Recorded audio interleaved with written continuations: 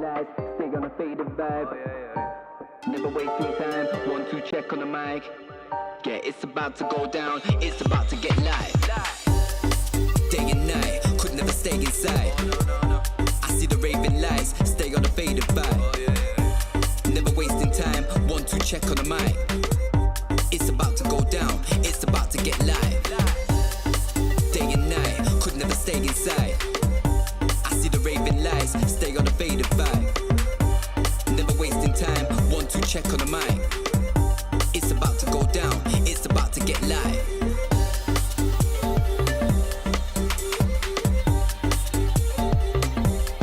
It's about to get live.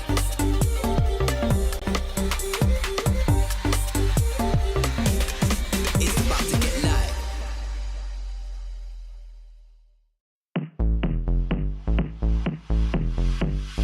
Sauvage et libre, je me lance, sauvage et fier, je danse, personne ne peut m'arrêter, sauvage et libre à jamais.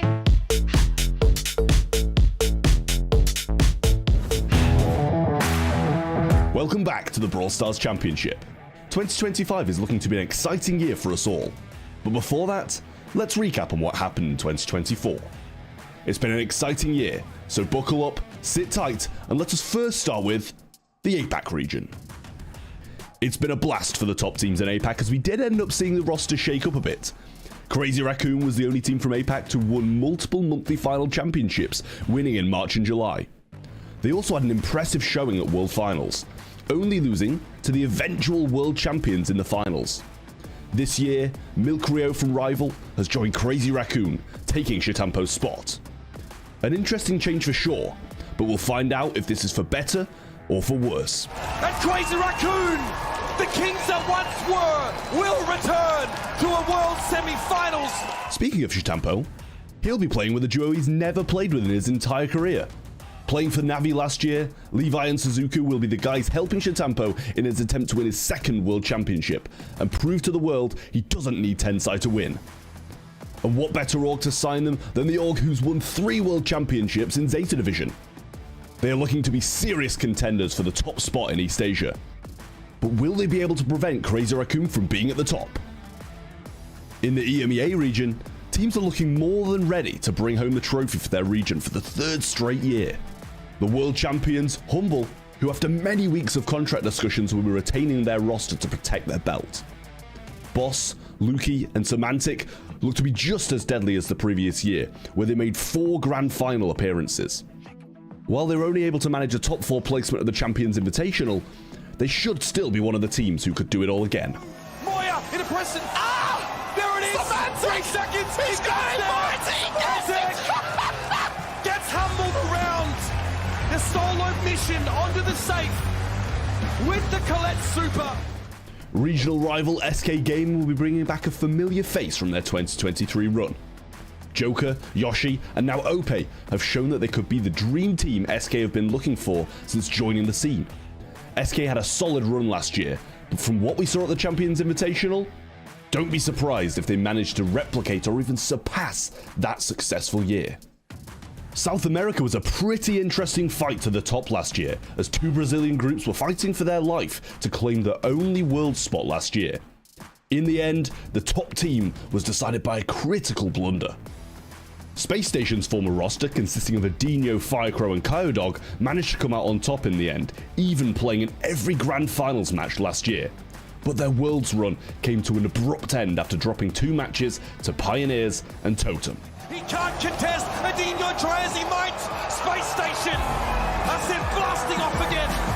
And the Empire holds strong. 2 talented Brazilian players are expected to make a statement heading into the new year. Icecrow had a solid rookie season last year, making a monthly finals appearance in all 4 of his showings and winning a match in all but 1 of them. Teaming up with Cow and Wesley, there's no telling what he'll be cooking in his sophomore season. Last but certainly not least, we have what was the most chaotic region last year in North America. Lots of surprises were had that started a new era in the region. Starting with our North American leaderboard champions, 2023 was the start of something great for Zeus and Luffy. but the addition of RBM in 2024 earned them 2 monthly final championships as well as a top 8 finish at Worlds. The hard work paid off as they ended up getting signed by one of the most well-known orgs in the scene, Tribe Gaming. RBM survives. Zeus chasing down Motep here, and Assay's hopes and dreams crushed here on day number 1. And we saved the best team for last, as Space Station Gaming will be making a return to the North America region. This time, they'll be signing a roster who should be considered a Worlds contender. Bobby, Chino and Sans will all be lifting off together in their stellar journey of bringing home the trophy for North America and finally shutting up all of Europe for their lack of success. Hopefully you're all caught up to date on what's happening in the scene lately. This is surely going to be an exciting year of Brawl Esports, and we can't wait for you all to be a part of it. Best of luck to all the teams competing this year, and we're looking forward to all the amazing matches we'll see this year. This is Trav, signing off, and as always, keep brawling.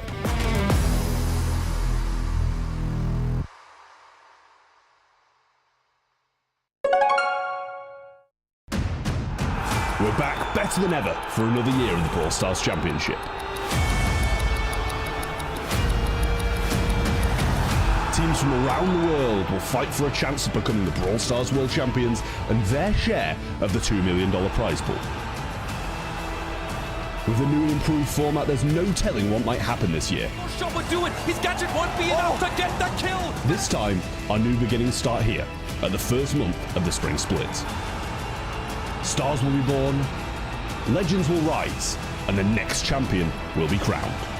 Who will take home the glory of it all? Their story starts right here. Let's get ready to brawl.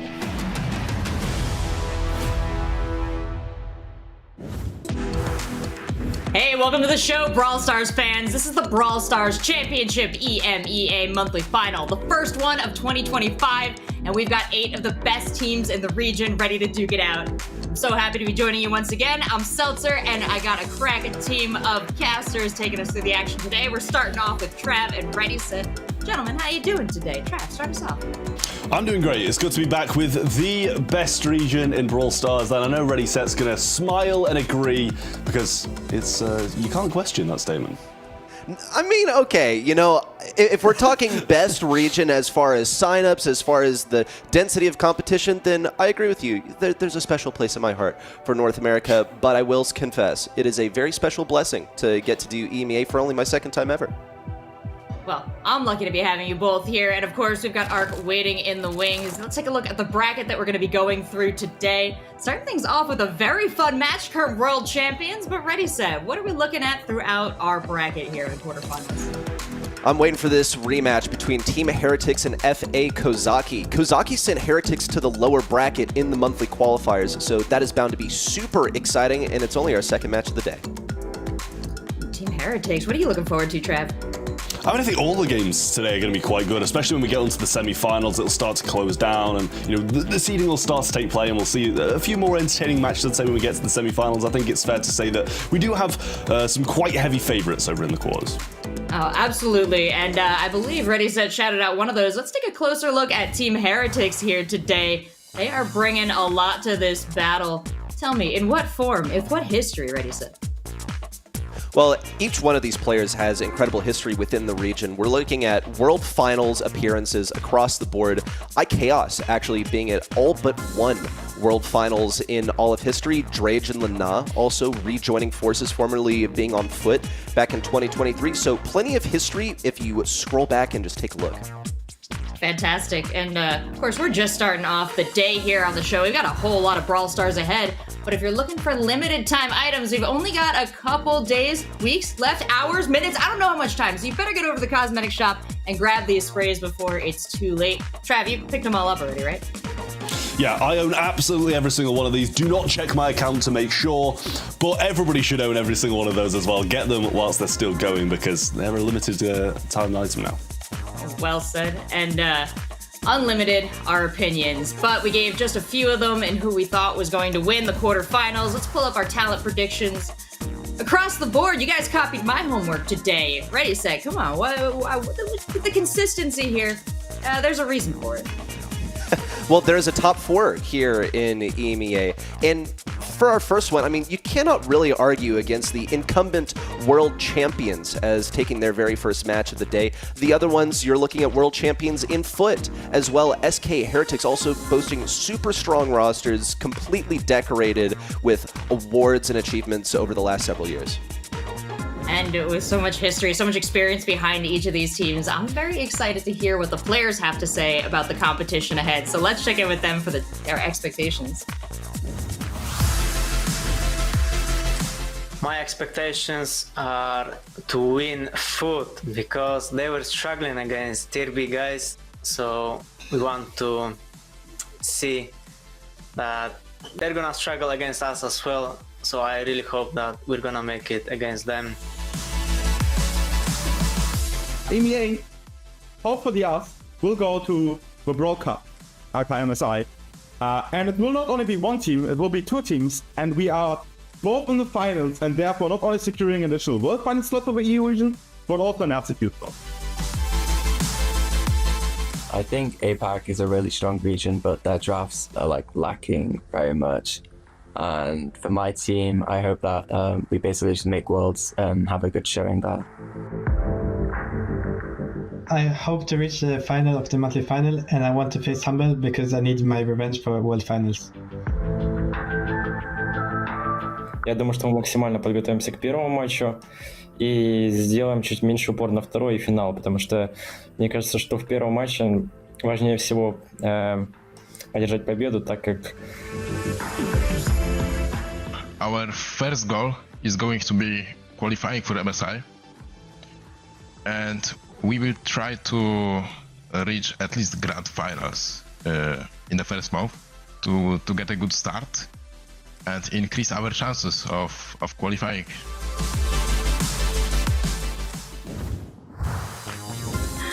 Some short and sweet, some a little spicy there, but I'm glad we've got the players' takes, and I know they're locked in for their upcoming matches. Also locked in our beautiful community, especially if you're watching over on our brand new events site. We're going to be popping up some quiz questions throughout the night. Feel free to share your opinion, share your answers, but if you happen to be the most correct throughout the day, well, you can maybe look forward to being featured here on our stream or across our socials. So remember to follow Brawl Stars on all social media. And now, yapping is done. We got our first match of the day all set up. So let's bring up Humble versus Eclipser Esports. And gentlemen, I know we started this off so strong, but we're going right into Humble. Current world champions, a very scary team, Trev. I mean, that's the thing. We're starting 2025 in EMEA off the way we ended 2024 with the world champions, Semantic Boss and Luki, an absolutely incredible team.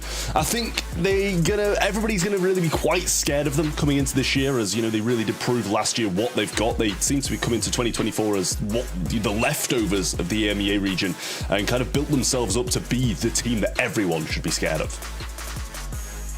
And ready, they've got a lot on their shoulders here. The crown is heavy, and is it going to slow them down? Or is that the extra fire they need to defend this? You have to wonder, right? Because it's a first for them being in this position. The only person on this roster that saw World Finals appearances before has been Semantic, but he's the guy calling the shots. He's in charge of the team. He has this passion about the game. He's so eloquent. Really, I think just a great leader for this team that can keep them under control, help them keep their cool. Well, I'm very excited then that we've got a couple words from Semantic ahead of this match. Let's check in with what he had to say.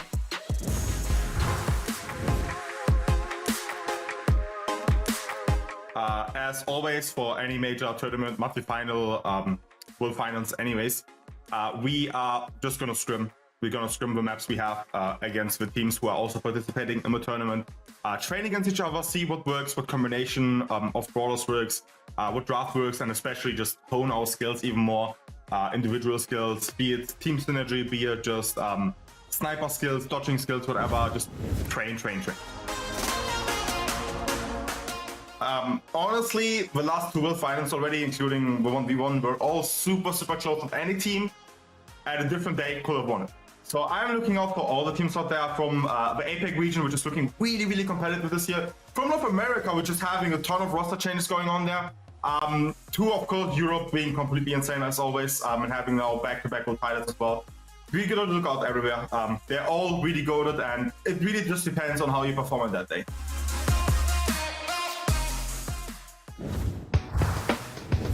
You called it already, said it was really great to hear from him here. Any reaction, his thoughts? I mean, this is what you come to expect from Semantic. He's a fantastic team captain. He really knows how to lead his team. And I think in recent years, he has improved a lot in that respect. Obviously, it's working. They won the World Finals. Well, they've got excellent synergy, and I wonder how Eclipser Esports is going to hold up. But let's pull up this roster, dive right in, and see what they've brought to bear. A little bit of a newer team here. Talk to me about them, Trev. Yeah, I'm not sure how they're going to hold up at all, to be honest with you, because they are against the world champions and they are relatively unknown. It is all of their first monthly finals in the Brawl Stars Championship, so they're definitely going to have to, on top of playing against Humble, put up with the nerves. It is definitely not going to be an easy ride. The 3 Italian guys actually managed to beat out Totem as well, getting here and clearly wanting to claim, put themselves up as the Italian team in the Brawl Stars Championship.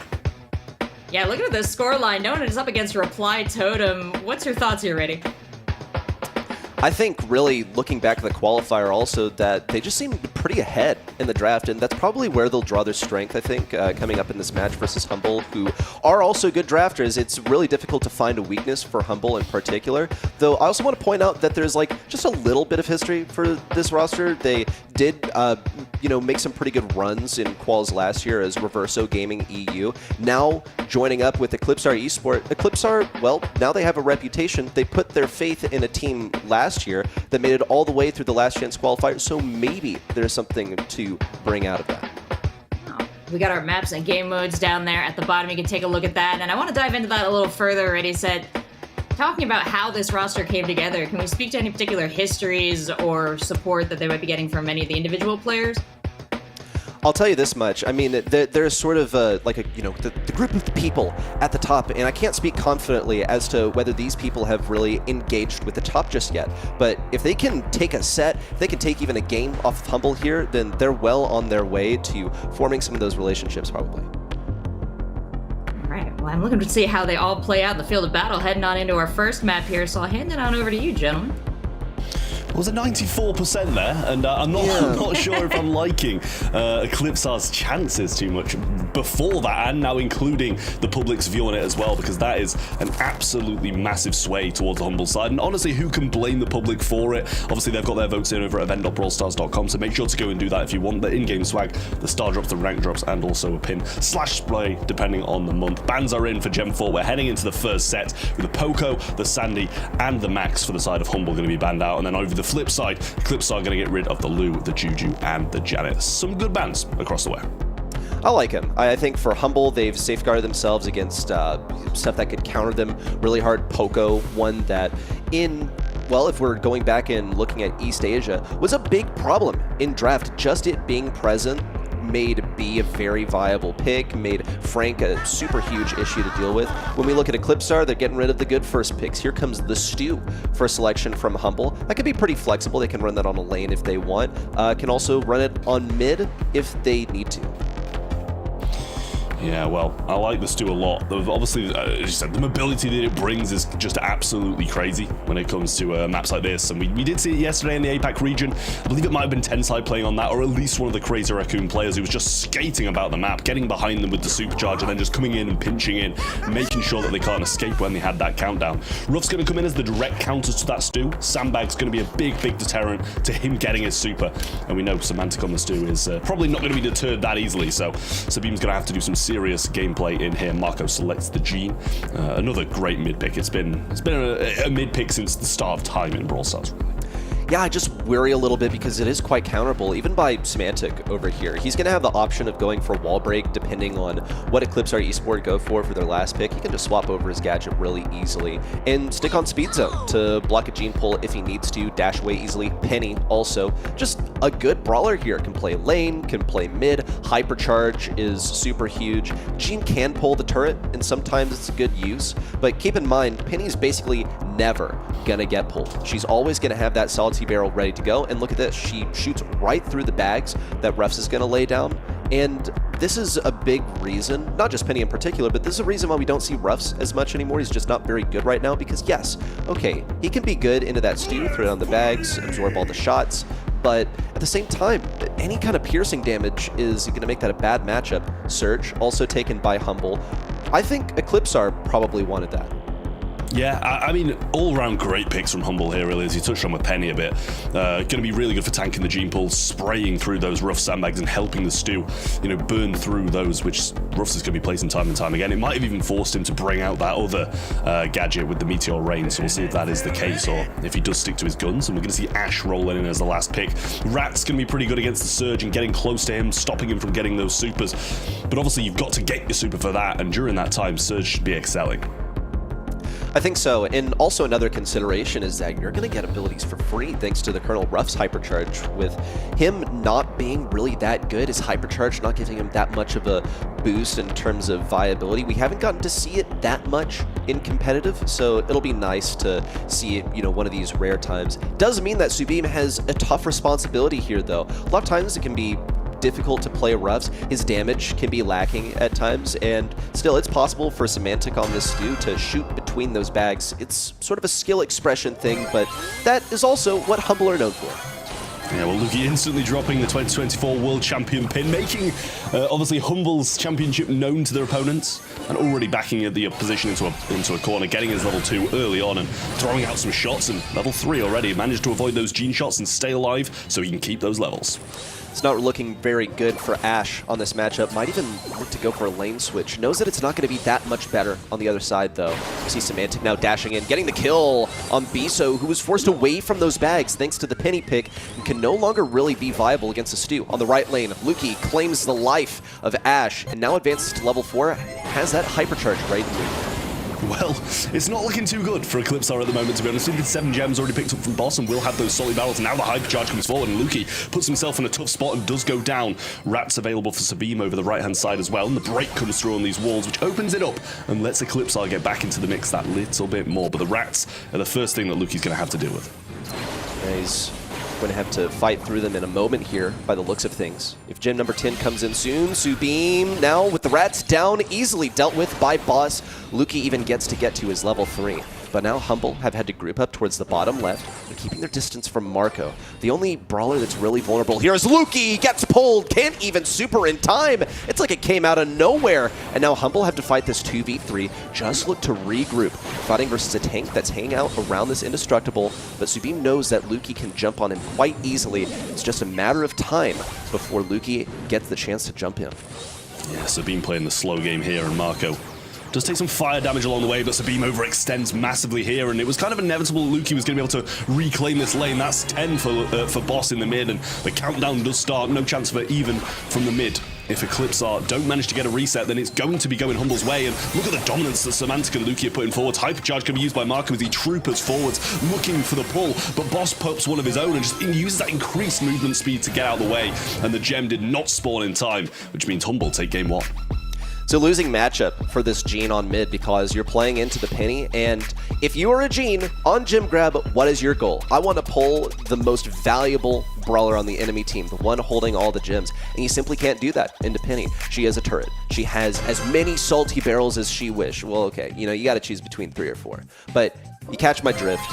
This is not a good matchup, and it's going to rely on the other teammates to clutch up and pinch around. We'll see Luki now sneaking through the bushes. Not quite going to get that kill on Subeam. In fact, double-teamed with the help of Ruffs. But the 2v2 ensues. The left bush, however, belongs to Eclipser for now. Luki jumps on forwards, and Subeam not having the best of times once more, and it is a lead early on for Humble again in terms of gems. Subeam going to use that gadget, get some health back, but Penny burns straight through all those Rats and allows Luki to go back down this lane once more. Gets his jump, gadget popped, and he goes away rather than in. Wants to keep these levels and not risk it against the Ashe at close range. Eclipser, they're not getting kills on Luki, or excuse me, Luki isn't getting killed, but he is getting a whole lot of Hypercharge. In fact, he has it ready to move now. Subeam also staying out of range. Look at that! He's already used every single one of his gadgets, and Humble are now ready to pick up gem number 10. Gotta be cautious. Gem number 10 spawning on the side of Eclipser, so they're being cautious. We'll see a Hypercharge in. Luki creating the pressure, getting pulled by Marco, but he doesn't have a pull for Boss or Semantic anymore. That's number 10 for Humble, and the countdown begins. It's a great pull, but it's not well timed whatsoever. He really needed to keep that to deter Boss from going forwards. And obviously, he did have the Salty Barrel. He gets another one, but the Salty Barrel is all he pulls, along with Lukey. Good tank there from Boss to have it back in time, but now the Hypercharge comes in. That's going to be a lot of rats, but just cleaned up in time as Boss holds on to all the gems, and none of his teammates fall either. That's going to be a set for Humble, and a great start, as we expected. Semantic looking excited by that win as well. Got to be feeling great to start off with just such a decisive pickup there. And yeah, talking through these maps, that's pretty confident already. I think so. Look at Lukey putting up almost 600 on the board, and there was no shortage of enemies feeding onto that lane. I think that really with the roughs over here not having really any play into the penny because the bags are going to come down, what does she do? Shoot right through them. But I think Boss felt quite comfortable at mid. Now, if there were bags for him to burst down, then that could have been a different story. But you have two brawlers that are countered by the rough sandbags, and he was denied the chance to use them, or he was just so cautious that he decided that it wasn't going to be worth it to run that gadget. What would you say there, Trev? Denied or cautious? I mean, it was just kind of impossible for him to really do anything at all, regardless of what gadget he had. If he has the sandbags, they're going to get burned through by the penny. If he has the meteors, he's not going to be able to deal with the stew for any of the game. And to be fair, he didn't anyway. Let's be real. Even if he didn't manage to deal with the stew whatsoever. 0 kills, and a great team performance from the guys on Humble. None of them really slipped up at all. We saw a bit of over-aggression here and there, but I think that just comes with the confidence that these guys have over Eclipser. Yeah, any shining moments from Humble where you're like, there's that, guys. I don't know, to be honest. I don't think there was like any big moments. They kind of just held on to the game for the entirety of it. There was really no need for any big moments, in my opinion, Reddy. Yeah, there was a moment where Lukey jumped forward with a super and proceeded to die. And that was very unnecessary, but Humble being themselves recovered from that position. He just knew that he was going to win that matchup, pretty much, and sort of threw the lane, but only for a moment. Just a reminder, I think, in a pretty enclosed area that they can't really afford to play loosely at all. I'm sure Lukey was reprimanded for it in the comms. Yeah, well, should be getting into the draft shortly. We are heading on into Brawl Ball in center stage, so another mode where Humble can use this aggression to their advantage, and I'm sure they'll continue that from that first set. But Eclipser, a lot of work to do, a lot of things they need to iron out after that first set. It really didn't seem too good for them at all. Heading on into the draft, then bans should be coming in shortly as they are the Colette, the Lou, and the Nita from the side of Humble, and the Poco, Rico, and Sandy for the side of Eclipser.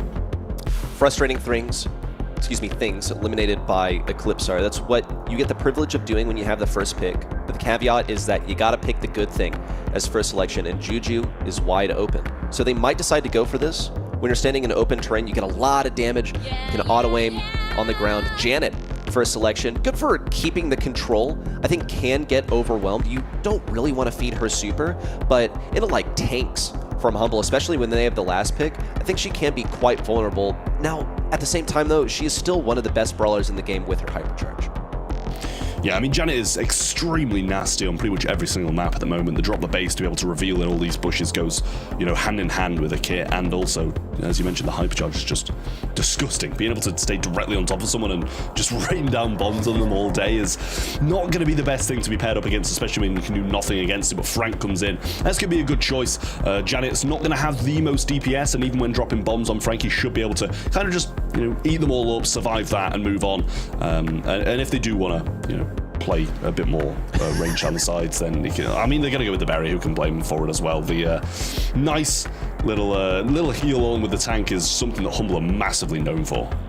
Yeah, it's the Berry and the tank. Berry Frank, I mean, it's good so many different places. I don't know if y'all saw it just a moment ago, Semantic rubbing his hands as he knows exactly the sort of nonsense that they're about to get up to. Eclipser Esports are going to have a hard time getting the sort of DPS that they need. Gonna have to commit to some anti-tanks with the next couple of selections. Maybe they opt to break walls. Stu, there we go. Now, Stu can keep his distance from Frank on the damage front, can falter, but I think also will be able to hunt down Barry in a few different situations. I still think Eclipser will find themselves needing to go yet another anti-tank.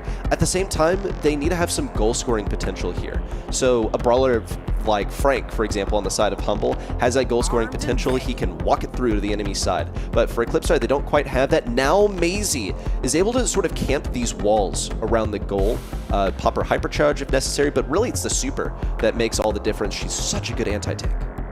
I mean, the Maisie definitely redeems it quite a bit, but Stu and Janet have a serious lack of damage for dealing with Frank and Berry. Like a serious lack of damage. So Biso's got a lot of work cut out for him in this set, because it's going to be, especially if Humble add another good brawler to the mix, and it's going to be a Melody as well. This is a very dangerous set for Eclipser to be dropping, and especially with the Humble 101 tank Berry special.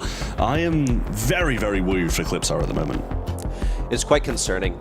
I think that there is potential here with the Maisie, but that's one brawler versus 3 that are, I think, really well equipped to deal with, say, the Janet and the Stu. Stu does have mobility. He'll be able to keep his distance, but I don't think he'll be able to keep the enemies at bay, right? It's not about staying alive here. It's about killing your enemies before they can get to your goal with the ball. And I don't think Stu will really be able to put himself between them too effectively, but we'll see how it executes. It's something that we've yet to see from Eclipser here.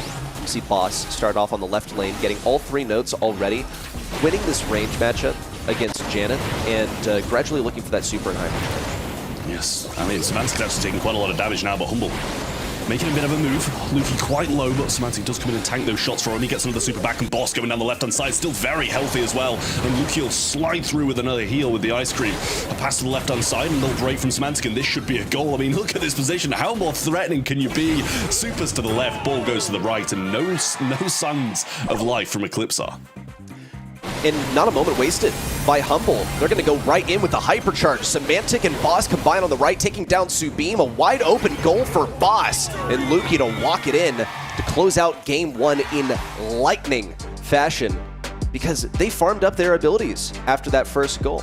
We saw they didn't waste an opportunity to not just break the wall with Semantic Super, but also stun an enemy so they could cycle out his hypercharge for the next push. I mean, you know, we saw Semantic's cam and he's just exuding confidence. I mean, how can you not be after that first game as well? And especially after the first set too.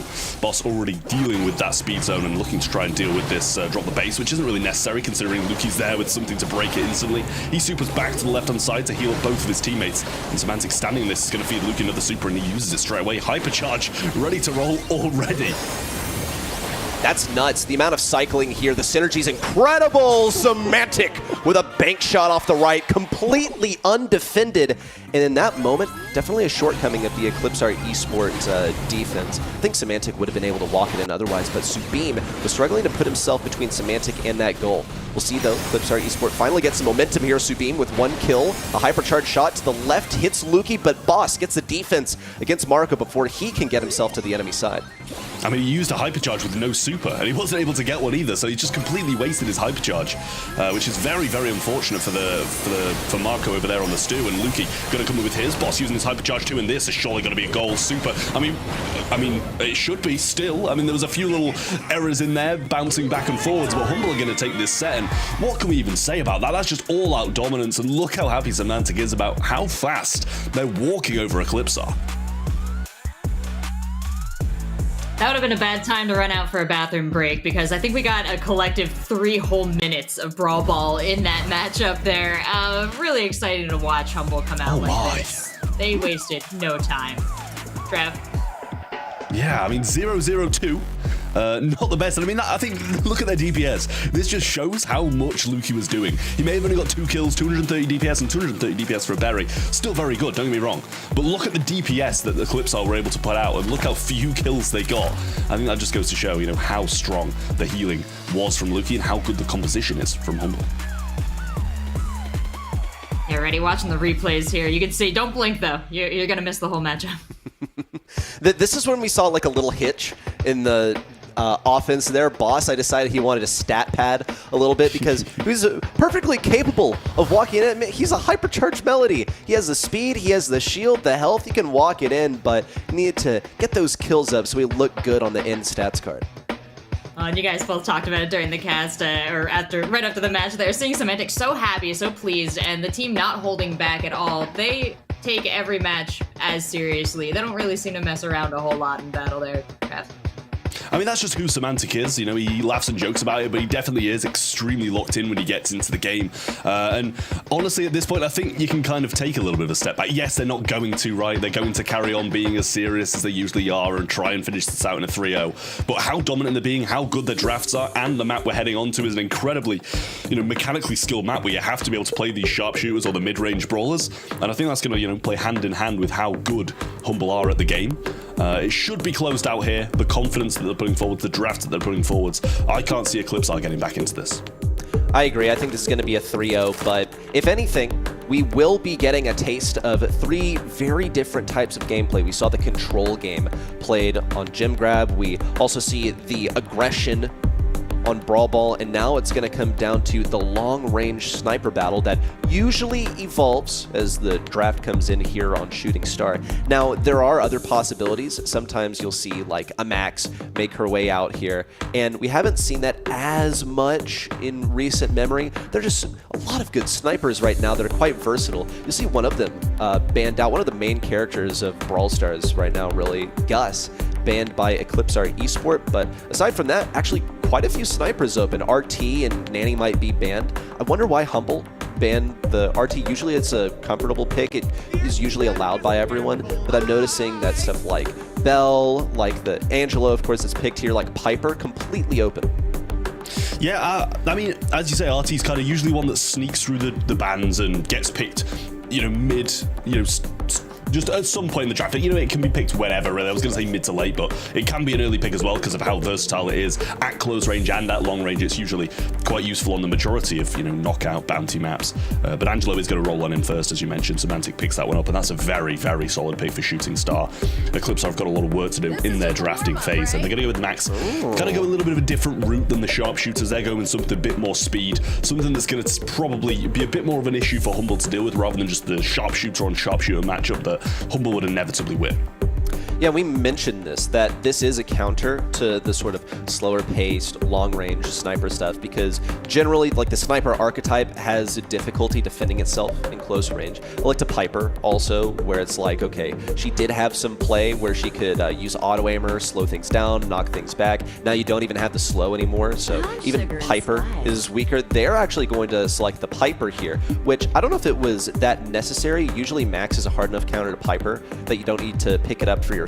You can leave other things open, but they do need to have something available to deal with the snipers. And also, they don't want to waste their last pick on something that isn't like a total game changer or very impactful period. But when I look at this Max, I see the potential to get up in the face of this Angelo, but it is very mechanically based. It is a skill matchup. You can still get outdone in this matchup between Max and Angelo. I shouldn't take the melody. I was expecting something maybe like a Pearl or something like that we see picked up in the mid-range game quite frequently on a map like Shooting Star. But then again, that might go Eclipser's way, and they might choose to take that to kind of have a fight off against the melody when coming in close range. It's probably quite good to have the super and have that built-up damage that Pearl does bring to the table. But Humble do still have a last pick before we flip back over to Eclipser for theirs. And yeah, it might give Eclipser a bit of an advantage to have that last pick and have the ability to counter what Humble have brought to the table. But if they're smart enough, if they're... Oh, well, there you go. They've kind of taken the Pearl off them now. So it's a good pick. I like what Humble have got here. Very good composition. I feel like Eclipser are like maybe thinking of, okay, well, we could Bell into this Pearl classic counter, but then you leave yourself so open to the melody. So it's going to be tough. Also note that RT would be like such a good pick here to defend against that melody and also go toe-to-toe with the Angelo, but has been banned by Humble. So as we can see now, definitely a shrewd decision by them.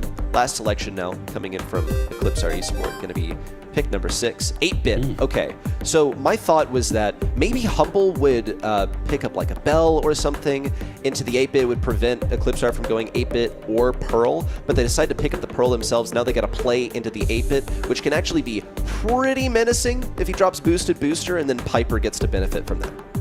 Yeah, I quite like the Eclipser comp as well. Normally I'd be like, okay, this is, you know, it's acceptable. They got a chance, but against Humble, I think you kind of got to doubt regardless. But I don't mind the 8-bit. I think it's pretty solid. As you say, with the Piper, if you can get them in that boosted booster range, it's going to be pretty decent at getting a lot of damage done against, you know, the Pearl that's going to outrange the Melody without super. You're going to be doing decent against.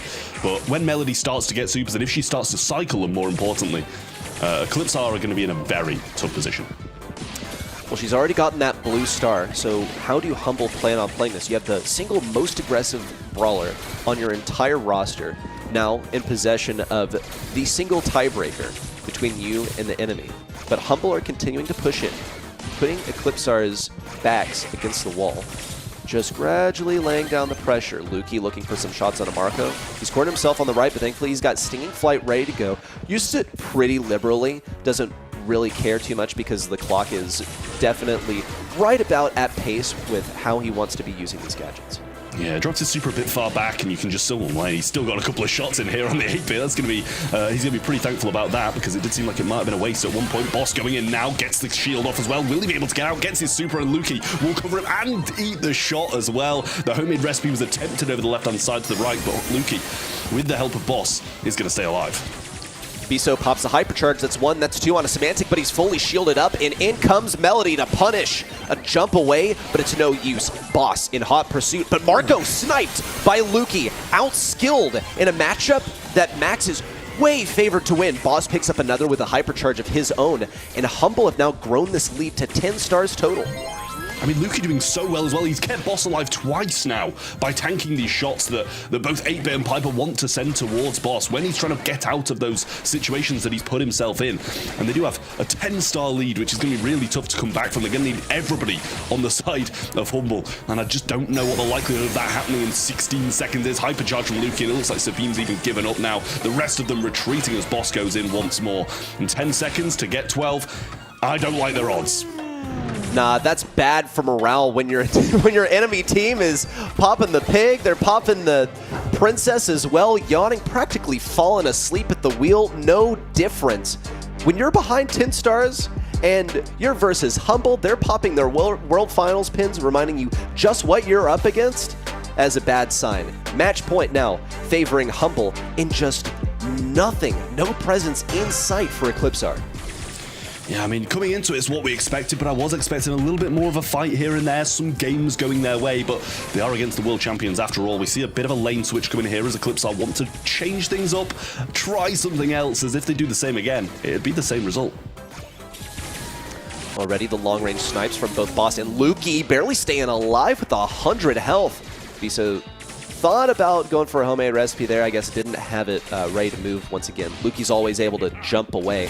Makes him really good in this Piper matchup. Here comes a speed in from Marco. Immediately denied, dropped to low health. Biso thinking about making an impact here. And even popped a gadget, it looked like, onto Semantic, but could not connect. We see Boss in to punish Marco. Now going for two. On the left side, Subim eliminated. And Luki keeping up the presence on the right side. Humble are really, really punishing Eclipser Esports, who at this point are playing so safe that it's borderline timid.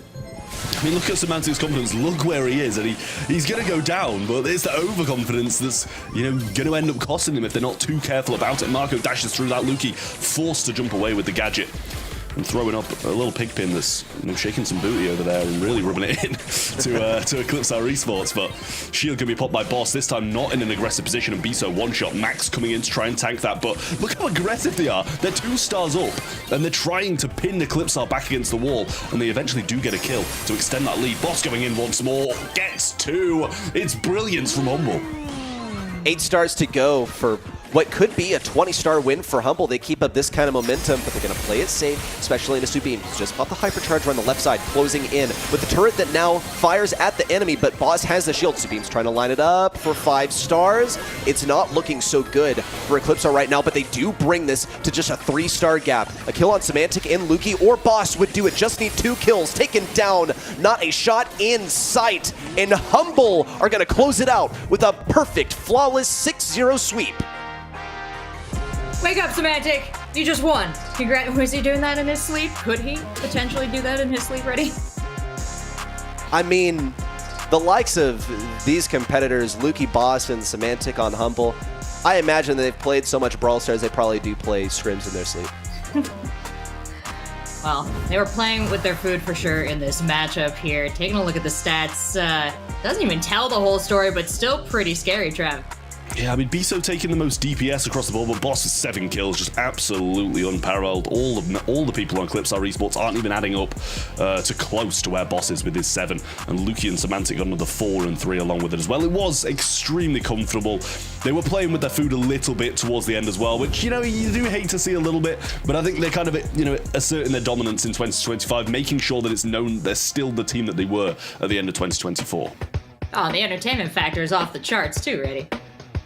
Oh my goodness. I mean, you know, maybe it's in their contract that they gotta showboat a little. You're in a comfortable position, you know, clip farm a little bit in the monthly finals. That's definitely gotta be the coolest place to do it. Absolutely. Taking a look at the brackets now, you can see why they've got that confidence, an easy cruise onto the semifinals. But we're going to find out shortly who they will be going up against in that semifinal match as we move into our second match of quarterfinals. Team Heretics, Kozaki, any thoughts that we can leave people with before we go to a quick break? I have to say, I think it's probably going to be a Team Heretics win, but I think they'll put up more of a fight, Kozaki, than Eclipser did against Humble. Anything to add, Ready? I gotta say, I mean, this is a rematch from the qualifiers. It's time for Heretics to get their revenge. All right. And just a quick note, Boss was voted MVP of that matchup. Agreed across the board? Nods? Yeah. Shakes, nods. I think so. I think so. Heck yeah. Well, we will leave you with some replays from that matchup. We'll be right back with lots more Brawl Stars.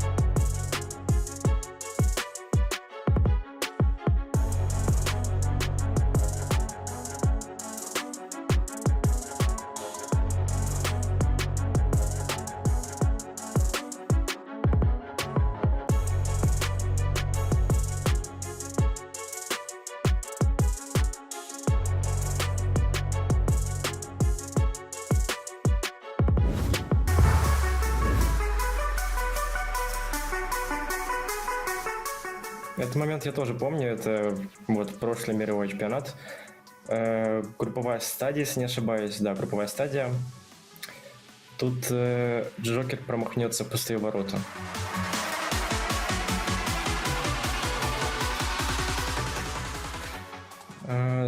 Здесь...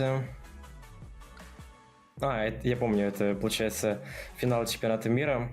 Семантик кое-как нафармит ульту, то ли гипер, не помню уже. Скорее всего гипер и пойдет просто в размен на вражеский сейф.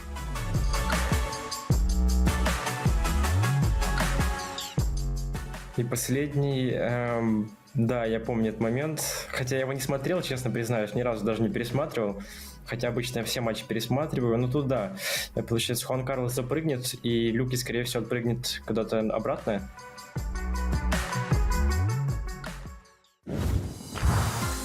Welcome back to the Brawl Stars Championship EMEA Monthly Finals. We're heading into our second quarterfinal match. We did a little caster swapperoo. We got Ark in here, and Trav's taking a quick break. Ark, we had a heck of a matchup that you got to watch from the sidelines, but now we're getting into Team Heretics versus Kozaki, and Team Heretics, choice across the board to win it, but tell me a little bit about why our casters, and me, are so consistent. Me, because I followed you guys, but you, tell me about Heretics. I mean, what an announcement this was. I mean, saving the best for last, in my opinion, when it comes to the roster mania of the year. Drage, Lena, and iKaos. There's iKaos, of course, and I'm loving the 3-player cam split this year. It's so great. What an addition to the BSC. I mean, Chaos has got 27 monthly finals in his pocket. This is 28th here today, with 8 out of those being wins. 4 monthly final wins for Lenan in his career and 2 for Drage. And bringing these teams, these players together to form this squad was definitely a big surprise. Drage, of course, coming from the sort of former team Kozaki, which was then STMN EU at the LCQ. Lenan from SK Gaming and iChaos from Reply Totem to form this Goliath, this absolute monster of a beast that has joined the EMEA region. Yeah, Ready Set, they were playing under the boat until they got picked up. Break this down for me. Maybe it's the best of all time. That's the leading theory that I have. Why they decided against the GOAT, if that's the thinking, then I couldn't tell you confidently.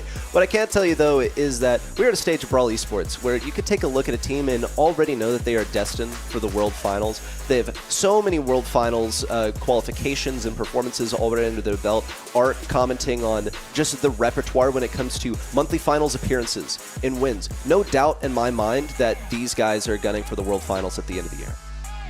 Yeah, if Humble came in confident, these guys are coming in hungry, looking to grab a huge title, and what better to start off the 2025 season than picking up a monthly final. But Kozaki is not gonna hand it over. A team that we know a little bit less about, but we do indeed know things. Right, Art? Love that. So I was paying attention to the background. There's so much to take in, and I just saw it saying that I hate you, and I was thinking that pretty much sums up me and Travis' relationship right there in that top left. But to bring it back around to Kozaki, of course, joined today by Gugu as well. This was Buzzco that was involved in the qualifying stages. Now Gugu coming in, and I feel like this is going to bring back some memories for Drage. Maybe not the best of memories, in fact, because of course, when you go back to the LCQ of last year, that was when Drage was faced off against both Gugu and Mabius, who formed the former FUT Esports roster.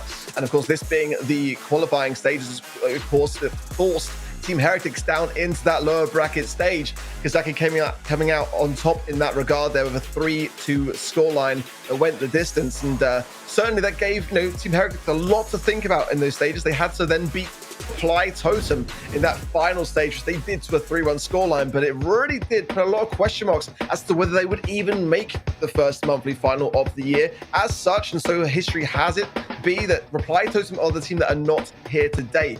But it was a very, very close affair, and it could have gone another way. Yeah, do you feel the same, Ready? I mean, it's a tough one, right? Like Kozaki just being this roster and being able to take down Heretics in the qualifiers. I mean, they really went every which way. Qualifiers are, in general, they're based on instinct. Now we're coming into a monthly final where things are more reliant on prep. So the question of who ends up taking the win here is more of a question of who has the better prep when it comes to the quarterfinals, and then also where do you see yourself going in this monthly final? Are you going all the way for the grand finals, or are you just focused on this next match? If you're looking at making the World Finals qualification at the end of the year, you gotta be going for first. And taking a look at our maps and game modes here, I do want to double down on that because prep is important. We've got Gugu now in on Kozaki. How do you think this is going to affect them, Ready? As far as the maps over here, I think we're going to be starting off with Canal over here, which can be a really draft-dependent map. This is going to give us a good litmus test, just a sampler of how things are going to be going. It'll set the tone for the remainder of the match, I believe. All right, interesting. And Arc, too, looking at these rosters, what they're bringing to this. Oh, there's our predictions. Coming in strong for our Team Heretics there. But Kozaki, they could bring things out. They could switch things up a little bit. And we've got Gugu on the roster now. What do you think that's going to mean for him? I think, for me, Gugu did very well last year to get to the World Finals. I think that was a really, really commendable thing, considering that he hadn't played since 2022. So I think that, this year he's going to be trying to get even better when it comes to that regard. Of course, not being on this roster permanently throughout the course of the year, but looking to still establish himself in this region. Very close split, got to say, in terms of that poll. Not quite expecting that myself, but 47% only to Team Heretics. That's just the minority there, which is quite interesting to me, considering that, when you could look at the roster of Team Heretics combined, Chaos, playing for Reply Totem last year, gaining that experience on the world stage yet again in the semi-final stages. They did lose to Crazy Raccoon to a 1-3 scoreline. And on the other side as well, Lenan making the semi-finals as well at the world finals, losing to Humble to a 1-3 scoreline. I mean, losing to the team that wins the whole thing, I can't really feel too bad about myself, really. But the Bounty and Canal Grande is our first map mode up in this series, and the band's already in Tick, the Angelo, the Juju, as well as the Carl, the Shade, and the Eve. Okay, no interest in facing throwers here from Heretics, though there's still a possibility. Wonder why this is the focus. Juju, I don't really need to wonder about. Tick, also like really viable first pick here, but they have the last pick to counter things with if they want to.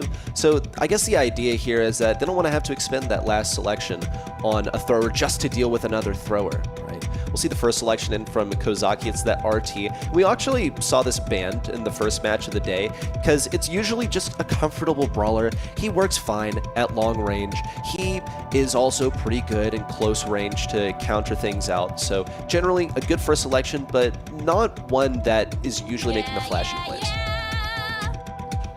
Jelly coming out as well. Big fan of that one for me. Certainly the Hypercharge now has given her a real place. First pick though, not overly sure myself as the first pick, but I still quite think it's definitely the sort of brawler which can give a lot of visibility to the opposition as well, flying across the map and then showing where everyone is in the bush, and they're then making them much more susceptible to aggression. Larian Laurie, love that pick coming through. Makes a lot of sense when Juju's banned. That's pretty much for me the second best thrower in the game, and Barley could have been an option for me as well, but I still think that Larian Laurie is being actually almost a little bit slept on now that Juju's really taken a fighting place in the meta. But it could be a Barley on the eyes of FA Kozaki here to have somewhat of a thrower in the side, and it will be. Yeah, I don't mind that at all. I think this makes a really good answer to that Larian Laurie. We'll take a bit of the pressure off. They've got long range now as well. Might want to combine something alongside with that, and you know, with the bans of the Eve and Angelo, it does eradicate some of the brawlers that can really kind of utilize that lake area for themselves. So good bans on both sides, and a pretty even draft, if I'm honest. RT and Barley's a good combo. Yeah, honestly though, when I look at this, I definitely have a preference for the Larry over the Barley. I think just in terms of damage, range also, I think it's just a better matchup. We'll have Gus now coming in from Kozaki. You have good survivability with Gus as far as a sniper goes. Keeps you safe, relatively so, against something like a Daryl, something like that. Could be totally possible as a last pick because Heretics have placed some emphasis on it, getting the thrower v thrower matchup on their terms and out of the way before that last selection comes in. So we were correct in that analysis looking at the couple of thrower bans there. But Team Heretics have their final selection. Do they plan on combining something with the Janet, the Kit? You know, is that really? Okay, Sprout. So double thrower is what they've decided to go for. Sprout's one that was kind of knocking around in my head where like, okay, the Barley comes out, Sprout's not a bad matchup into that either. You've two throwers, should be good into the Barley. I honestly think that it could be a little cooked for Kozaki into this double thrower, given that they only have Barley. It's nice when the coin toss goes your way in that regard, when you can see the overall comp before you go double thrower, because ultimately it does leave yourself open to a big heavy counter if you don't. But I mean, this makes a lot of sense for me. Thinking back to that poll, Team Heretics have this advantage on event.brawlstars.com. It makes a lot of sense that there have been some new additions to the website now where it has like some win rates as well. So I imagine saying that it's 100% of a win rate over Team Heretics in favor of FA Kozaki, when you know, maybe the casuals are looking at that site and sort of trying to ponder up who they're going to put on their predictions. Blue Star immediately into the pocket of Team Heretics already, and a good position on the map too. I mean, this is exactly what you don't want to have as a starting hand for FA Kozaki, really, because against double thrower, it can be hard to claim back this territory. I think it really comes down to Team Heretics to mess up in a colossal way for this one not to go precisely their way. It's quite early to call, but it's one of those situations where they pretty much already won it, because the only thing that Kozaki can really do here is get Barley in a position, and it's going to be tough for him given that he's outranged and outdamaged by Drage. He is going to try and ameliorate the situation by placing down the gadget, which will get some healing for the squad, but that's really all it is able to do. It has cooldown, and additionally, you're only able to use it a few times a game. We'll see Heretics continue to keep them in this back right corner. As long as Heretics don't get too aggressive, then they should be perfectly fine. Lina also has a super to escape. Gugu's making good use of the fact that he's able to levitate over the water in the head form, basically become a worse Jackie, but still getting in position. Mebius on the right side gets the kill, and gets the elimination onto iChaos as well. Kozaki with mid control once again. They've managed to make this happen by putting Gugu on the head form and having him circle around the left side.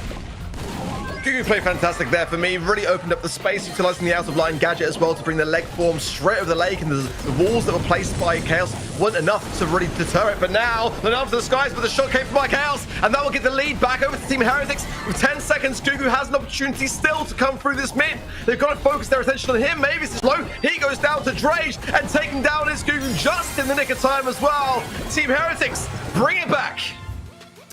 Nicely done by Heretics, and honestly, when they got overwhelmed there, I don't know if that was that much of a mistake, because what we saw from Kozaki was they were using the fact that they just had a health advantage. They're playing into throwers, which, like, yes, Larry is getting crazy damage out here, but Janet, not really known for her damage so much, can get outranged in situations, and especially Sprout, it can be difficult to line the shot sometimes, doesn't do like that much damage. We'll see Mebius try and cement himself on the left side, but already encircled by the combo of iChaos and Lana. On the right side, Drage, sort of backing away from this lane versus Nob, but ultimately getting some support from Lana, keeping Mebius away so that he can continue to fight toe-to-toe with Nob on this right side. But he does have a disadvantage in terms of reload speed against Nob, which ultimately lets Barley get control of this right bush. Well, Lanan's already had a fantastic start. I mean, he's got super as well, probably not too far off getting a hypercharge to add to it, because that beginning part where he was just really spamming his shots into Gugu, forcing out again the out-of-line gadget to force back the blue star. Still into the hands of FA Kozaki, but the positioning, the entire mid was left, and this is a result. This is what we're seeing happening again, where Team Heretics can really kind of take a more forthcoming role in it. But now, Kozaki's starting to bring themselves a bit more together in that regard, and be a bit more on the aggressive. Team Heretics have got the lead by 1 star, but back in the spawn is not where you want to be in a map like Canal Grande, and Nob can just try to keep this pressure on with some good splash damage. Then it could open things up for Gugu to get a couple of taps in there as well, as Mavis and Drage continue to dance on this right-hand side, and Drage now the low of the 2. That shot hit the wall, and that was a bit of but disastrous. Chaos gets the kill on the left-hand side, bringing the lead further into the hands of Team Heretics. Nice play from iChaos. Sensed an opportunity in the situation, went in with a hypercharge just so that he could 2-shot the Barley. That's some Brawl IQ right there, knowing that you're able to get the 2-shot with a specific combo of abilities, just knowing exactly how much damage it's going to do. Drage on the right side, taken down as the Kooky Popper eliminates him. It's only a 1-star lead for Team Heretics. They're all closed in on the left side. Drage likely the first to fall. Mebius claims the kill, but we also see RT zoom all the way back to mid. Lana trying to super in to get any form of damage that he can, but cannot do it. Kozaki lead by 1 star to close out game 2. Kozaki doing well on the aggressiveness, and the timing that time round was much better. For me, Team Heretics not looking too comfortable a lot of the time. There's a good balance of aggression from both sides. That was much more a match in favor of Kozaki there for me. Let's see this time round. Who's going to take this set? Quite an important one to kick things off. Clearly a very matched level, and Lenan taking early to the skies this time around. I quite like that. We haven't really seen much of him on that Janet going to the skies. Oh, the landing really didn't do the justice of it. Maybe it's a nice Kooky Popper gadget as well there to finalize that kill, bringing the 3-star lead over to Kozaki early on. And the Chaos now, oh, that wall perfectly placed in time, because he was bang out of position there as well. Gugu knew it and was coming for him. Now, some catching up to do for sure here for Team Heretics. So Gugu's playing the RT like a Jackie. He's also using the out-of-line gadget to pretty much abandon ship whenever it doesn't look good for him. But I bet he's wishing he had hacks right now just for that one specific scenario. iChaos is 1 tap from going down. You see Lana on the left side continuing to farm up the super. Has that hypercharge ready to go. Not super interested in dealing with it right now. You see on the right side, iChaos and Drage are gradually keeping things back. But a good play from Lana. If they can get everyone into one little corner, then Lana does stand a very good chance of team wiping all of FA Kozaki. Yeah, holding on to it for the moment. 40 seconds remaining. I assume it's going to be a plan here for Team Heretics to try to get the lead early, get the damage low enough before going in. That would be a great time for me for Lana to do so, but he's playing it slow and cautious. And in the meanwhile, Gugu's healing back up as is Mavis. Nob now very low on that top right-hand side, not able to secure the kill on the side there of iChaos. But, I mean, how long does the Team Heretics leave this? I mean, everyone now full HP on the side of Kozaki in a better spot than ever. And you really want to attack them when they're lowest. When you're with that hypercharge, and Lanan's got to go now, surely. Ooh, Chaos pops down the hypercharge and the super. It's just 2v3. Lena's got to make it happen. There's one on a knob. Needs another. Gugu, ideally to break the tiebreaker, teleports to the back left. Cannot be reached. Slight miscalculation from Lena. He went for Mebius, who would have gotten them to 5 stars, but it wouldn't have got them the tie-breaking blue star.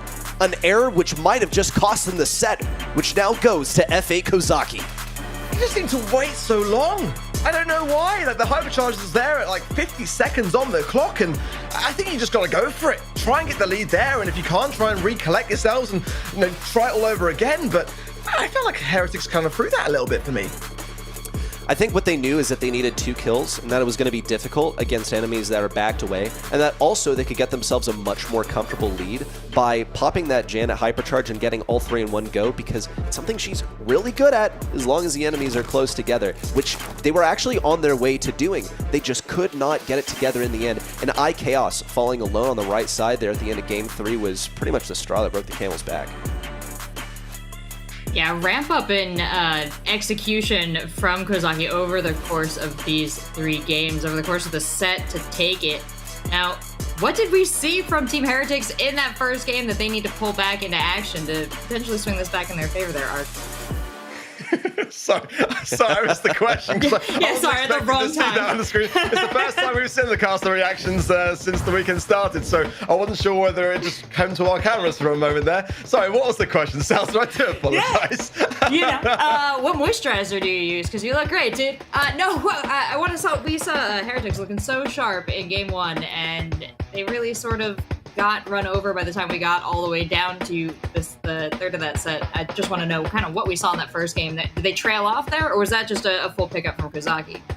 Yeah, a bit of lack of confidence for me. I felt like the communication there was a little bit off. There was times when I felt like the Nan was really the key moment maker to go in with that hypercharge on the Janet, where you've just got a fantastic ability then to really control your movements in the skies and drop some serious firepower down onto the ground. And I think that what Drage and Chaos were trying to do was whistle down the HP to a point where Lenan could come in and just get a full sweep of everything. But they just didn't really seem to time that, in my opinion. I think that there was a moment earlier when they could have done so, but it would have meant that they probably would have come back with a lead, but then had to hold on to that lead, and that's where they were trying to make the timing such that they could just kind of like secure all the kills and not give Kozaki the opportunity to respond. But they left it too late, and by the end of it, as we saw at the end, Kozaki got one singular kill, and then the whole house of cards came tumbling down, and just didn't seem confident. The approach was not really right there for Team Heretics, and Kozaki stayed firm under a lot of pressure. So credit to them as we move into Heist now for Safe Zone, as the ban's already in. The Penny, the Angelo, and the Melody picked ban out rather by Team Heretics. And on the side of Kozaki, the Bell, the Amber, and the Angelo all banned out here, which does leave then for me Eve, as the Angelo banned out on both sides, does then give a bit more of an opportunity for that Brawl to make a bit more of an appearance. But yeah, first pick, love that. Great pick from Kozaki. It turns a lot of some of the longer range brawlers as well, like brawlers like Piper have a tough time into it as well. So Melody first ban though, I love that from Team Heretics. You kind of have to have it. Carl's still open, Daryl's still open, some options to go on the aggressive to get to that safe as well though ready. So definitely plenty of options here on the cards. I'm looking at something to deal with this Eve. Usually, not one that you specifically move to counter. You see Juju selection here from Heretics. Sometimes can falter when it comes to the range matchup, but she does have some indestructibles she can fire over on that lane if she wants to take on the Eve, or whatever comes to the right lane. At least from our perspective, Eve is going to be coming from the left side. I anticipate that's going to be Colette's role. Maybe they're leaving that last pick open. Colette can flex wherever necessary. She's such a great pick here on Safe Zone. I'm seeing some potential for something like a Brock maybe in the future. Good save damage. You have that with your main attack, with the super hypercharge. Never can complain about that. Piper, another great selection. And taking a look at the bans, I'm also going to point out that we haven't seen like a Chuck picked or anything. He's not as viable as he used to be. Gets countered by a lot of different things. You don't want to be feeding like a Colette or something like that, but always one to keep in the back of your head in Heist. I love the pairing, it's perfect here for me for Kozaki. Juju definitely is a big, heavy threat. Don't get me wrong. Some spicy picks in this one. Certainly the Juju I love here because once you're positioned in an aggressive spot on the map, able to sit on that lake area, the splash damage has the slow effect added to it. No bushes really except for the far right hand side, so Chaos really looking to take that kind of lane if he can. But now this chuck from Kozaki does need to be countered by Team Heretics here in a very aggressive fashion. That is really how you go about it. You don't want to allow the chuck time to set up, and that's what Nob and Mabius' roles, or whoever's going to be playing the Piper and Eve on the side of Kozaki, they are trying to really deter that setup process and just go in very, very quickly on the defensive, really, to allow that offensive route to be set up. The Carl coming in for Heretics does speak that same story to me very nicely. Get the Carl on the safe and just go to town with that pickaxe. Have the Colette try to support with the Juju and just allow that channel to be open. But certainly Kozaki going to be a setup process to get this win, and Team Heretics are going to be doing everything they can to deny it. Carl's going to fulfill numerous roles here. He's going to be able to slice through the Eve pads pretty easily. He'll be able to reposition easily if he decides to run Flying Hook, which is, I think, probably the gadget of choice here. We'll have to see if Lena decides that he's going to earn his way to the enemy safe and then get additional damage with the Heat Ejector gadget instead. You see Chuck opt for the right lane to get that first post down. It's going to take him 3 total to get to the enemy side. Might decide to put another one. Yes, he's going to run the gadget to eat that post and then get another super down onto the safe. So this can be a pretty speedy setup. Team Heretics, they need to make a lot happen before we see the first Chuck super in. Not seeing a gadget out of the Chuck, interestingly enough. So he's just decided to pop a couple down at mid, I suppose, as Team Heretics are now taking a bit of damage from that Chuck on their safe. Yeah, it was a good start from Heretics there, but then Drake actually was trying to use the super on defense. He actually went down to kill feed, I noticed there as well. So not the greatest of defenses, and now the Chuck is set up. I'm not sure on the sort of the post in the middle of the map there, but we'll see how that fares. Who's now able to get access to the safe at the very least.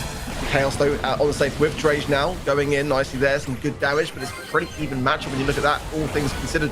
The now forcing Nob to jump over the wall there, but all 3 members of Team Heretics are on the safe now and getting damaged. And meanwhile, the Chuck will be going in as well. It's really quite the base race here. Okay, Colette Hypercharge in from Drage. Elimination of the safe. And a win here for Team Heretics. We've found out what was going on with that Chuck post. He put the first one down so that he could just get his setup going on. And then when he was at the enemy safe, looks like that final post to get to the safe didn't really have enough range. So he then replaced it, that initial post that was placed in mid, with the one that would allow him to go through the safe and get the additional damage. So that's the math there. It's a 4-post setup. It's just, you can't really effectively push up too much to get that middle post, that first one, into its final destination just on the first shot. Well, going for a post onto Chaos there as well. As he pops the gadget. Invisibility now, so the Gugu doesn't know he's even there. Going through the mid, and some good taps by Drake. The Gugu stays alive. Drake connects to the safe, and now Chaos and Lenan, most importantly, swinging the pickaxe, getting the damage. They've got to deal with Lenan. This is a bit of a base race, but nonetheless, very much more in the favor of Team Heretics. Mebius trying his best to defend Lena, keeping him in close range. Pickaxe swing to take him down. iKaos and Drage now laying those shots in. Gugu on the Chuck, forced to defend. Thankfully, Mebius has his back. Long range shot onto Drage. Also keeps him back. Another follow-up from Mebius. The clock is ticking for Team Heretics because this Chuck is going to be constantly cycling towards their safe. We also see the Eve Hypercharge come out, blocking a few more shots. Thankfully, iKaos, he's specialized in taking down turrets as a thrower. Lenat now in with the reposition. No CC to keep him back, and a Team Heretics win in set 2. Really nicely done. Really nicely done. Under pressure, as the start was not the greatest in that first set for Team Heretics. But the strategy that evolved was the correct one. It's very difficult against the Chuck. You know, it can really escalate out of control, and sometimes you know that it's the final push coming through, and you've got to be able to defend against it and get that balance. But they did that. They went on the aggression, and they got the job done. All tied up now in this series. Exciting stuff. Now, Ark, you mentioned their strategy evolving over the course of that game. Tell me a little bit about how you saw that evolution kick in, and really which player that started with. I think for me, Team Heretics have to be very cautious to like stay firm and stay on their feet the whole way through. Getting, for me, Chaos into that top right pocket from the beginning, like I said, was really quite going to be key. Juju then can be within the grass, have an additional range to her attack, and keep that pressure onto that spawn side. And the Chuck is still looking to set up during this time. So if they had any kind of like, silly deaths along that path at the beginning for Team Heretics, then they're going to be immediately placed under pressure. But getting that starting point in place was really quite key, making Drage that kind of pinnacle in the middle, getting our Chaos to the right, and giving Lennart that ability to go on the aggressive, to get towards the safe with that flying hook. And they did that really, really nicely, because again, like I said, with a Chuck, you can fall behind very quickly, and then you're up against the wall. You're under so much pressure, and you're just always finding yourself on the defense, because you're just going to keep coming back to your save every single time. So the setup process there was as important really for Team Heretics as it was there as well for Kozaki. I think we saw some creativity there with Chuck setups. We saw 2 different ones, and we also noticed that Chuck wasn't, devouring the post to get his super back. So, okay, he's running the other gadget, I guess. And yeah, so he was. It only got used once in game number 2. It didn't get them the win. But creativity definitely gets some kind of merit. But really, in the end, your objective is to win, man. It didn't really get them there all the way. We're going to be heading into a brand new draft here on Out in the Open, and as that map intro indicated, yeah, you can break that wall in order to get easier passage into mid, but it won't be happening with Brock. It's been banned out by Team Heretics. Artie picked up first here by Kozaki. I want to see the Gust then as a countermeasure here for Team Heretics. For me, that's kind of like where I would be thinking. Certainly the range of fair going to be quite crucial here to get right. Juju banned, as I think she pretty much always should be, regardless of the map and mode, in my opinion. So always a good thing to see in that regard. The Angelo banned, the Brock as well, the Buster and the Pearl. I mean, the Pearl often gets forgotten about as well, so I'm quite pleased to see that that Brawl has not been left out on that side of things. Jean going to come in now as well, Team Heretics. It's an interesting first pick. Of course, the healing puffs, when your teammates kind of collaborate together underneath that star power, are going to be quite helpful for the long game. But there's a lot of long-range brawlers that are still left out here. Like I say, I'd like to see Gus paired with this Jean. I think it'd be quite a good, nice idea. And if not, it'd be absolutely considered by Kozaki. But Piper, Mandy as well is a good one that's often left out on this particular map. Some wall break potential as well from that magic hand. Probably not going to be too helpful, really only when you're on the defense to break through your own kind of like spawn side. So that's a consideration. They can find something to pair alongside this. Eve going to come in, quite like it. Definitely going to be finding itself on that left-hand side, or at least the lake side of this map. But with Angelo banned, it makes a lot of sense to me. I think into this Jean, you have to evaluate, like, what are really my options? What has a spawnable that can block a Jean pull? Also, into a Jean, any amount of the time you're facing an enemy that is constantly healing, even if it's a trickle amount, you're also getting tickled the whole time, so you can't heal Penny. And this was the first one on my mind, is yes, you're able to block a Jean pull this way, but are you really going to be getting your turret? Now, it's easier now than ever. She has that hypercharge that she has to earn, sure, but really I'm talking about the fact that she has longer range now by a few units there, and this has been a major change to Penny that's made her a lot more viable kit selection out now. From FA Kozaki, a very team-focused support brawler, can get them a good counter to a thrower if necessary, and also can be extremely frustrating to deal with if you're Team Heretics with that closing around the left side. Thankfully, though, I think Eve should be able to hold down the fort. She won't be too vulnerable. She can jump away. Obviously, you don't want to leave Drage for dead, but there are countermeasures available. Kit still, I think, should be viable. A Kit over Gus, and sorry, we need to now talk about this. Poco over Gus? No, Gus? I don't know. Like, that seems very odd to me. I mean, the synergy with the Kit, I'm just trying to kind of see what the plan is there. I mean, like, yeah, you can disable a player and keep them static and allow maybe the RT to creep up and use the leg form to just instantly eradicate, or maybe a Penny turret might be able to lock on during that time, but it's a very small window of opportunity. And the Poco is just a brawl that I haven't seen here for the longest of times. I really don't know, like, what is behind this idea. I mean, I certainly not in place of a Gus, but I mean, you know, I'll give them the benefit of the doubt. It's just not what I was expecting in any fashion. I mean, maybe it's a response to the kit is my only consideration there, and trying to just give quick, immediate heals, but I'm not too sure about this. Well, we have world finalist Brawl Stars player, repeat ones, consistent ones at that, who have made the decision that Poco is better than Gus in this situation. And I think I'm going to follow their lead here. But we still need to see how exactly this maths out, because there's not an optimal matchup for this Poco over here. Maybe his gadget will be of use to them, but exactly the for gadget. now it's not really doing much.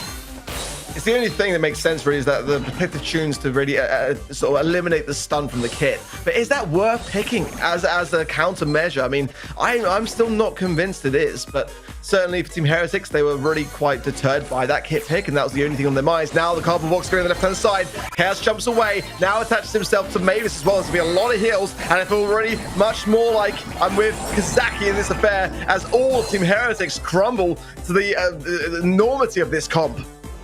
It's what you pointed out, like, yes, protective tunes can get rid of the stun, but it's not going to prevent your enemy from combining into this monstrosity of RT with his damage and also his health, and then Kit gets to do like 3k a shot with the shot that he can throw over walls.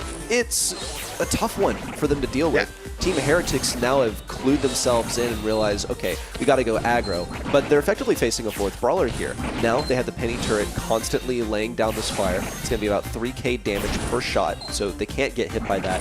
And it'll make their movement a little bit more predictable. Should be easier for Gugu and Mebius to line up the shots as a result. For me, I think Gus would have been the better shout, trying to get the early kills. The kit's only got really one option to attach to. But, I mean, for the moment, Team Heretics have got to deal with this. And on a map that's really hard to do so. Once that kit attaches and the aggressiveness comes into play, as long as all three members are standing for Kozaki, I think it's just like a guaranteed round. Next form available for Gugu, as is the jump for Nob as well here. Maybe it's slow, he might choose to jump. Now the cardboard box gadget comes in, and Chaos immobilized, now pulled away. But Drage, Nob in a precarious position, but stays standing, as all three members of Kozaki do, and they get the game. Eye-watering right there, as you pull that kit away from your teammate, but they're still stunned. That and your Gene and Poco, you've approximately 0 damage out there. I think we are yet to really see why this Poco was selected. And it's not even just like Gus in particular. I feel like there are several other brawlers that would have been a much safer selection. A lot more of generalists and not as niche of a brawler like Poco is going to be in this specific matchup. And there's entirely the possibility that it was actually just a mistake. But it's really all theorizing. Hopefully we get to get some answers from them later. For now, what we do know is that FA Kozaki are running the show here in Knockout. Well, if it's a mistake, A, it's unforgivable, and if it's legit a countermeasure to the kit, which is what I think it must be, it's not working. So it doesn't even warrant the pick in itself. So it's a mistake regardless. On the right side, though, invisible, Chaos jumps away, but that was a chance then potentially for Kozaki to seal that Chaos. That Eve jump going to be helping out so much in that regard. And Kit detaching there, better of it. It makes a lot of sense to try to get the timings that Super then can be available later on in this match when the gas starts to close in. So I don't mind that at all from Nob there at all. But we want to see more aggression from Kozaki here going in to try to deter this inevitable outcome, in my opinion, of these moments where they're just going to stay standing towards the end. Nob goes in, and that was a mistake. He did not land on a single person, and that is given a glimmer of hope now for Team Heretics to secure themselves at least a round here. Seeming error from FA Kozaki there, but they still managed to get some value. Penny, also with the additional damage, she did lose that final 1v2 as is expected, but she got her turret earlier on, and thanks to the bonus damage, she's going to be getting closer to that hypercharge, which she'll be trying to cycle out. That is a game-winning condition right there. Given that they had at least a couple rounds to win this game, going to be playing the long game here, thinking about getting that turret for the final round, especially a hypercharge one, which probably closer to that hypercharge than the next turret, waiting for things to close in to actually get that opportunity. And for the time being, Team Heretics have opted to take a more reduced approach with Drage, especially hanging back. They can get a solid pull out here. That would be paramount. But Mebius is ready with the Salty Barrel, so Drage needs to find a target that is not going to get body blocked by Mebius. Yeah, Drake does need to connect this magic hand for sure. It's gonna be a really tough thing to do because like it's so much evasive technique behind every Brawl on the other side of the field here. Now the kit attachment is there. The hypercharged turret going down from Mabius, and they really wanted that round for that reason because that's the utility they haven't got now. But they really want this set that badly to use it there. So let's see whether it was going to pay off now as whoever takes this round for Team Heretics allows them to stay in the question. Oh, hypercharge early for Drage here, going in with the magic hand and not even going to pull one off, just simply to get some grounding on the map and some positioning. Let's see how this fares. Yeah. It got them good position. Got Drage in a position. Now he has that he has that super ready to go. Chaos caught off guard. Now combining the Kit and Gugu together, but not really much coming of it. Kit immediately dismounting so you can get that super once again. But Heretics have these guys against the wall. Lana has a heal. It's one of the first heals that we've really seen him hang on to. So maybe we'll finally get to see that poker make a play.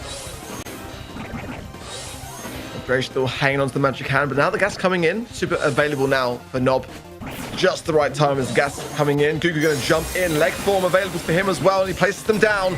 Now Chaos trying to get some taps. The heal there was clutch from Lanan as well, but now the kit connection is there, and Drage is low, and he should probably fall down to at least the gas here, and he will. It's going to be a team wipe for Kozaki. They take the set.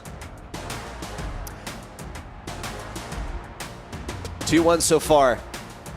Kozaki leading and seemingly on the path to make this win happen for themselves against Heretics once again. But this time, Heretics don't get a second chance in a lower bracket. It's all or nothing. In a round 1 exit for Heretics would be catastrophic. For a team looking to make a postseason run, you need to be, at minimum, getting the quarterfinals win. I still don't see the math on this Poco. He's not known for his damage, but 43 is especially dwarfed by what you see from Kozaki out here. Mebius leading with 153 damage per second, but Gugu made a crazy combo with Nob, especially as we saw in the final round of the final game, where he practically became invincible into the Gene and the Poco, who do basically no damage. Yeah, incredible synergy from Kozaki all throughout that set there. But right from the draft, I know you both expressed some concerns. How much do you think, picking up something like a Gus would have changed things instead of a Pogo there, Ark? That was my thought process. I know why they did it. I just feel like for me to be feeling as though that was the play, it needs to do more. I think that their thought process was that if they bring in the Poco, there's a gadget called Protective Tunes that allows them to activate and cancel out any slows, any stuns, any immobilization of that particular brawler being effective for 4 seconds. And I just didn't see any real instance of it. I mean, there's a couple of hills from Lanan along the way, but like I said, going in, I can't remember ever seeing a Poco on that map in the past. Possibly has happened, but I mean, it's certainly not really kind of like a meta go-to pick, and I think regardless, you're better off with anything else, in my opinion. But it's definitely a costly one there for Team Heretics, whatever way you look at it now, as we approach the next set. They're behind. Kozaki take the lead 2-1. Next map is going to be Dueling Beetles then, for Hot Zone being the mode. The bans being the Juju, the Stu, and the Lou for Team Heretics, and the Griff, the Amber, and the Colette then for FA Kozaki. I really quite like this map. It's very difficult sometimes though, really, if you lose that kind of positioning power on the mid. Stu being banned here by Heretics probably, it indicates that the point is being with Kozaki, because that's definitely a brawler that, wow, speaking of the devil, definitely a brawler which I was going to say Drake pops off massively with on Hot Zone. So banning it for themselves could only mean that the point was with Kozaki, and then they're bringing Poco first pick. I mean, is that a little nudge? What is that? I don't think so. I don't think it's any on the nose comment right there. Poco, Draco maybe?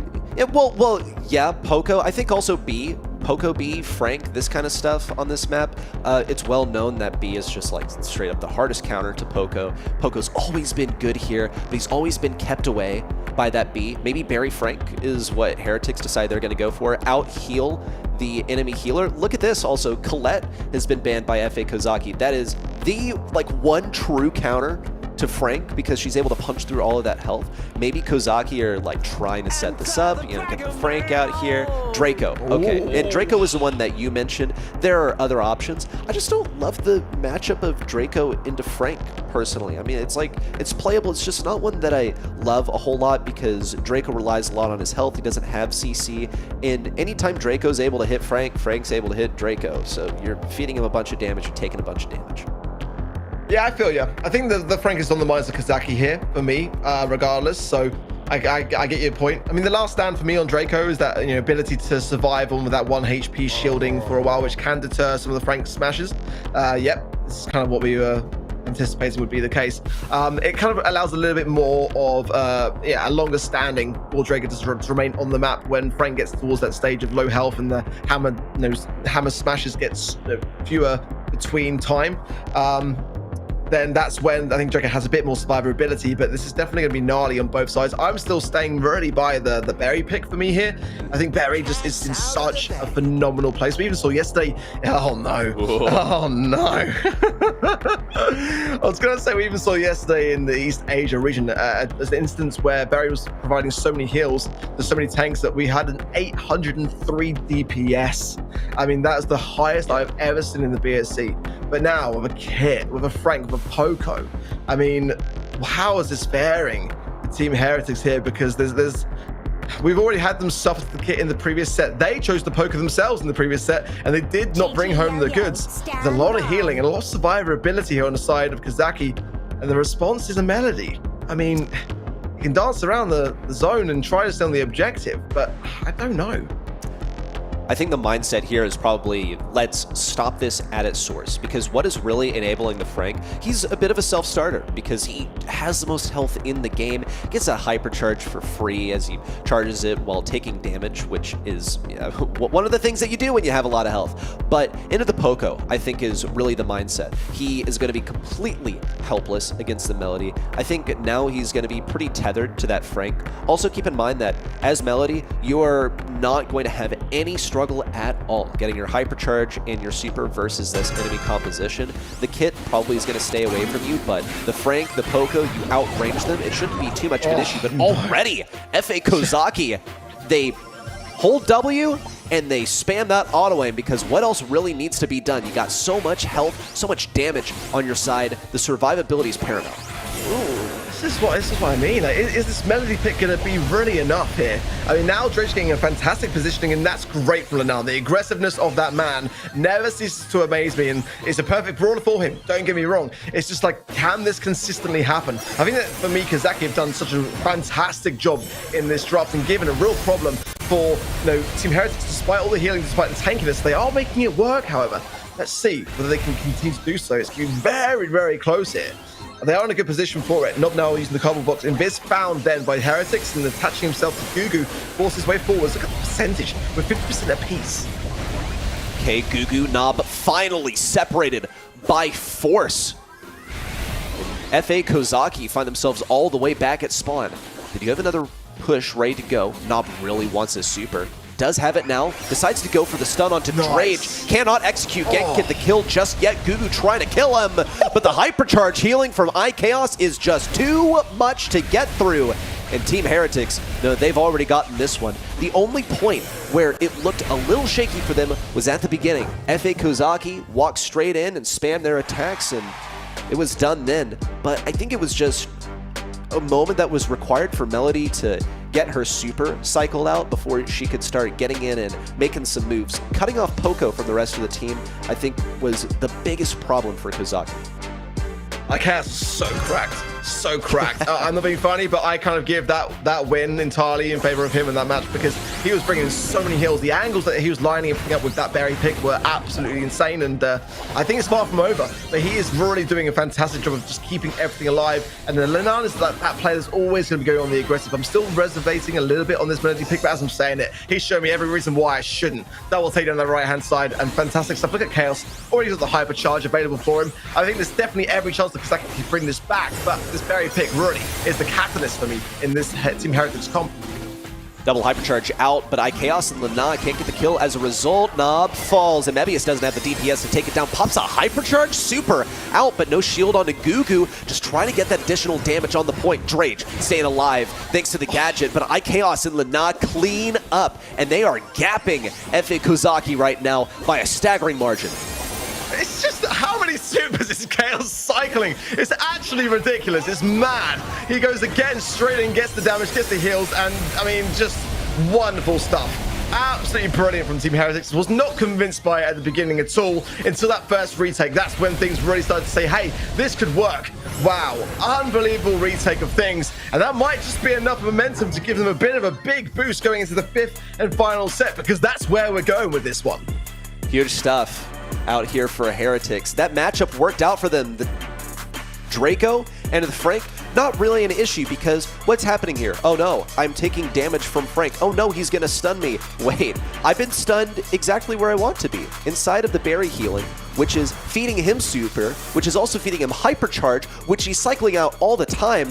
I mean, look at the damage and the kills here for iKaos. Obviously, Lana leading the team with 12 kills and 610 DPS. He was nutty because it was no issue at all for him to get those notes, get the hypercharge, and go to town.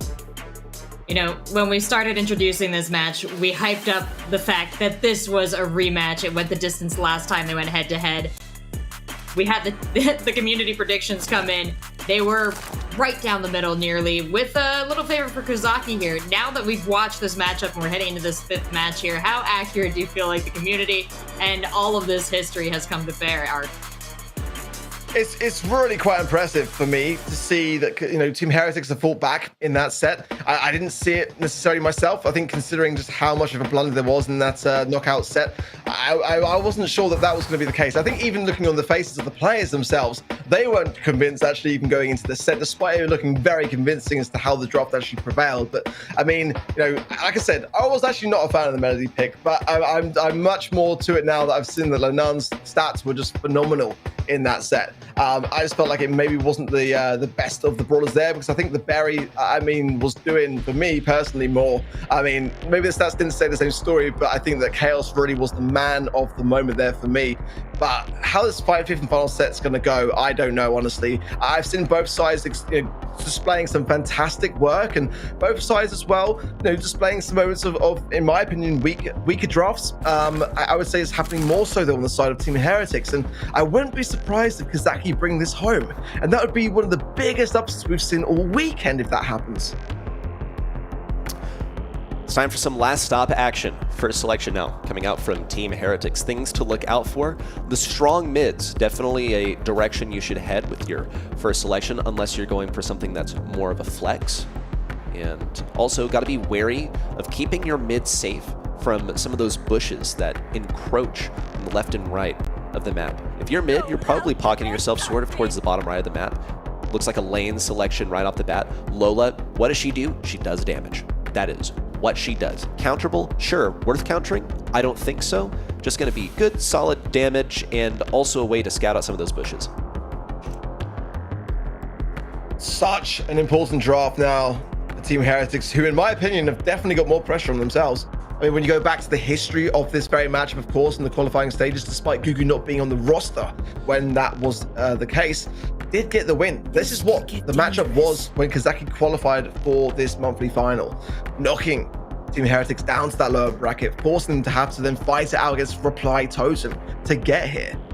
Now, with everything that happened between last year, between Gugu and Drage, and it's all come full circle. A lot of pressure now for Team Heretics, the biggest of roster announcements we've had in Rostermania, all depending upon draft. Pearl coming in now for Kozaki. Quite like that pick. I think when it comes down to that lane side, really tough to penetrate through. And the Gus, you know, I mean, Pearl's already tanky as it is. Combining a Gus shield to her is just, oof, dirty stuff. I like, though, the Lola. Very underrated pick that I think is really finding a nice spot in some maps. Look at Lanan as well, just giving a little bit of a side there as well. It's pressure. It's pressure that I don't think Team Heretics themselves expected to have at this stage of the competition. Well, look at how disjointed this is between Heretics and Kozaki. Just the contrast. Kozaki, they're playing from home. Team Heretics, they are in the compound, in the jerseys, in the chairs, logos everywhere, camera crew are filming them, and they are expected to win. They cannot trip up at just the first obstacle. It is not really what you want to be showing the org. And this isn't me reprimanding them. This is me telling you what is going through their heads right now. Leon, now selected by Team Heretics. This one went through my head just a little bit with that Pearl selection from FA Kozaki, because I was trying to place why exactly was this selected. And Leon is very much countered by Pearl. Maybe they didn't want to give this to Kozaki. We've seen that kind of idea though, and a lot of the time, is it worth the strategy? You kind of want to give yourself the best possible chance rather than try to spin a draft, taking brawlers away from your opposition. But Leon, I mean, these ideas and drafts from Team Heretics, sometimes they work, but sometimes they don't. That's the problem with this. I'm kind of more with Kozaki. I think that the 8-bit is a good pick here. Can be susceptible though, that's the problem. The Gus for me and the Pearl is where the kind of glue is on the side of Kozaki here. Leon is a risk. With Lenan's hands, it could be a risk that actually really does pay off. It's definitely more of that kind of like Lenan-based brawler pick. The gene's probably going to be in Drage's hands.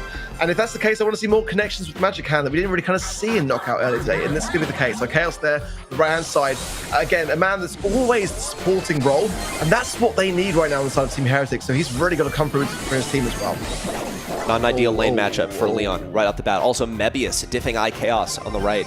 I don't think Team Heretics really expected this at all. I mean, they went this Gene over here thinking, okay, Kozaki already picked their mid. They went for the Gus over here. Nope. Now we're going for the 8-bit. And they actually could have gone Bell and been good into both 8-bit and Pearl at the same time. I'm sure they're kicking themselves over this, because this Gene is going to do absolutely nothing to the 8-bit. It's going to come down to iChaos and Lenan to fix this issue. That is a very, very good point. You know, and Drage gets the magic hand regardless, despite, I mean, sure, he was invisible at the time in the Lollipop drop, but still, I mean, that's really a time that you want to be bringing the cheat cartridge gadget to get away from the circumstances. A massive, massive blunder here from Kozaki. With only one gem needed now for countdown. You can't make mistakes like that. And Lenan coming from behind there, a beautiful takedown. The gems are with Drake regardless, so he can still continue to go on the aggressive. What have Kozaki done? You've got to catch it quicker than that. That's tough right there. Nob's still going to advance forward. 5 seconds left to go. Drage at the back right. Impossible to reach. Mebius trying to line up the shots, but they miscalculated. It's a guessing game, and they lost the coin flip. Guess the left side of the bush instead of the right. But Heretics cannot be comfortable here. As soon as that final selection of 8-bit comes in, I think they knew, shoot, we just lost this draft. And that really starts to set in when you're iChaos on this, yes, on the Lola. Facing the Gus, he's going the left side this time in hopes of not facing the Gus. Nope, Pearl's going to the right side. Lena diffs him right off the bat before she can even get any of that heat fired up and get the gadget to do catastrophic damage. Team Heretics off to a good start now on this match point. I'm taking candy for a baby, but you got to do it twice. You know, that is the thing. That was not going Team Heretics' way, in my opinion, until that moment in time. It wasn't going badly. Certainly the start was not going well at all. Drage now forced to come back, as losing his teammate there of Lenan means that he's out of position, and now Chaos falls as well, meaning that he's going to be even further back and under pressure. Allowing you to get back into a good spot on the right-hand side now, but he's being a bit cautious, actually, maybe overly so on this right-hand side, popping the gadget there as well. iChaos will burn then and be visible in that invisibility shielding. Popping the ego as well. Does tank it, but still goes down. Some big beams there from Nob. The gems deficit now being claimed back by Kozaki, and a huge cookie popper there from Mebius. Gems shot to be picked back up again. iChaos taking no chances in that regard. But, ooh, this is looking shaky. Drage has this pull. Who's he going to go for? Got to scout out Gugu, find his position. Is he worth pulling? He's got the shielding. He has so much health. If they can get him down, then maybe it's worth pulling just to enforce a 3v2. Mebius on the left side is giving Lena a hard time. See at mid, Nob keeping up that pressure. So much damage at range. Down goes Drage. iChaos with a kill, but also a fall on the left Lana goes down. IKaos with 9 gems, completely encircled. He decided to risk it all. Drage now coming in. Gugu taken down. Nob now getting as many gems as he can. That's enough. No pull for Drage, and Nob gets to safely teleport all the way to the back lines with the countdown. Hypercharge from Lana on top of the left-hand side, but can he find anything to get close enough? I don't think so. There's too many bodies there, and Google as well being a big, heavy deterrent of that fact. Hypercharge pop. No way! Team Heretics is going to be able to get close to these gems. It's going to be going the distance. It's a match point scenario there. You know, Drake's trying to bait out the pull. I know what he was trying to do there. He was trying to make the 8-bit go prematurely, and it did not happen. The hands were just kept cold and still hard exterior on the side there of Kozaki. And again, you know, this is what I'm worried about. It's not looking clean for Team Heretics. They're depending upon mistakes being made by Kozaki. And Kozaki there played it much, much better. Gotta play it much more cautious, in my opinion. But get that balance between aggression. Gugu there being a good, heavy tankiness side on that right. And Lanan's gonna have to try to get rid of him earlier. He pushed up so deeply in that last game, it just was a problem that they couldn't take care of. Drake missed that pull as well, leading up to things, and that was quite costly. Gugu's popped 2 gadgets in order to win the lane on the right. And, well, the saying goes, win lane, win game. Drage pops a gadget. Look at that. He's already used every single one of them. And he hasn't gotten a super just yet. So far, gem score equal. Nob looking to get in position to get number 3. Doesn't really want to feed that pull, but also knows that he should be safe from it. I'm assuming the wounds of game 1 have not yet healed. It's not been long enough. Drage and IKaos now moving in.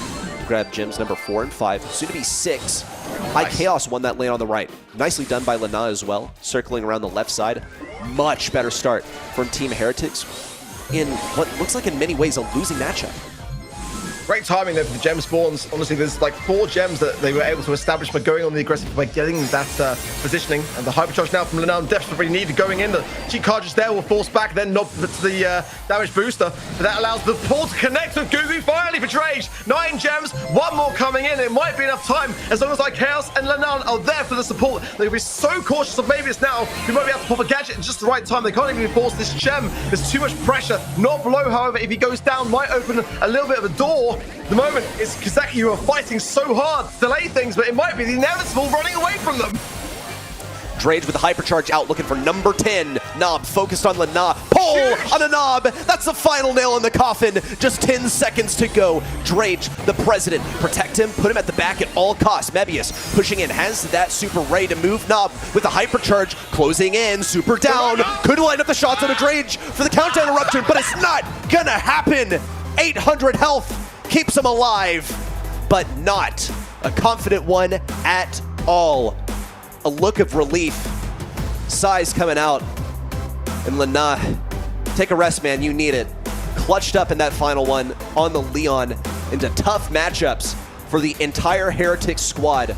Just like that, I imagine the remainder of the year, the entire precedent that they set with this match flashed before their eyes as they were just 1 game away from losing their very first match as Team Heretics. Scary swap for any team to be in, especially scary because as you called out, Reddy, their whole organization is in that room. So I can hear you guys reacting to the exciting end of that match. I cannot imagine the energy in that place, Reddy. Oh, I mean, goodness. I picture for the staff of Team Heretics, they're like, yeah, let's go. Semifinals next, right, guys? And we see IKaos, we see especially Lana and Drage just sort of, they're like, whew, all right. Let's, it's a good thing we got another couple of quarterfinals ahead of us because I'm going to need to take a walk outside real quick. Yeah, taking a look at the bracket there, we'll let Team Heretics take a little walk too, get a breather, because they've got a rally. They're going up against Humble in the semifinal. But, like Reddy said, we've got 2 more quarterfinal matches to get through. FUT Esports and Team Elektros coming up next, followed by SK and Parpara Supermassive. So, gentlemen, we have so much to get through here. EMEA is bringing all the fire that you promised. But, Ark, what are you looking forward to most? Oh, the second half of the bracket, first and foremost. I'm still recalling off the back of that last series because honestly, what a rivalry that was. I mean, what a back and forth for the story that is no doubt going to develop into the year. But, you know, I mean, judging how Team Heretics were playing there, against the world champs. I mean, I'm going to save the conversation for when we get to the semi-finals, but certainly I don't have the biggest of hopes from what we've seen so far that they're going to be able to make the grand finals here today. But I cannot wait to see what today has left in store for the lower half of this bracket stage. Plenty more still to come, and it's such an exciting region. I'm here for it. Well, the community has awarded Lana MVP for that matchup. Let's take a look at the replays and see just why. We'll be right back with more Brawl Stars.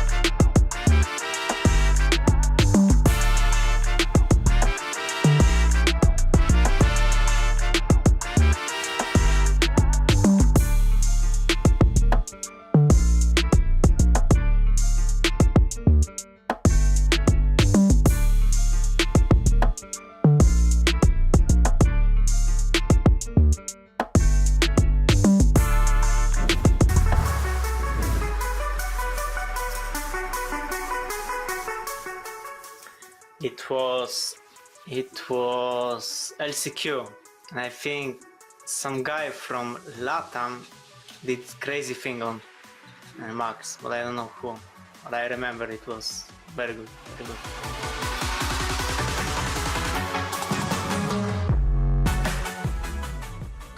I think Joker missed this shot. Yeah, they were one ahead and Joker missed that. Yeah, I remember this. Yes, it was on the World Finals.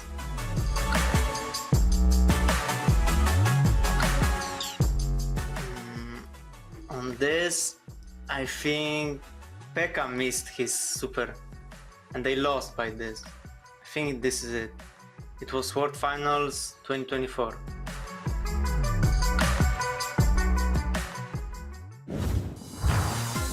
Welcome back to the 2025 Brawl Stars Championships. We're in the very first of many EMEA monthly finals. We gotta start the year right, and all of these teams are looking to make a great impression. Speaking of great impressions, we got more of our great casters back, switching it around once again. Ark and Trav now joining us as we head on into FUT Esports versus Team Elektros. Now, teams we know a lot about, teams you're all familiar with. What jumps out at you as we dive into FUT Esports that we want the people to know here, Trav?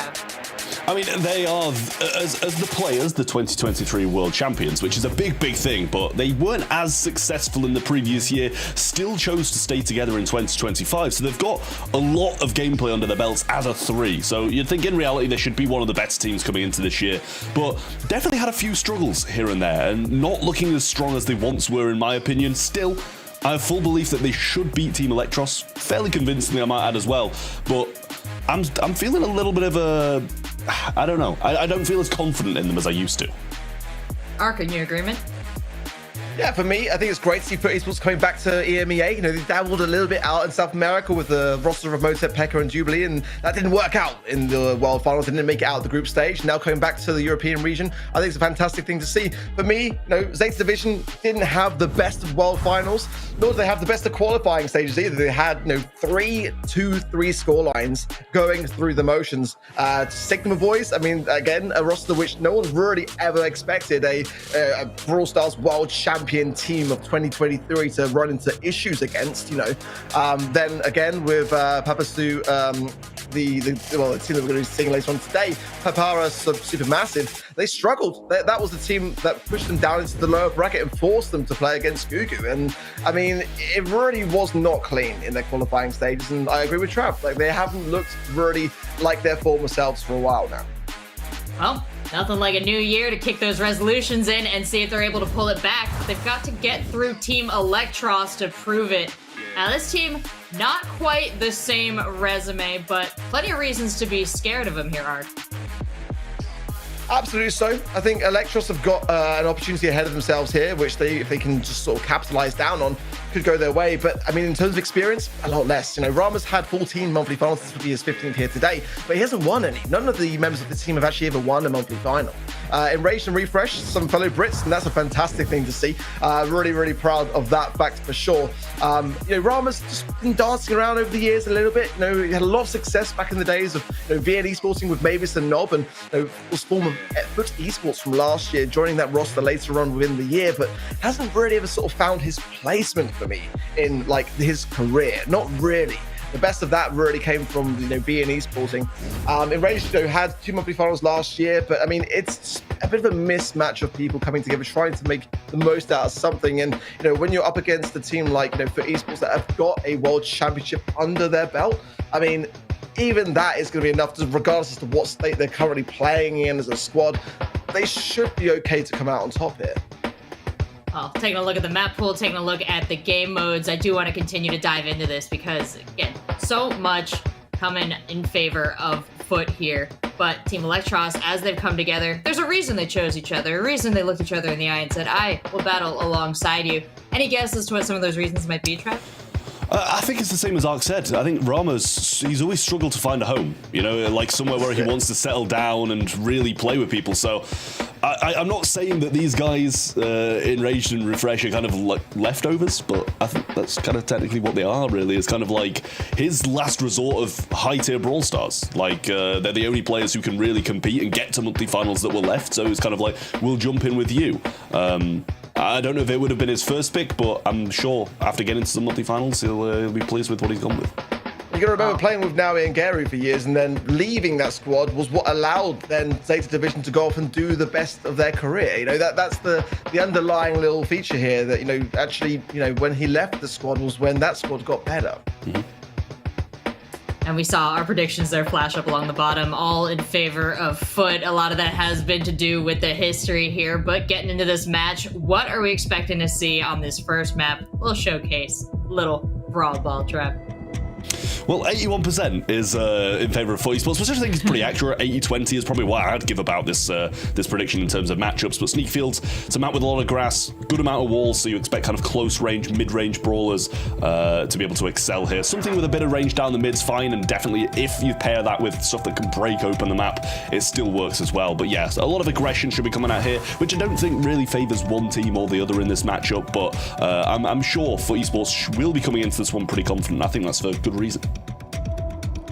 Yeah, you'd hope so, for their sake. I mean, certainly it wasn't a bad attendance at the World Finals. I think I may have put myself a little bit out there on that front. I mean, it was a 2-3 scoreline against SK Gaming, one of the most thrilling of matches on that world stage, And, going back then, that was, obviously prior to Humble raising that belt. They were the reigning champions as Zeta Division going into the World Finals at that period of time. So, I mean, it really was a lot of pressure to put on their shoulders, of course, but that's the nature of the game, right? And it came down to the final wire in Bounty 2 times over for them, and it could have gone another way. For FUT Esports this year now, as the new organization picking them up, I think a chance to actually have a bit of a clean slate, a bit of a fresh start, and revitalize themselves a little bit more. They did have 2 monthly final wins last year. That's not bad going at all in what we have for, what was that, a 5-month season? I think across the regions, that was really quite a high win rate as well for monthly finals. So, I mean, over the course of their careers as well, I mean, Garu, Meow, and Nowie's had 19 monthly final appearances, 6 of which he's won with Meow and Garu along the way. So some serious experience here on the side of FUT Esports against Team Elektros, and Team Elektros definitely are the underdog for me. Brawl Ball's the map, Sneaky Fields is the mode. The draft's already flying through as well. Needs the first pick, with the bans being Lou, the Surge, and the Janet for FUT Esports. The Ash, the Griff, and the Frank banned out by Team Elektros. Yeah, good bans across the board. Need to be in the first pick from Team Elektros. It's a very good pick. Hypercharge obviously makes that bear a bit beefier. Pair that with the faux fur or even the stun in Brawl Ball's completely fine. And you're going to get a lot of tankiness coming through. So solid. Good mid-range, good against tanks, pretty versatile brawler on this map especially. But we're over to FUT Esports for their first 2 picks. Now they'll be bouncing back with, I'm going to say I'm doubting tanks at the moment, considering the need to first pick. Rico's going to be a very solid shout, bouncing around these sides, even playing mid completely fine as well. And that multi-ball launcher covers a lot of ground in this grass.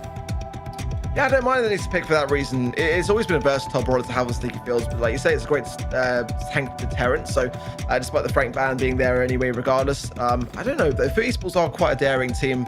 They might still want to bring something out and just try and brute force the situation, but the hypercharge need to really elevate her quite highly into the meta now as well. So Stu, okay, for FUT Esports, wouldn't have been my kind of like thought process, but certainly the breakthrough gadget is kind of where I see Stu being the most relevant here on sneaky fields, being able to open up some of that defensive area, allow some shot through, and Juju coming through as well. Yep, absolutely. So, I mean, people forget how much of a tank deterrent Juju is herself as well, but Team Elektros just really doubling down on that front. I mean, Juju's always going to be good, and ultimately, you know, being a map with so much bush, you can capitalize down on that quite considerably. So, I wonder if they're going to pair a tank with this actually themselves, because they're taking away a lot of tank ideas. I mean, sure, you can run the Vision Gear with the Rico and try and get some information on that front against the tanks, but Melody's their idea. And we've seen a big rise of Melody going into the season for sure. East Asia playing it everywhere. Still got a bit of reservation in maps where the notes are going to shine through the bush. You know, you're not really the most assassinative of qualities, but nonetheless, I think it's a pretty decent draft so far here from Elektros. Yeah, it's good stuff. I really like the Juju. I mean, you can't hate the Juju anywhere, but on a map like this with so much grass, you're going to be able to stand pretty much in the back lines and throw towards the goal mouth if they're pinned in spawn, really without putting yourself in any danger whatsoever. And then you have the Melody to play those front lines and get those goals. I think it's really solid from Team Elektros. Very well-rounded. FUT Esports going to round their comp out with the Draco. Going to add a tank to the mix, which I don't mind at all, really. Draco's been really coming to the forefront of the meta for a decent amount of time now, kind of just showing up here and there. Not too common, but not uncommon at this point. Pair that with a Rico and some mobility from the Stu. I think both comps are very well-rounded. I do love Draco. It's been slept on for a while, but like you say, coming back now, and I think it's in a much better spot. I think this is a great map. If maybe not one of the best maps for it, certainly for Brawl. Hot Zone, of course, I think it's a slightly better mode in general, but I think it's got a real place here. I mean, running the speed gear, surely to get that attention to speed and mobility, which he is there on the left-hand side. Yeah, now you're going to be bringing that one in. So ultimately, for Refresh, I think he's got to be careful to not be overzealous. Utilize that ranged gap, and I think for Garo, yeah, taking that lane side is going to make a lot more sense. Try to go on the Juju a little bit more and close the gap. Rum's out of position here, goes down pretty swiftly on the left-hand side to bring the ball forwards here. Oh, Garo to the right-hand side with it, went straight to the hands of Enraged. I'm not sure whether he was trying to find Naui or not, but I think that may have been better going to the left. Yeah, well, Draco got 1v1 by the Greek in those front lines, so I'm not really going to be complaining about that too much. Rama taking some heavy fire here with Meow and Gero pinching in. Surviving for now, but Enraged respawning and coming back to this mid portion of the map. Now he's moving forwards. That's going to be dangerous for them with the amount of HP he's got and the gadget moving into this fire and moving into mode and spitting fire all over them. And that is decimation from FUT Esports. They're starting this one off very strong, and a Stu hypercharge to go along with it for goal 2. Nice and competent there, just ticking down the clock, just wasting the timer down to give less of an opportunity for Team Elektros to respond, but respond they are, and Enraged has the ball, but Mal from behind just secures the kill in time. That was close, very close. Ball pushed back into the mid, and FUT should be allowed to recollect themselves now, especially with a hypercharge Gary rushing through. If he can get out behind enemy lines here, maybe even get the ball and make something of it. I mean, the bear gets absolutely destroyed as well. Enraged going to have to go for the ball here as his teammates are going to fall. He's got fall to almost gets the shot off, but Meow shuts that down just in time. Gero kind of left in his dust there as he was trying to chase him down, but couldn't get anywhere close to him. Elektros, a goal down with 50 seconds, but they've had some chances. Yeah, they've been making some moments for sure. The tough thing now to get the ball forwards and just claiming back the positioning on the situation, but I'm liking these breakthroughs here from Enraged. But with the time against them now, and FUT Esports really are closing down the gap. Oh, Meow comes in. Oh, my word! Absolutely disgusting! Hypercharge to eradicate every single member! And Elektros fall, the game goes the way of FUT Esports. I mean, he cycled the entire hypercharge super and threw out another one just to rub it in their face. That was absolutely crazy from them. Great stuff from FUT Esports. And, you know, although we did see a few chances here and there from Team Elektros, it wasn't because they were in control. It was because Enraged was grabbing the ball and trying to go, which is what he has to do if his team isn't really making any moves. Oh man, that was one of the most disgusting plays of the season so far. Meow lined it up beautifully, and it was just the perfect timing. Enraged going through, finds the moment, and he's able to find the gap as well. Oh, but Esports just dropped the ball. We saw that happening in the last game, but that time round, It was Enraged that got given the gift, and he didn't hesitate to make use of it. Gary standing still here now comes back. I was a bit worried that he might be AFK there, but what a great moment there by Elektros, capitalized on. Yeah, I mean, Enraged might have a chance to go again here. Hypercharge shield going to be used, moving in on all of them. And Rama's just going to grab the ball and slot it in. Elektros, in 40 seconds, have managed to bounce back from that really disappointing Game 1 loss. I mean, that's a great way to pick yourselves back up, isn't it, really? I mean, that's the perfect response. When you lose a game to just a cycled, hypercharged Rico Super, and then you come back looking that convincing. I'm looking to see that quality in teams to bounce back against the odds. Now, I'm a bit worried about Gary. His connection is still looking like it's suffering here. Now he's back, but is he really? Like, what's going on with his connection and the issues that they might be having then, maybe in the team house? But regardless, he doesn't seem like he's back for now, but does not look like it's under that much control. I mean, the thing is, it's not like you can complain about Wi-Fi, is it? Because the other two of them are moving and they're in the same place. So yeah, I don't know what excuse they'll be able to use, but Rava has a bear and Enraged has the super. We know what they've been able to do with these supers. Now he's just going to grab the ball and then make an attempt to go for it. Stun comes through though, and he's going to be surely going down. Uses the gadget to stay alive a little bit longer. Gets one, almost getting two here, but Enraged eventually does bring him down. Not without Gero getting a bit of a trade. A refresh. Using this extended range thanks to being in the bush to just rain down on this left-hand side and keep me out back. I'm looking at Enraged. He's got Hypercharge now. In fact, everyone has. Rama's going to pop his first. Hypercharge Bear going through. The Juju there, the Gree as well. Everything going down on the side of Team Elektros. But can they get the ball through? Enraged going on the aggressive, but Gary stays standing. Now he'll 1 HP. Can Refresh push this through? He's going to get it. He gets the goal. It gives Elektros that lead. This could be a set with one more moment capitalized on. Yeah, Gero's going to need a hypercharge to really make some moves here. Same with Meow. He can do the exact same as he did in the last one, but there's the bear again. On top of that, once more Enraged gone again. And they've left it open how many times now? They're not learning, and Elektros take the set. You can't turn your backs ever in Brawl Ball. Oh my word, that is FUT Esports blundering it big time, isn't it, really? I mean, it was happening time and time again. Even before it happened, it was obviously going to happen. And I think a deserved set going the way of Elektros. What a comeback. That was not the way I expected Brawl Ball to go when one of the teams was called FUT. I really am surprised that they were able to pull it out here, but I shouldn't be based on how they were able to come together in that last game. I mean, talk to me through the stats here, Art. I mean, it was looking like it was going to be FUT Esports very comfortably so all the way through, was it not? I mean, especially when you look at convincing moments like that. I mean, it was just absolutely disgusting. Look at this. Look at that. The lineup and then just like wasting it because the game's over. I mean, beautifully done by FUT. And I thought that the game to follows were going to be exactly the same in a really swift way of tying up the set. And they just really did not pay attention to what Elektros were bringing. And Enraged specifically on that melody pick, which I wasn't a massive fan of. When you've got no notes, you are invisible in the bush, but when you've got those notes, rotating around your body, everyone can see exactly where you are at all times, even if you have got super. The communication is going to be like, okay, well, he's got super. Let's make sure that we keep track on this guy and don't leave the ball somewhere stupid. And that's what happened every time. But esports really should have done better. For a team that have won world champions, world championships, they should not have let that happen. Yeah, Trav, is there an element here that you kind of saw that was Team Elektros' winning, card in this situation? Or is this FUT just a little off their game after that first game?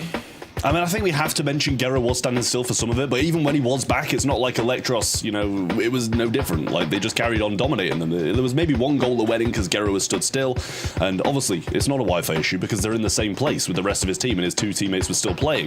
But Elektros just seemed so in control of it after that first game. We see teams making huge pivots when they take a heavy loss and, changing lanes, changing the style of play, and that's exactly what they did. We saw Nita running into Draco so many times, dropping the bear, dropping the gadget, stunning him, moving on, and obviously Enraged on the melody was the number one man, just slotting in so many goals through openings that FUT Esports probably could have covered. Yeah, do you feel like losing that first game was part of what they, what inspired them to bring such a fiery second and third game there? Would they have, been a little bit closer together had they not been so inspired by a little bit of a strength shown by FUT in that first one? I mean, for me, like at the end of the day, when you've got so much experience behind you and you've got a bit of disconnect, like it should be something where the best in the world are able to maybe just prolong the inevitable a little bit better. Trying to, 2v3 is never going to be a great thing, but Gary wasn't even AFK for that long, in my opinion.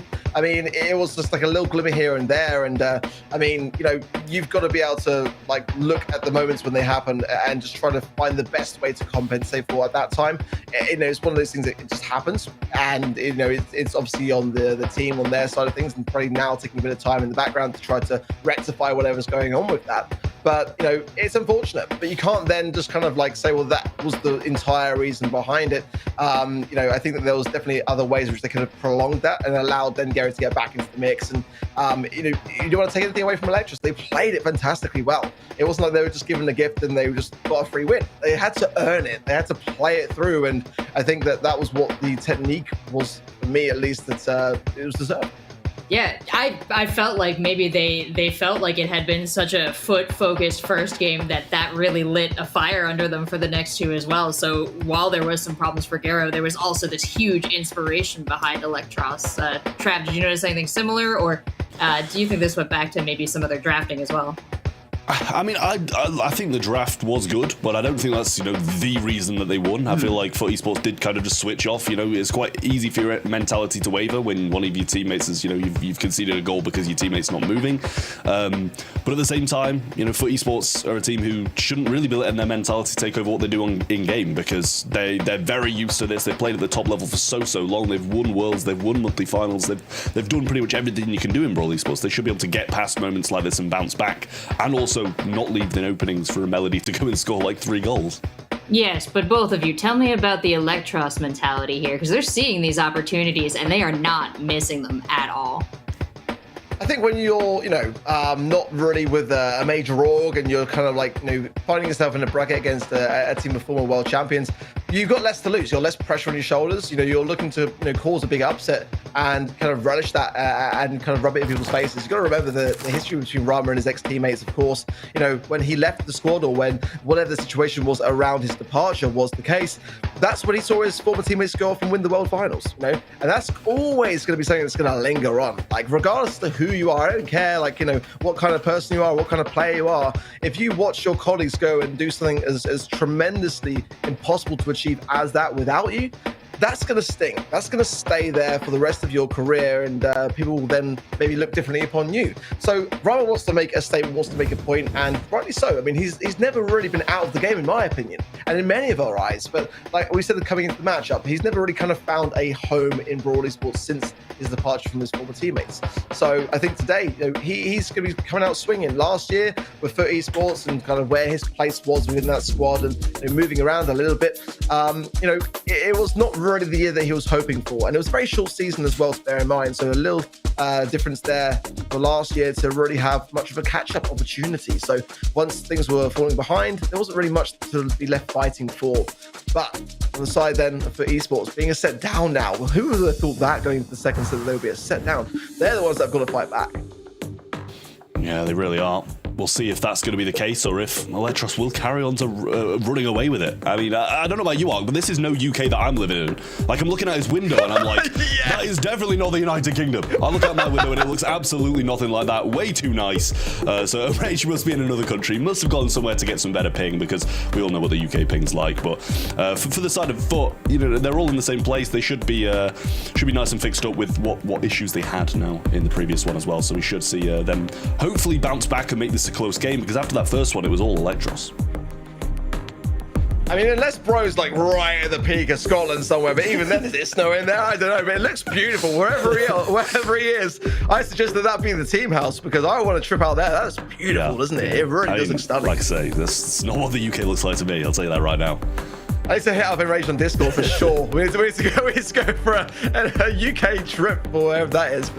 Sort of certain, but he played great. I mean, going back to his actual gameplay, phenomenal. I think that they stand a real chance in this series. With FUT Esports being a bit all over the place, the question is, once they iron out the connection issues, are we going to see FUT Esports just stomp them?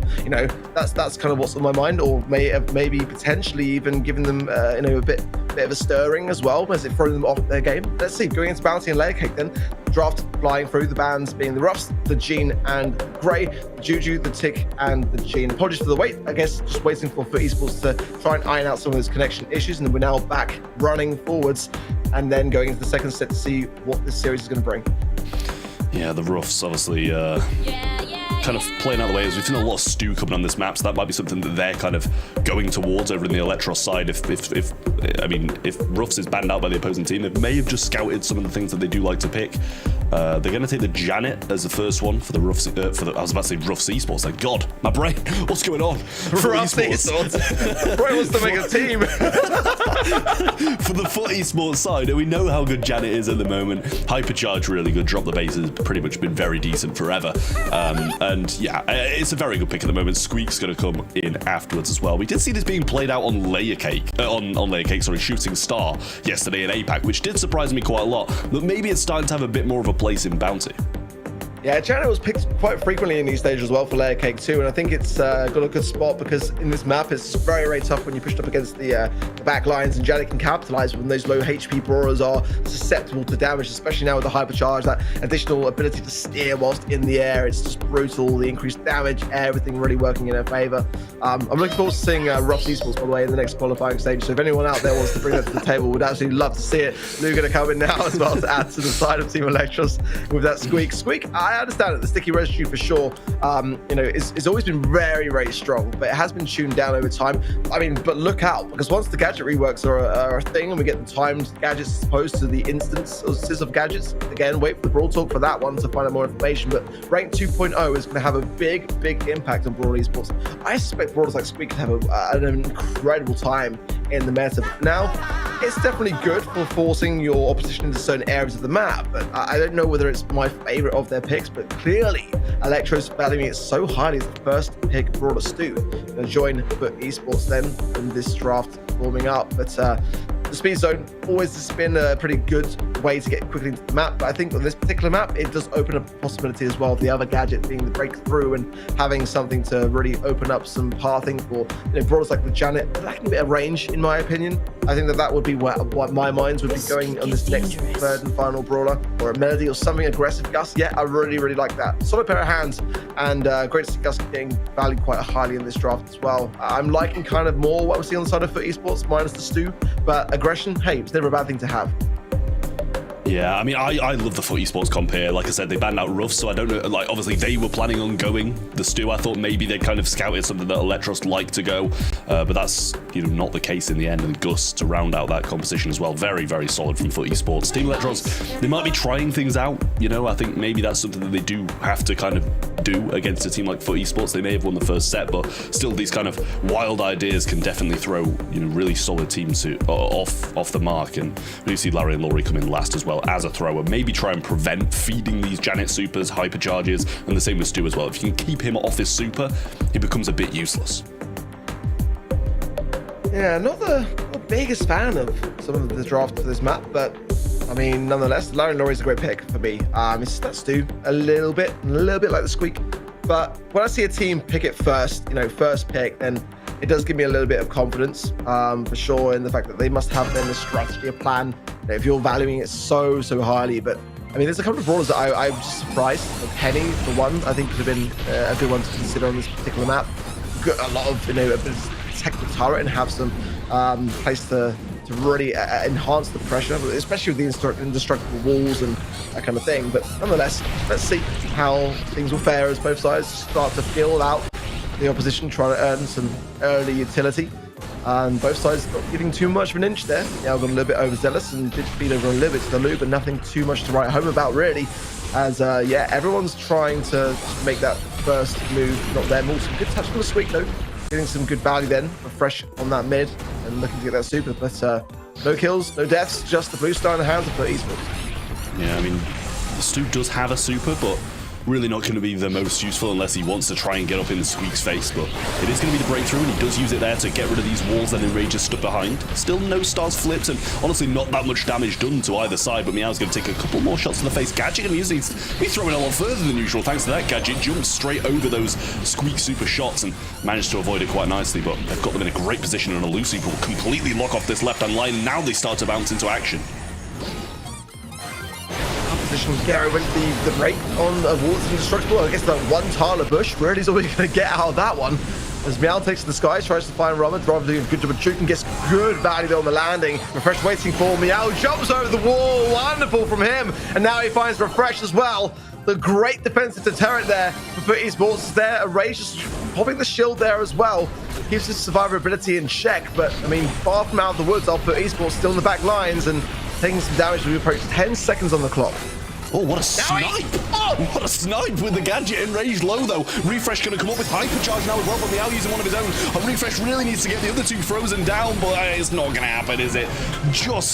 Not just falling short in the end, as Meow's just wiped pretty much the entire team, but 13 there. Really, really nice stuff coming in from FUT Esports to fend off that pretty much constant Elektros aggression. Really solid. Really solid for me, because that's what we need to see from FUT Esports, is when you're placed against the back wall, an ability to hold your own and stay firm. You know, that is really quite key to see as well. Interesting to see as well the backstage pass from the Janet, because we haven't seen that for so long. It's often dropped the base, and it would have had a good place on this particular map. You'd have to place it back a little bit because of the squeak. That might be the thought process by Meow. It's like, well, to be honest, it's not worth taking much of the risk here. Oh, look at Refresh here, creeping forwards. We're going to get one tap on Meow. And then Enraged couldn't quite find the angle for the follow-up here. But once again, Blue Stock quickly with FUT Esports. Meow really would like to get his super as quickly as he possibly can. Enraged getting, again, out of position on the left-hand side, taking too many shots and forced back now as Nowie doing a great job of holding that lane side. Yeah, Meow couldn't have this super, just using Gadget to get back instead of Gadget just trying to snipe him down again. And as you said, that, you know, the other Gadget is like, it always seems to be way better. I haven't seen this from a Squeak in so long, so surprising to see, but it has actually been working. Larry over the right hand side really just trying to prevent Gero getting a super, so can't really go too far up to risk giving it. And Rage going to get a super, but Cookie Popper from now, he will keep him back, and he's getting under constant pressure now and just about misses that shot. Squeak super comes in, will get a connection, but nothing really to write home about at the moment. Yeah, FUT Esports is where they thrive really, historically, just keeping it under control. And I would say that for me, Bounce is one of their better modes in that regard. They're very, very good at that, and which is why I was surprised in the world Bounce seemed for SK Gaming, but it did have to go to a match point scenario, so I think they're doing what they do best. With 20 seconds now, it's down to Elektros again to really focus their aggression. There's been no kills or deaths in this game so far. And this game for the set for side of FUT Esports. Shielded over then is Meow. He's got super as well, waiting for the final seconds to jump to the skies and trying to find some value. And Rage is low, and this is the perfect time for Doe for it. Doesn't get the capitalization on it, coming back around again. And there's the pop of the shielding as well. Oh, it's just going to go the way of FUT Esports by a glance, a glimmer. They will take the set, they will tie it up, but only just. I mean, it's so surprising to see twice in those situations now that FUT Esports have been pinned against the wall and no kills come in for Elektros at all. It's, you know, I feel they should be getting kills in those scenarios, and FUT Esports, you know, I'm not saying they haven't done their part, because they've done incredibly well to get away from them, but 5 kills from Meow is just absolutely crazy for a Janet. Now let's talk a little bit about the restraint that we saw from FUT Esports here. Obviously a set they wanted to pick up and even out this whole match they have going on here, but they were able to do it without that eagerness that could lead to slip-ups here. Even in those last couple moments, able to hold on as they were collapsed upon, hold on to that aggro that they had on their side. But how did those last seconds, that very last second, in fact, play out for York? Yeah, very crazy, to be honest, but I think always in control on the side of FUT Esports. That's kind of how it felt, and you can see as well with that Janet pick, 5 takedowns on that particular brawler's head. I'm surprised we're not seeing Janet banned actually in Bounty, considering that it's got obviously a very high win rate, very good success rate, and is bringing home the goods. Some very interesting choices of gadget in that match as well, really odd. But they all seem to have a place and all seem to work. We saw the ice block on the loot to have that invincibility for a couple of seconds. We saw the backstage pass from Janet with that ability to jump over the walls and evade certain peril. And again on the Squeak as well with the wind-up instead of the residue. Very, very weird to see a sort of match play itself out like that and have so many different gadgets that we're not used to seeing or haven't seen for a very, very long time. But great to see that they all had a place and a reason behind them, that they were getting value off the back of. So great. I love that sort of versatility in Brawl Esports, and it keeps us as casters on our toes as well. So great stuff as we approach then Heist as our next game mode, all tied up, hot potato, and a chance for either of these two teams to creep forwards in this series. Yeah, well, We are in Hot Potato, which is going to be, you know, quite an aggressive mode, which last time an aggressive mode did seem to favor Team Elektros when they picked up that melody and started scoring goals like nobody's business. So I'm sure they're hoping that another aggressive mode's going to go their way again and they can make this 2-1, but FUT Esports just seemed too locked in, and maybe a little bit better in that previous set. Definitely ironed a few of those mistakes out and played it a lot more passive, and surprisingly only dropped like 2 kills across the entire set. So I'm sure they're hoping to kind of replicate that success as the draft does start to come in. The bans should be appearing soon, and we'll get a sense of what both of these teams want to go for in Hot Potato. I think you kind of have to have a bit of a heavy hand on banning brawlers like Colette, like Juju, and anything from the mid that's going to have that ability to creep forwards and just cause a great deal of damage. Melody's a must ban if you don't have the coin toss. And if you have the coin toss, for me, is a straight up first pick brawler, no questions asked. Realistically here, Buzz as well, a good spot for it, not banned out here as well, which is nice to see. Could be an option for either of these two sides. But yeah, you see the Melody ban on the side of Team Elektros, and immediately for the reason, the fact that it just takes it out of the hands of FUT Esports. You don't ban that particular brawler for that same reason. So some great bans across the board. Juju banned, Berry banned, as well as the Rico, the Griff, and the Nita. Again, Griff, you know, being banned here might imply that FUT Esports want to keep those walls up. So let's see what they're thinking as we approach their picks. Yeah, the Crow rolls on in then for FUT Esports. I do like it. Obviously, the hypercharge unsafe is going to be absolutely disastrous if Team Elektros don't manage to fend him off and keep him away, which is very hard on a map like this where there's so many walls and there's so many routes towards the safe. You have to be extremely cautious about Crow sneaking his way through the grass, through the sides, and getting towards that safe. So it's going to be hard for Team Elektros, to fend them off and keep them away, but we'll see what their picks will be. Possibly a thrower might be quite good against the Crows, prevent feeding. They're actually going to go for the Lily, though, something completely opposite, more of an assassin, fairly tanky one at that as well, but it's a very good pick. Yeah, it's been a favorite of mine in Heist, but it's been a while, I'll be honest, you know. Yeah. It's Team Elektros trying to bring back some kind of older ideas that have maybe collected some dust over time that many then, as a reason, forgotten about, that could still very much be a strategy. I remember actually, you know, going back to last year when it was Rama and OG was using the Lily on this map, so possibly one of the strategies that's like kind of retained in his memory, and trying to bring that back around full circle, as it can be really good. And my reservation is, has it kind of been left to time for a reason? Spike coming in again, nothing wrong with it. It's kind of not too shiny. It's very solid and very, very kind of consistent in the approach of having it. We see it a great deal often drafted out and picked in the South American region, and it's always been strong, but I think it's not as flashy as some of the newer brawlers that have maybe just crept into the meta a bit more. Primo, that excites me on the side of FUT Esports, and I can sense a bit of a base race occurring here, and certainly if they want to pair it with something else along those lines, like a Buzz or something like that, it could be a bad day into a much worse one, or a Ball as well would be opposed to it.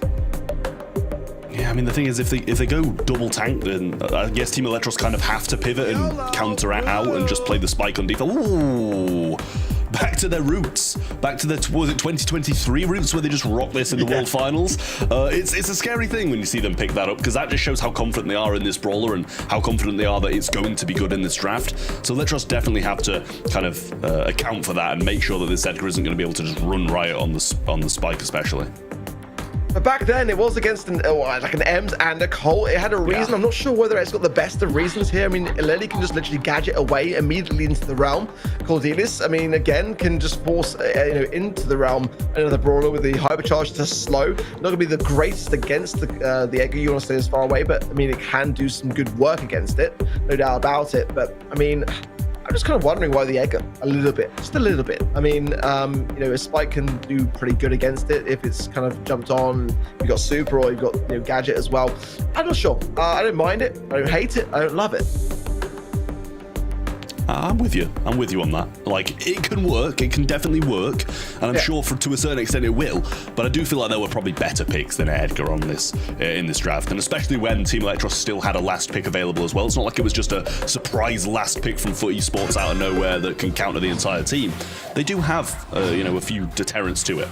But we're starting things off with Naui down the right-hand side. Gero's just going to try and go straight towards safe, which is going to open up a pathway through for Naui to try and make a beeline towards safe, who does get some done. He's now going to start tanking, moves up Primo into the realm to take him the damage. Oh, their safe's disappeared. I'm looking at the wrong part. I'm looking at the wrong part of the screen. popping I was talking about the top side for 3 seconds. Yeah. That's the power of Spike on the save, isn't it? This is why it's one of those brawlers which, again, it's not shiny, it's not too special, it's not too meta. But if you're leaving it to a base race by bringing in a Primo and an Edgar, and you're making that statement known from the beginning, by bringing in that gadget directly on the safe, the damage you can create with a popping pincushion is crazy. And it just decimated things. And I think for FUT Esports now, they have to reconsider greatly how they handle their strategy in this game. Yeah, I mean, Rage has got a super already as well. Edgar's going to jump on into 3 of them and get cleaned up instantly. I'm not sure if the Realm was really even needed there, but then Rage is going to go in again, and now Rama's going to jump directly onto Nawi and clean him up. Meow forces out Refresh's super, and honestly, I'm not sure he's going to mind that because he's done a lot to him, got rid of them. It is still 100 to 100 though, and it just seems like FUT are just completely trying to prevent this Spike getting anywhere near safe this game.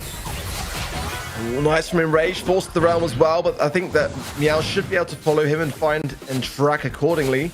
But as a Crow, your takedowns are not going to be swift against the Lily. Now back into the Realm again, might choose to go to the bush this time, and then come out. Meow, yeah, Meow's going to choose the left and force into the Realm again, the 3rd time, using that gadget, and he gets the kill on the back of it, now in the safe. I'm loving what Enrage is bringing to the table today, smiling as well. He knows that he did good there. And on the other side as well, we see a beautiful play from the other guys.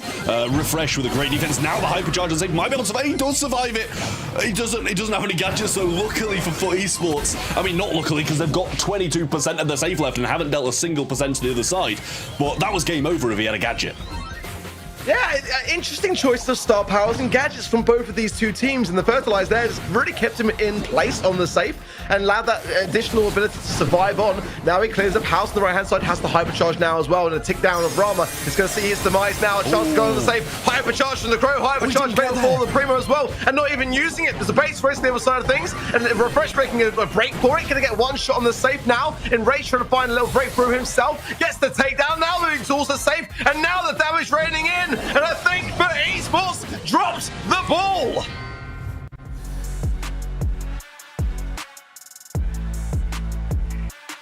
I mean, that was crazy. That was ridiculous. Like, they're not even being able to defend. They literally had 100% with about like 20 seconds of the game left. They're just nowhere near in it. And the Edgar did nothing all game. The Primo did nothing all game. The only thing they actually did was when they were left to do it, when they were left to the base race. Really disappointing stuff there from FUT Esports. In the draft phase especially, but in the game as well, completely outplayed. Enrage showing his worth, 6 kills, 337 DPS. Refresh completely wiping the safe in the first game. And Rama doing his part as well on the defensive side for the most part, but in the closing seconds just realmed the Primo and was like, yeah, you know what, stay in the realm. I'm going straight towards the safe and finishing this game off. Brilliance from Elektros, and honestly, I'm starting to doubt my prediction now. No, don't start doubting now. No, there's still so much left to be played here, and hopefully we get to see this go the distance because they really seem to be bringing the best out of each other here. Now, talk to me a little bit about how we got Spike into the mix. Did you expect this to come through? I saw even Ready Set's upset in the chat with this one. Trev. I mean, it's just all. It is so sad for FUT Esports. I mean, like, the draft's not good. I don't know what they were trying to do. Like, I really do not know the aim of what they were going for. Like I said before the draft, it's not like Edgar's the last pick where you counter the entire thing, right? It's just, it was, they knew that Elektros still had a pick left and still didn't actually account for it whatsoever. It just didn't make much sense to leave the Spike on the safe. I mean, like, you know, this is basic stuff here, and a team like FUT Esports will know where they can and where they can't go on the aggressive or defensive, and they just didn't seem to care about it, and it just really came back to bite them. And they had the hypercharge on the Crow and the Primo, and they just went on the aggressive. There was 21% left on the safe on the other side of the field. You kind of leaving that a bit late, you know, and it's just going to allow Elektros to make a break for it and trying to wrap things up, and it's exactly what they did. I mean, this is just really, for me, for esports, just not being themselves, not even being in the moment, making really questionable decisions that they know better. That's the problem. You can expect this from teams that haven't got nearly as much to their credentials, but for a team like them to be doing this and being behind in this series through silly mistakes, basic Brawl esports knowledge, And I mean, they deserve to be behind. And to be honest, Team Elektros deserve to win this, and I kind of hope they do, because I think that this year is that year for breakthrough moments like this to occur. Knockout, Bells, Rock bans in Angelo, Tig, and Gene. And the side of Team Elektros, the Kit, the Pearl, and the Gus. First pick going over to Team Elektros. The coin is theirs.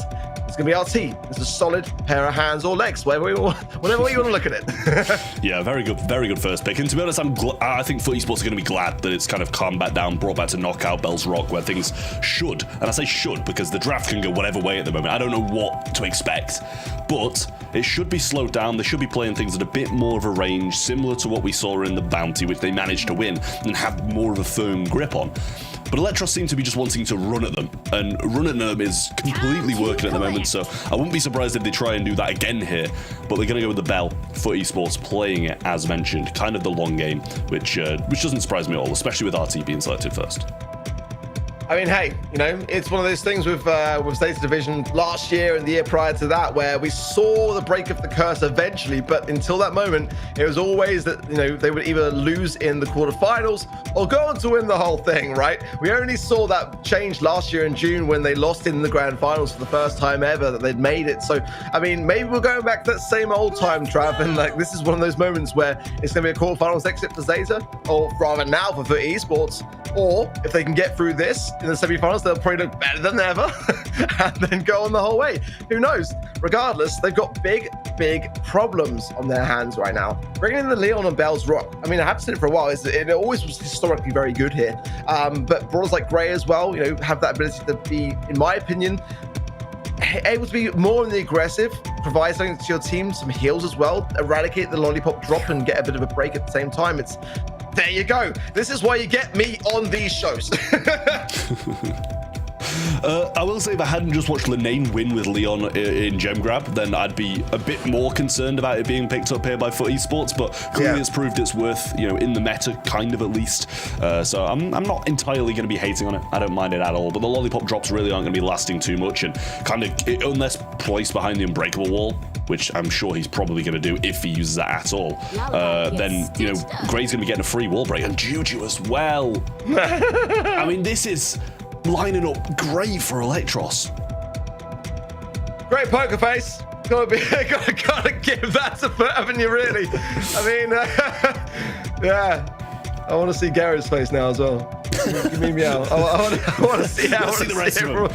Yeah, go on. Can we change cameras? I mean, let's be honest. This is not looking great. You know, not looking good, bro. Not looking good. Third and final pick, Sprout coming through for FUT Esports. I mean, it's hard to get excited for it. You know, it really is. But ultimately, it's in that stage of the draft where, you know, it's able to be picked without too much concern. But they're picking it into a Grey. I mean, that's a prime candidate of a brawler that can just come in, swoop in when you're low and unable to defend yourselves at the best of the times. So, I mean, I've got to question it. It's not a bad brawler to have here, not by a long shot, but I mean, you're already looking into the eye of the storm. I mean, it really is not, for me, the time to bring it in. And I think this is a loss. I mean, I don't want to say chalk it up right now, but I mean, the way that Elektros has been playing, capitalizing on the mistakes of FUT Esports along the way and drafting really well. It's hard to see FUT Esports take this to a fifth and final set.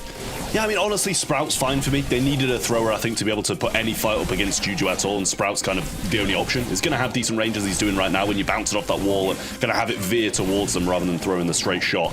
And the pinching ability is going to be great as well, because you kind of got to step a bit further back as the Juju, right? Like Rama's doing. And in that point, listen, I don't know her range to like bang on, but at that point, I'm not sure you can really pinch the lanes too well, like even reach Meow here either. So it's not the worst of picks for the Sprout, I don't think, and Juju has to play a lot further back than I'm sure she'd like to. Yeah, it's going to come down a lot to Enraged. I think he's got to get that TP very quickly, as best he can, to assert some authority, and most importantly, stay on his feet as well.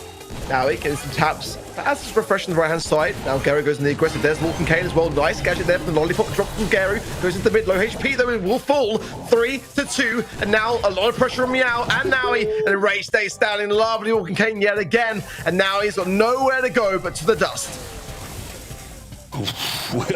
we might be in for a bit of an upset here. Second by second, I'm starting to see Elektros really put in some work. That invis was great, by the way, to get Meow down, to get Gero down there. Sorry, it really was a very good play. And Gero, you saw he tried to just kind of like kill himself and take Rama along with him because he knew he was going to die, which was a good shout, but just didn't really manage to get the shots in.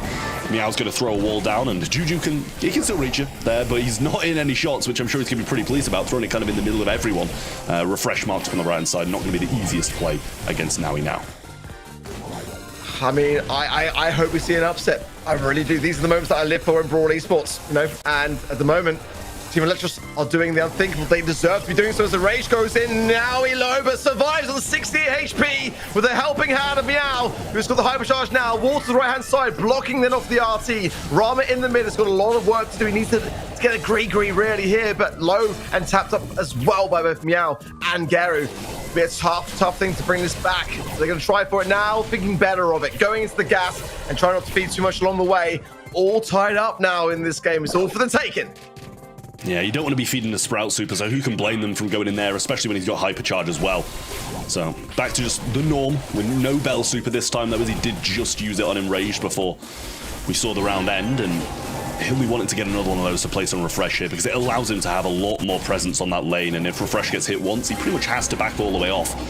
Little lollipop drop place on the left-hand side. Quickly dealt with, though, and this invis that Gero has is going to be very dangerous for pretty much all members, you know, except from RT, but it's hard for Gero to get across all the lanes without being hit. So, pretty dangerous to have this invis, really, for FUT Esports. Yeah, exactly that, and especially as at the moment, Enraged hasn't got TP either, so he can't really get away from harm if Gero wants to go on the aggressive. Rama popping a gadget there as invis, and creeping forwards as well. That might take FUT Esports by surprise here, but now, more savvy and attuned to it. Nice walking cane there. That eradicate the lollipop drop as Gary's invis. Hypercharge from now. The time to go is now for FUT Esports. And Refresh falls. Rama's quick to follow as well. It's just enraged. He finds one, but he's got so much to do here. It's going to be a lot of pressure on his shoulders to come back here. But I would love it. I would love it if he could do the unthinkable. Gets the walking cane. But a wall, I mean, it's the face from Meow. And it's going to be really quite good composure from FUT Esports as they take a game back. Yeah, really trying to push this to set number 5 here, and FUT Esports, they seem to be going about they seem to be going about doing that too, because they have played that very, very well. Just tried to really keep the Grey away, not give him too many TPs. Only got his hypercharge towards the end there as well, which he, you know, it didn't really do too much because it's only him, and he's TPing into 3 people 1v3, so it's not really going to do the most massive amounts. He needs his teammates to be able to use that TP, get those shields as well, and that's when it really comes into its own. Well, reset. The gadget from Rama creeping forwards that invis. Doesn't do too much more. I think FUT Esports is just always quite attuned to it, quite cautious around his strategy to try to employ it. Elementalist, that side of things, is what the gadget's name is. Try it, it's great in the game to really, you know, mix things up and keep your opposition on their toes. That moment FUT Esports are bringing things back nicely to their winning ways. Touch from Meow though, forcing back on the left-hand side. Rage lives to fight another day, but again, I think that FUT Esports are playing a much better control game. They tend to do this bounty, knockout, they're their best modes, in my opinion, on the side of FUT Esports. Yeah, Rama almost got the kill, but now he is low, and Meow has the wall as well, and Rage forced to back off, hit hard. We do see a nice little grey pull in there. It's not going to be enough for the walking cane. Refresh just trying to survive until the late game to be able to use these RT legs to the best of ability. Now they start to come in. Gero's coming in so hard. 1v2 and Gree was there as well. Bounce to the right hand side. Refresh is going to eat that shot, but the TP in from Enrage just trying to bring him low. And Juju will clean up the rest. Brilliance from Team Elektros. They survive on, and that's going to be the round to them.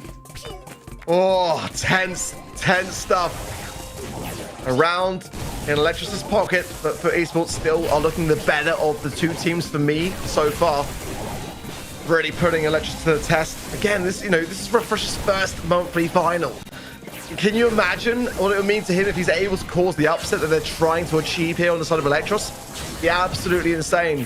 Enraged 3rd monthly finals, 15th for Rama, definitely the most experienced in this squad. But FUT Esports now starting to put their foot on the brakes a little bit on the momentum that Elektros have been able to establish so far in this series. Take it back. The control game where FUT Esports are most comfortable. Good connecting shots from Naui on the right hand side. The battle shots ricochet between Refresh and Rama as Enraged now under the heavy scrutiny of Meow on this left hand side and forced back himself. But starting to look much more confident now, Trap.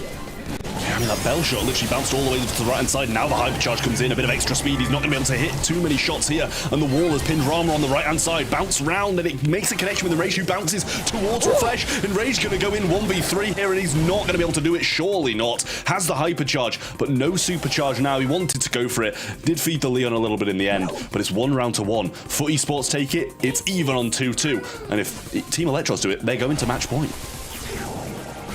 The pressure mounting, but FUT Esports know that they can just get around here, buy some time, get a new draft, take it to the 5th and final set.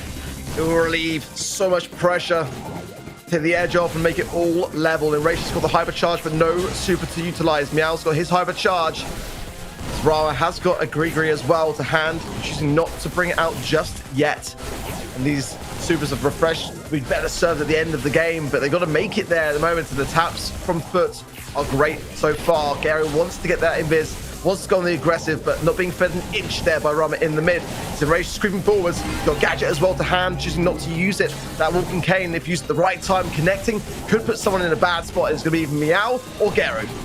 I mean, Rage is desperate for a super, but all he's finding is sprout shots to the face. And now a wall will push him to the mid, and that's not going to be great for him. Might need Rama to come over and take this lane for him, but Grigri being placed on the right-hand side. He's just going to accept the bounces and try and get some damage in. Hypercharge from Gero being used, all pinned on this left-hand side, but the wall comes in now. And Rage gets hypercharge, but so many hypercharges on the other side. He gets one, it's traded out the wall, keeping them apart. Refresh not making use of it. Rama gets, no, I was going to say one, but he didn't even get that. FUT Esports do manage to get it. They take the set. A little bit unfortunate there for Team Elektros towards the end, maybe. Should have got a bit more out of that interaction, but FUT push it to a set 5. Dodging the bullet big time. FUT Esports. Slight little corner smile from Gary. He knows it came close, but again, they are far from being out of the woods yet. It's going to the 5th and final set, but I mean, that was the most comfortable we've seen FUT Esports look in this series, and I feel like it should have been much more easy from the get-go. Going all the way. I love to see it in EMEA. Going all the way in this matchup between FUT and Team Elektros. It's been very exciting, and one of the transformations we've kind of seen, thank goodness we have all 3 players on player cams for FUT, especially because we've seen the comms kick in. Wondering about the in-game leader and wondering about some of the calls you've seen here. Just intense. I mean, just a very intense match. And I've got to reiterate as well, go back to our predictions, right? I mean, welcome to the EMEA region, Celta, because this is what it's like. It's very, very tough to call. And when we get these breakthrough moments, like a team Elektros coming through and really just demonstrating that they can hang with the big boys, I love it. I really do, because it just makes you realize that as every year passes in the BSC, you never know coming into the first show of the year what it's going to be like. Where is everyone stacked up to be? And you know, this is a really exciting thing. But the question now is, can they go all the way?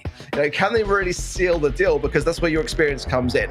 And you know, on that front, Elektros are lacking and behind in that regard, especially for Enraged and Refresh. I'm amazed. I'm so impressed with their ability to hold firm and how well they're doing in that regard, because it's a scary prospect. It really, really is when you come into a monthly final like this and you know, really trying to keep that composure in bay, make good decisions, stay calm under pressure against a team like FUT Esports, who have been really so established in doing the exact opposite against their opposition. So putting them to the test, it's really impressive to see, honestly. Yeah, well, into the draft we go, or in just a split second, I should say. But FUT really had their backs against the wall there. A few rounds that maybe we should have seen Team Elektros win, to be honest. But it did end up being that FUT win, and now we're on to Hot Zone, which is just another one of those modes that you kind of expect FUT to be able to come in and win convincingly. But you know, I've got to shout out Rage again, because he's been playing unbelievable today on these aggressive brawlers.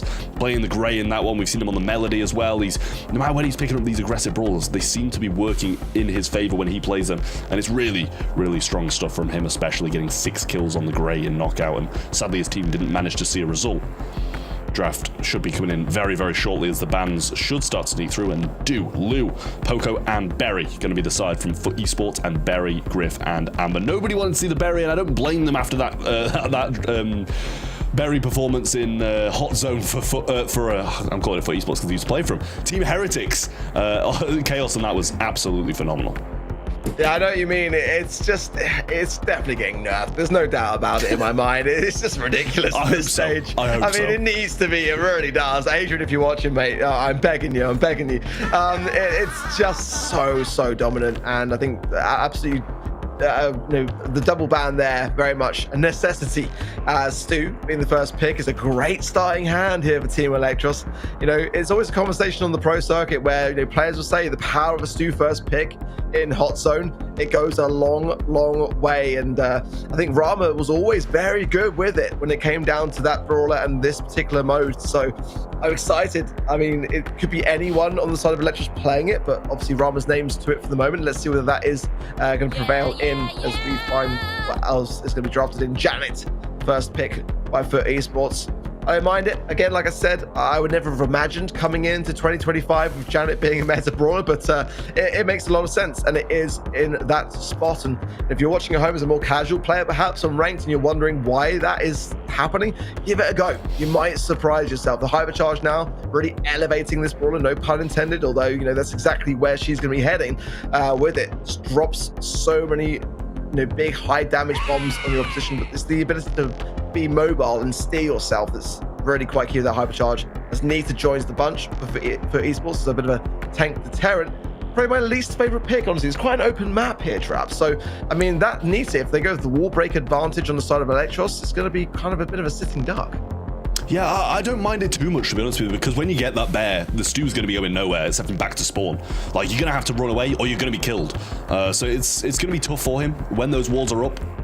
Nita can peek a wall better than pretty much anyone. So it's not going to be terrible. I definitely think they're going to have to utilize it and get control in the early game. But a Juju, again, great pick. So good for Team Elektros to have that brawler, and especially on a map like this where throwers are useful anyway. Never mind it being Juju. It's looking like a good draft, isn't it, for Elektros? It really is so far. But let's see. I mean, they are lacking a little bit of range. I wouldn't mind seeing something like a Bell come into play. Just something to have a bit more of a big poking stick, really. Juju's going to be doing just that, but Stu's going to be lacking in range, melody, aggression. Not the longest of ranges, but certainly a brawler which can close the gap when it comes to range. So we saw already today it being played beautifully in hot zone by Lena.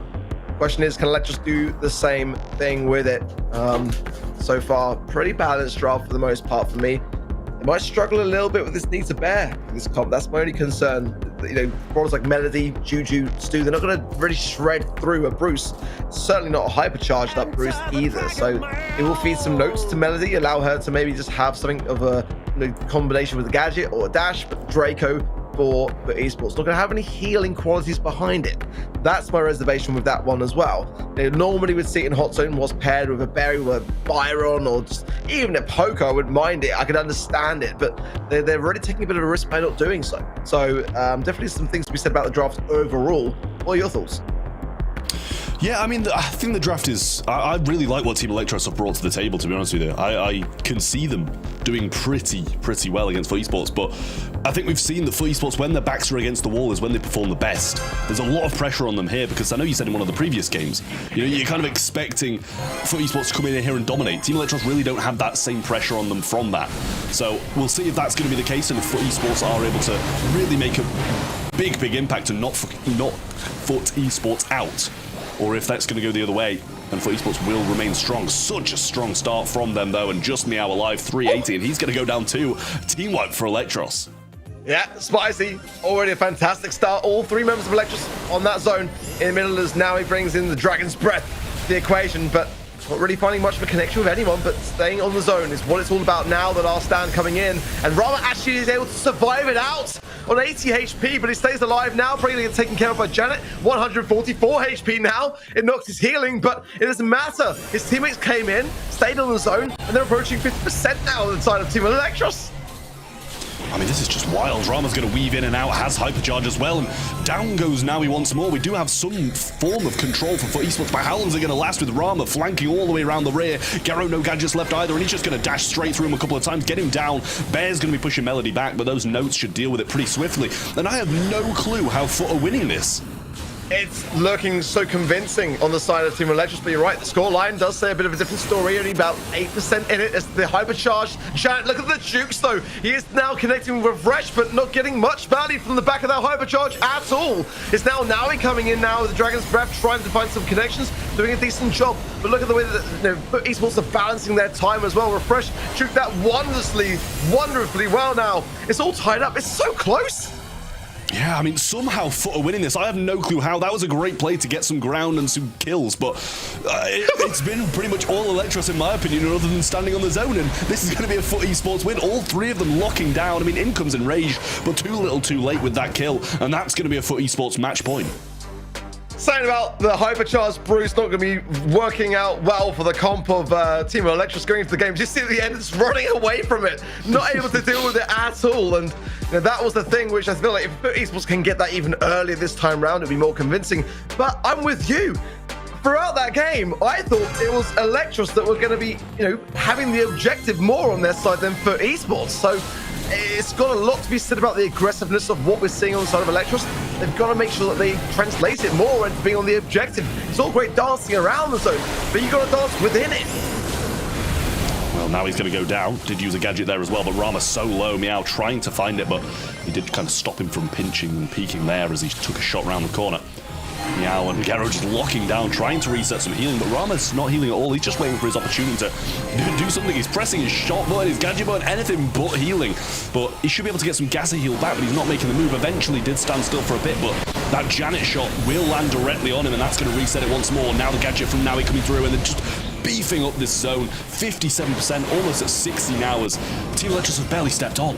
They gotta shut this down. I mean, time has ticked so much down now, 62% already in favor of FUT Esports, and they're not done yet. Now the Drake are coming in, doing a great job of making some space, now taken care of. But it's down to Enrage and Roberts to really clear up the scraps, and they're doing just that. Gary jumps to the skies, leaves the zone, trying to find Refresh, who's able to juke himself around it and survive on, heal back up. They're bringing back for lost time, but FUT Esports are starting to creep forward, adding to their already established advantage to now 85%. I mean, it's surely going to be done. Bear there as well, taking so many shots. Now he's going to jump into that dragon form and start breathing fire everywhere. 10% left, and every time they get kills, even if they get 3, it takes nothing for FUT Esports to bounce back onto that zone. Draco will come onto it now, and he gets everyone. That's 2% left needed, and Gero gets it done. FUT Esports hold on. The 2023 World Champions almost go out, but eventually managed to catch up with Team Elektros and knock them out of the competition. We're with you, Meow. We're all with you, mate. One way or another, whether it's tears for Elektros or just the sigh of relief, we are all Meow. Oh my word. Who would have thought? Who would have thought would have an absolute banger like that to start out the quarterfinals of the EMEA region? What a commendable performance from Team Elektros. They take a loss, but they absolutely won our hearts here today. Yeah, you talked about wanting to come out to make a name for themselves, each of these players coming with something to prove to this roster. Do you feel like they've proved it? Do you feel like the other teams have stood up and taken notice of what they managed to accomplish here today, Trev? Yeah, I mean, completely. I mean, we were looking at those stats as well, and me and Art were saying during the game, they've had the majority of control. They've been getting the kills, and we saw they had way more kills than what FUT Esports managed to get. But it was just the composition that FUT Esports had could lock down that point, and there was really nothing stopping FUT Esports from walking straight from spawn, even if they got triple killed, directly onto the zone, because they don't have any direct damage to keep them back, nothing to stop them, nothing to push them back. So it was just, all right, we've died, so what? We'll just walk straight back onto the zone and take it with force. It's, the draft might have looked decent for Elektros, but in the end, FUT Esports were very smart about it. Yeah, they pulled it together there in the end, and as we take a look at the brackets, you can see the effect that this has had. A lot of our top caliber teams have taken today as a wake-up call. These underdog teams are really starting to shake things up here, and as we head into our 4th quarterfinal match, SK Gaming versus Papara Supermassive, I have to wonder, are we in for another shake-up here? We've got an exciting set of games ahead. And gentlemen, I gotta thank you so much for your great breakdowns throughout the cast. We're gonna go to a couple replays from that last head-to-head, and when we come back, we've got our 4th quarterfinal. We'll see you on the other side.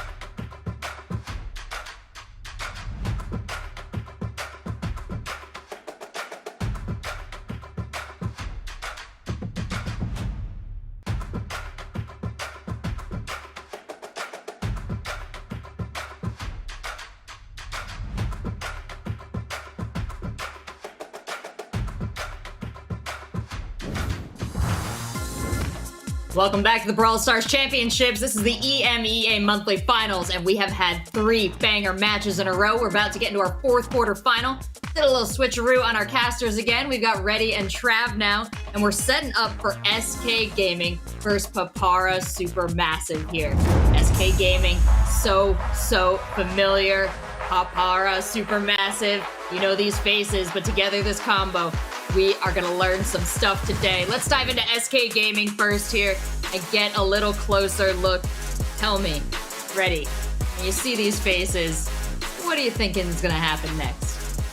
I mean, there's so much history to each one of these players. They have all made World Finals consecutively. We could go down the list, but there just wouldn't be enough time to document each World Finals that all 3 of these guys have shown up to. You might also remember some of these faces from Grudge Match. That's right, Ope and Yoshi now playing together. You remember the rivalry between SK and FUT that was so historic in 2023. So it's a real treat to see these guys play together again on SK. Yeah, Trav, speaking to the history here, the synergy among these players, when you see them play together, what are you looking for to know things are in perfect working order? I mean, to be honest, like everybody kind of here is, you know, OP and Yoshi have played together a decent amount, Joker and Yoshi as well over the last year. So it's kind of just making sure that this team's, you know, all together, all 3 players have that synergy to be able to go forwards and take these wins. I mean, if we look at the Champions Invitational, that was our kind of peak into the EU region this year, and it was SK who just wiped everyone. They only managed to lose 1 set against Leftovers and sweep Kabap and Reply Totem. So really, really nice stuff from them. And then the monthly qualifier, they just walked through that too. It was really, really solid from SK Gaming. And, you know, I came into the show and I was thinking, I think SK are going to win it all. So never mind the first game. I've got SK going all the way. Lot of reasons to be confident if you're SK. Let's see if Joker is feeling it heading on into this match.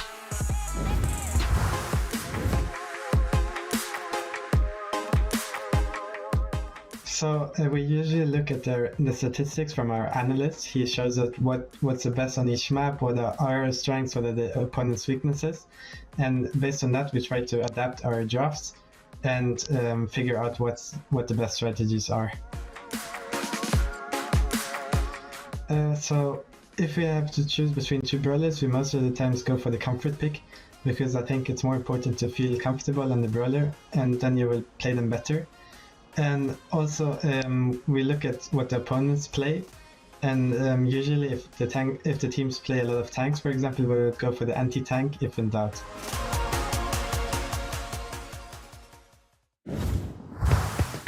You know, SK, let's talk about Papara Supermassive. Ooh, let's get those cameras adjusted too. We gotta get to know these guys better. Gotta get a look at them here. So, what am I looking for, Trav? These guys have seen a little bit of their play before, scattered about, all together under this roof. What do you expect? Yeah, I mean, I'm expecting pretty decent things from Papara Supermassive, to be honest with you. Like, if they were against any of the other teams, I feel like they'd stand more of a chance, but I don't know why I'm so SK side at the moment. They've been looking so convincing. I do like Papara Supermassive as a team. I think they're a very, very solid roster. They've had a lot of experience, not like the World Finals level, but kind of just below that, monthly final level. You know, we've seen a couple of them in LCQs in the past, so it's going to be intriguing to see how they're going to stand up to a giant like SK Gaming. I don't see it ending too well, but as you can see here, their qualifier run went extremely well, as they did manage to just edge out FUT Esports 3-2, which, honestly, after looking at FUT Esports in the last one, it seems maybe a little bit more impressive than it would have done at the start of the day. Yeah, a little bit of that history that we can speak to, Reddy. What can you tell me? I think looking back immediately, right, and seeing how they performed against FUT in the qualifier. Because, as Trav put it, like, okay, they looked a little bit shaky there, but they pulled it through. They're going on to the next round. As far as teams that are going to be able to play upset today, just going in without seeing the previous 3 quarterfinals, Papara Supermassive is the team that I thought was most likely to play upset. It's unfortunate for their sake that they got to go up against the seemingly invincible roster of SK. They didn't even drop a single set throughout the qualifiers. Now we'll take a look at the maps that they'll be playing on here, and yeah, it's got to be sad to be going up against SK, knowing just how dominant they've been performing, knowing just how storied this roster is. But a lot of odds out there for SK, a lot of information to be gleaned. If they were looking to maybe counterpick in the draft against them, what are you expecting to see out of them, Trev? I mean, to be honest, I'm not really sure what SK, seem to pick. Their draft seems to be very good, like, no matter what. It's hard to be able to draft well against them and outpick them. I think you've kind of just got to take them by surprise. The same thing I say to any other kind of underdog team in a big matchup. Draft weird. Take things you wouldn't usually pick. Make sure the draft's still good, don't get me wrong, but draft a little different than you usually would. Try to take them by surprise as SK Gaming. They've been standing in Brawl Esports for such a long time now. Every roster they pick up is really, really solid. So it's going to be an extremely tough game for Supermassive. But I do believe they do stand a chance. Interesting. Let's take a look at our predictions, see how much we all agreed that they stood a chance. SK Gaming looking down. No. I mean, Trav's been very upfront that he's pro SK for this whole monthly final here, but Reddy, you do have some belief in Papara Supermassive. You were just kind of talking about it here. We're going to see the audience percentage, 90-10. Do you agree? I agree. I'm not saying that it's a 90% chance that SK takes it, but I got to stand with the audience here. The vast majority and say, hey, look, man, that's my prediction. Papara Supermassive did show some good stuff last year. We also got to see them perform as Pirates. Maybe you remember that. Each one of these players has had a chance to make an impact in Brawl in the past. We saw like Filippo, he played with that FUT roster last year. I played with OG and Rama, which became OG Rama Yapper also at some point. So, I mean, each one of these guys has been all over the place. They sort of found their comfort with Pirates, got some things done, didn't break into LCQ territory, World Finals territory, can get a start this year. It's a good thing they've gotten the chance, Trav, to be picked up by an org such as Papara Supermassive. Yeah, it's definitely a big thing for them, because in the past, they've been picked up here and there, but never by, an org as big as Supermassive, which is going to be a huge thing for them, having the faith that a big organization like that puts in you. Not only that, though, it puts a lot of pressure on you to perform as well. It's obviously tough for them that have been put up against SK Gaming, but an organization like Supermassive, as big as they are, is going to be expecting results. So added pressure, but also, the added relief of you're good enough to be picked up by someone of that standard. Bans are in, though. We're heading on to Hard Rock Mine in Gem Grab. We've got the Penny, the Sandy, and the Janet over there for the bans of SK Gaming. Supermassive get rid of the Stu being picked. First of all, great pick, I like it. The Max, the Gene, and the Gus as the bans from Supermassive. Okay, I mean, just the good stuff banned here, basically. When you get rid of that Gene, then I think you're able to more accurately expect something like an 8-bit. It doesn't have to be, I got to pick Gene in order for you to pick 8-bit. Talking about the Stu, I think this can be a pretty consistent lane, can play mid if necessary. As far as what SK are going to go, maybe they decide to approach this with like an anti-Stu strategy. We saw an attempt at that earlier on Gem Fort, not Hard Rock Mine, where the Colonel Ruffs was selected. He is actually still quite good on Hard Rock Mine with the Surge out here, another brawler that would benefit from not having to face those sandbags, so it's always possible that gets selected here. Note the Penny ban as well, which was the biggest issue for Colonel Ruffs earlier. Yeah, well, I've got a feeling that if SK don't really take the Ruffs, then it might be something that Supermassive might look towards, because it's good against the Surge as well. So we'll see. Oh, we're going for 8-bit through the mid, which is solid. We saw it earlier. It did have a little bit of a hiccup, though, and Drage managed to get the Gene pull off against it, but Gene being banned, not that you pick Gene into an 8-bit anyway, don't get me wrong. Awful idea, don't do it back at home, guys. Not a good plan. But 8-bit, very solid mid, especially when, the Gus is banned. That's kind of the only other, really, really solid mid that people take here.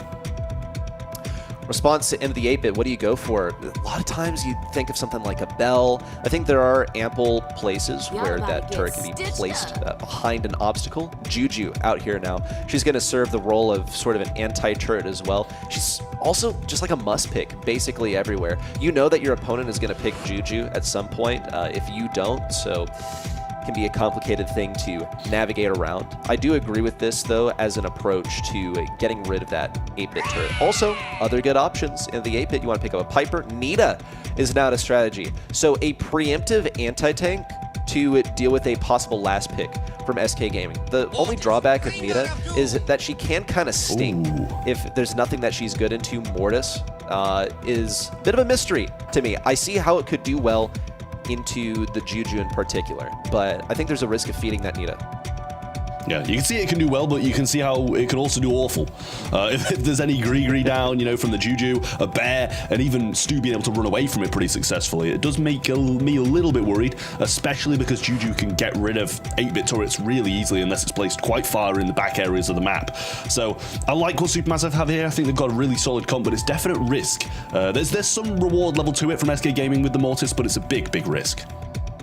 Yeah, I think a lot of us still operate with the mindset of, hey man, it's Mortis. You know, this is this RZM on the Mortis trying to farm up clips for the new compilation?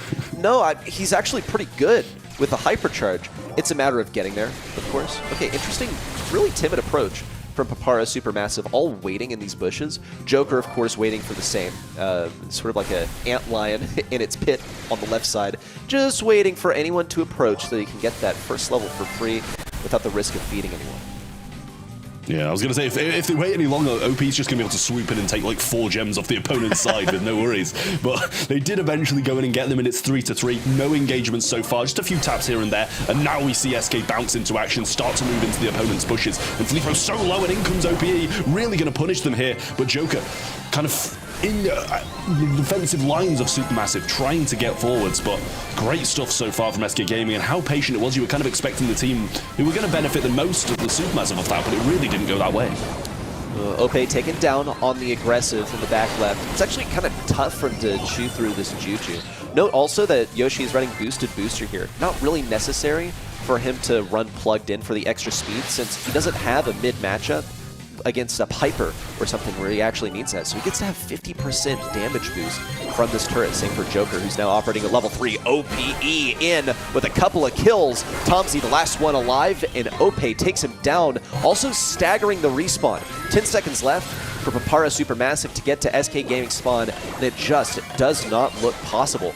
SK locked this down. There was not a chance of Papara getting mid-control, it seemed.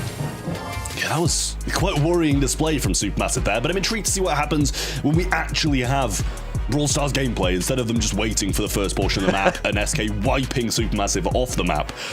If they actually engage at the start, maybe the game will go a little bit differently. Maybe it'll go more SK's way, who knows. But I'm sure we'll find out how that's going to be, because I don't think Supermassive are going to stand around and wait again when it's just ended like that. It's a matter of waiting for your opponent to make the first move, hoping they make the first mistake. That didn't work. Now they're going to completely change strategy. Filippo getting aggro in the mid. Tomzy and Salty try to approach on the left, doubling up the lane, but it's no use. Into Ope, who's also circling around the obstacle, keeping out of the way, but Filippo takes him down. Joker in a vulnerable position. He does get a second level, which will be very useful. It would have been better if he could have gotten another super for the next life. That way he would have had extra range. Yoshi on the right side's having a tough time into Tomzy, thankfully. Ope swooping in, kind of aiming into that obstacle over there. Couldn't find his comfortable position, and SK Gaming for now have been locked into spawn, facing 8 gems on the other side. Yeah, some good positioning now for Supermassive, but round the backside is going to be Tomzy, and Joker managed to pick him up as well, and there goes the Nita too. Salty falls down, and now the positioning is all in SK's favor, but it is 8-1. If they can get a kill, maybe break out, they will have a chance. But until then, SK Gaming going to be firmly in control, and OPE with an overextension and a half there. Joker falling low, and now Supermassive should be able to grab this last gem as the next one spawns on their side. This is a nice draft for breaking out of spawn. Tomzy in particular has been instrumental in getting out of that trap. We'll see the hypercharge from Joker on the right side. Takes down one, looking for more. Gonna have to press in. Ope's waiting for a good opportunity. He also has that super that'll keep him alive, but Salty could also use a super. Hypercharge Bear comes down on the left side. Still, he falls. On the right side, interruption. Filippo's trying to get out of there. Thankfully has a hypercharge, but deposits all the gems on the backside. Now Tomzy is sitting here with 10 gems. He's as safe as can be. SK Gaming are preparing for one final push-in. I say Hypercharge really couldn't have come at a better time for Filippo there, and a Bear rolling on in. Going to use the stun and advance as well, just in case the Mortis dash towards it, but Joker level 4 not going to find anything just yet. And now we find out what happens when they actually play against each other instead of waiting, and it results in a Supermassive win. It looked pretty drastic at first, though. It looked like SK were going to lock things out. They got up to, what, 7, 8 gems before we actually saw a move from Papara Supermassive. And then Papara, they were able to break out of the spawn trap quite well, too. Not something that we could have asked of SK. where they sort of seem to flounder. Even Ope, with all of the movement in the world, his attack literally moves him, could not get out of that spawn trap. You see a different setup this time. Filippo, not even taking mid, instead deciding to encircle on the right, allowing Tomsy and Salty to close in from the left. It's a bunch of damage on a Yoshi. And it's an opportunity for Tomsy to start cycling out his super. And look at Joker, sort of pinned here on the right side. Got 2 shots off, though. That's valuable. He's got his super cycled out. Filippo taken down by Ope, but it's no worry. Salty has the gems. It's a valuable trade there as well, as Grigori does get the kill and slows down Yoshi here. A couple more shots for Salty to get a bit more super feed. And OP just threatening around that left-hand side, forcing Salty back into his own half of the map. But it's 7-0, and Joker, once this gadget runs out, won't have the level 3 or the range to be able to fight at this long-range matchup. Yoshi's got this turret now.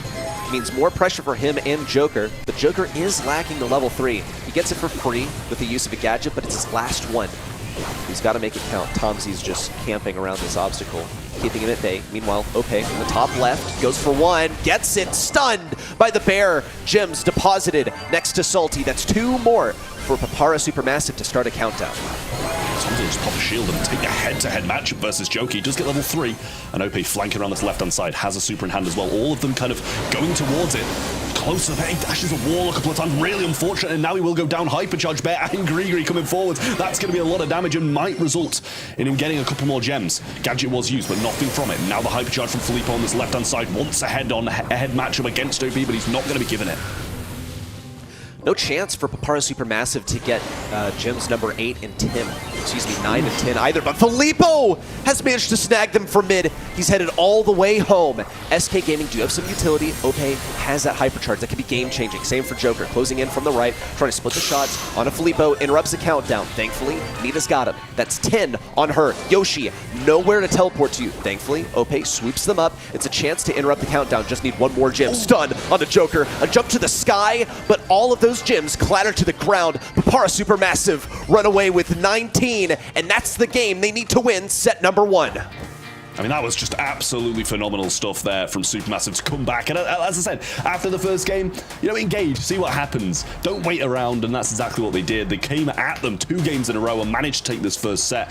And, you know, even just that first set, massive, massive surprise to see SK dropping games like this. And they didn't look in control at all, really. It was a very scrappy game, don't get me wrong, of people just following other people around. But Supermassive come away with the set, and that is a huge thing for them to win.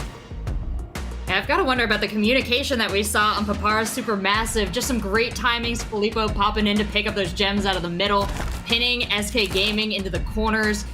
Just really great play out of Papara's Supermassive here. But what would you shout out as the biggest, Ready? I mean, I gotta talk about getting out of the spawn trap. I think also they got outplayed by SK a few times. There were moments where there were gems that were ready for the taking, but SK swooped in with the 8-bit that teleported right back out. I gotta congratulate Papara Supermassive for pretty much the composure, for the posture that they mustered here. Because we've seen what happens when you exercise too much restraint. There is definitely a sweet spot right there. And I think they hit that against a team that it has to be so difficult to keep your cool against SK. Yeah, Trav, you talked a little bit about control going now into Ring of Fire. Do you think it's going to be another area where they're going to be able to get control again as SK Gaming and really re-exert their, I don't want to say superiority, but re-exert their status as just an incredible team here that was favored to win? Or is this another one of our shakeups for our Titans?